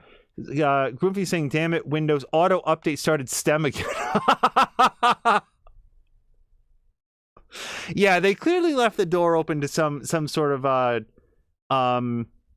sequel. But gosh, oh yeah, oh boy, you know what was my favorite sort of like story arc in the game was Torres, because she was introduced like she was Vasquez out of Aliens or something. I mean, she immediately comes on the scene with so much authority and personality. They gave these action sequences to her, but not like big, bombastic, ridiculous action sequences. Just like, this is a trained soldier who knows how to fight and is very comfortable on this end of a gun. I never, ever expected that she was going to get killed, shot in the stomach by Sebastian by accident, and then like basically taken down borderline off screen by just a horde of zombies, and you just find out about it later. That was a daring choice, and I actually really liked it. And there's all of these allusions that she makes to, like, oh, you have no idea what I've done. And I was listening to that thinking like, oh, this must have been planned DLC. Oh, if they ever do an Evil Within 3, it's going to be about Torres. And then you just find out, no, it's that she was specifically the person that went in, extracted Lily, and burned the house down, and made Sebastian and Myra think that Lily had died in the fire. It's like, oh, that's who did it. And like, it happens after this heroic save. So I said and meant it that at any previous point in the story, I would have hated her. Nothing that she did would have made up for that, except for the thing that she did, which was like drag Sebastian's unconscious ass to safety after he shot her in the abdomen. Through, it's basically the Andy Dufresne, except she shoved Sebastian through this river of shit and came out clean the other side. It was a remarkable story beat that I just never ever saw coming. It was the Torres stuff that I was like, okay, I am actually really on board with this story right now. And I don't think that the finale hit quite that level, but the revelation that Myra is alive, that she's a goo mother now, that her own desires have been perverted by the world of STEM, and that now her desire to protect her daughter has been twisted and manifested into a desire to kill all comers, but then she's able to sort of shake out of it, and at this what appears to be a last heroic act, end Mobius by blowing all their chips. It felt like a very, like, they left some hooks in for a sequel, but it did feel like a closing point finale. So I have to say that as much as I would like to see this team or somebody inspired by them do an Evil Within 3, I'm not left destitute if we don't get one, like it ended on some massive cliffhanger. Marinda is saying, true, it is better than Umbrella Corp. Hello to Jab, and unfortunately goodbye to Jab. We're just at the very end, but Jab, I hope that you had a nice Thursday. Marinda said, I'm not thrilled with the I need to stay behind and stop this trope for the mother. Maybe it'd make more sense in context, but it seemed very arbitrary for me right now. I did like the scene with Kid, especially the thinking ahead. That was neat, and it makes sense for the character since you come to discover that she's been planning this for some time, so she would have taken some precautions. It wasn't previously identified. I don't remember if we had heard about there being a kill switch inside of everybody's head, but Kidman was another character that I absolutely loathed when it started. Like, what do you mean that you knew that Lily was alive the whole time and didn't tell Sebastian? But now at the end, you know, I have a clearer idea of what Mobius was, how, like, what the odds were against them, and how she had to make some pretty severe compromises to her morals in order to get done something that she probably perceived as being worth the risk and worth the pain of one family to try to stop this thing that had the capacity to really spiral out of control. I guess another thing that I'll say about the story is that, like, remember the Time Cube guy? Remember him? I don't even... Stephanios, I think his name was. Aside from psychopath who likes cameras and death, I don't know that I have a very clear idea of who he was. That's fine for sort of like your middle tier, like your first, third villain. I like that can be okay, but I would have liked a little bit more clarity on what his whole deal was, aside from I'm just crazy and into photography. That felt a little bit underdeveloped, not in a negative way, just it would have been more positive way if they had gotten more out of that. Moo says, just coming back from the shower. Did I hear Angel say Goo Mother, or did I make that up? No, that's my, that's her class. That's her Dungeons and Dragons, her Blades in the Dark class, Goo Mother. And then Marinda says, how else would you describe her? But I would definitely say that no matter what the motivations of Mobius were, I do fully agree with people in chat that the maniacal mustache twirling, you'll never stop me guy, like that, he looked like John Hamm a little bit, so that's why I called him the John Hamm guy. Yeah, he was terrible. And there's by the way, like, if you're coming into this at the end, you didn't miss anything of his character. He just sort of like is shown in the background as a silhouette earlier. I think he has like 3 lines of dialogue. There's no further character development for that guy. Pardon me, for that guy. So like, I could workshop a dozen different ways to have filled him in a way that I think would have added more to whatever personal tragedy he might be trying to live out there. But I guess at the end, it doesn't really matter. It really is Sebastian's story. It's a story of Sebastian, Myra, to a lesser extent, Kidman. I'm okay with it. I guess... For all of the criticisms that you might have heard here, all of the critiquing, it's way, way less stupid than any Resident Evil game, including the ones that I like. And I like some of the Resident Evil games that I've played. So I think that's my summation. Let's hit A. New Game Plus, wouldn't you know it? You start a new game playing over certain things from your previous...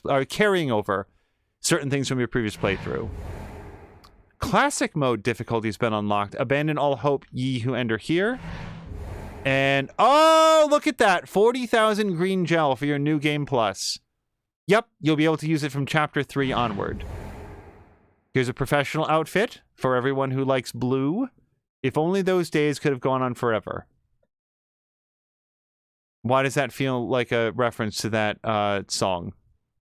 The coat rack in Sebastian's room cannot be changed in classic mode. Oh, the Drifter outfit. Got it. Classic outfit. Okay, I recognize that from the first game. And, oh, the Magnum. You know, in case you've ever wanted to carry around a tiny cannon. That would be fun to play around with. And the ultimate reward, a more cinematic game experience. Oh, if you really want those black bars, ladies and gentlemen, if you want the black bars that fucking ruined the first game, you can add them back in. Wow, you have to finish the game to get that. Yikes. Oh, and we are 100% saving it. Yes, I do. Okay, I will probably never play this again, but I like to know that if I wanted to, I can do a new game plus. And hello to Diesel. Marina liked the description, the irony, and hello. Yeah, wait, where is it? My, who do we have here? Diesel, I hope that you have had a great week so far. Marina says, I don't even mind him trying to get power and not being evil. And being evil. At least be smart about it, though. Okay, I follow. Miranda approves of the satire, and yes, Moo is saying hello to Diesel. Diesel, you are catching us at the absolute tail end of The Evil Within 2, the game that I really did not think we were going to finish tonight, but I am pleased to finish it on episode 10, and it felt like in the back, the last, like, basically 90 minutes, 2 hours, I was like, this has too much momentum. I don't feel good about stopping it. So there we go. We have finished the whole game, and there we are on New Game Plus. So that is going to be the scene on which we leave it. Now, as we go out, having done my sort of summation review of this game, and again, very positive, and I recommend that people check it out and play it. Oh gosh, who was it? It was, Gee18000 joined us for a couple episodes and decided to download this on the grounds that it was available on Xbox Game Pass. If you have Xbox Game Pass, download and play this game. It is a very good time, and I had fun with it. However, one final note going out. This will be, I believe, the last stream that we do before this Saturday, when we will be participating in the Extra Life 2021 Marathon. Now, whether or not that event gets archived on our channel is hard to say, but it will. You'll be able to watch 25 consecutive hours of Samalander, Drienne_Lavode, this channel here, More Than a Mia, Chivalry, that's SHIV, Chivalry, SHIVALREY, I think that is it. But you'll be able to find links to those, to all of that. And, you know, we're sort of like hammering out the exact specifics of the schedule, but it should start at 10 a.m. Eastern Daylight Time, Eastern Standard Time, in just about 2 days, probably about 36 hours here.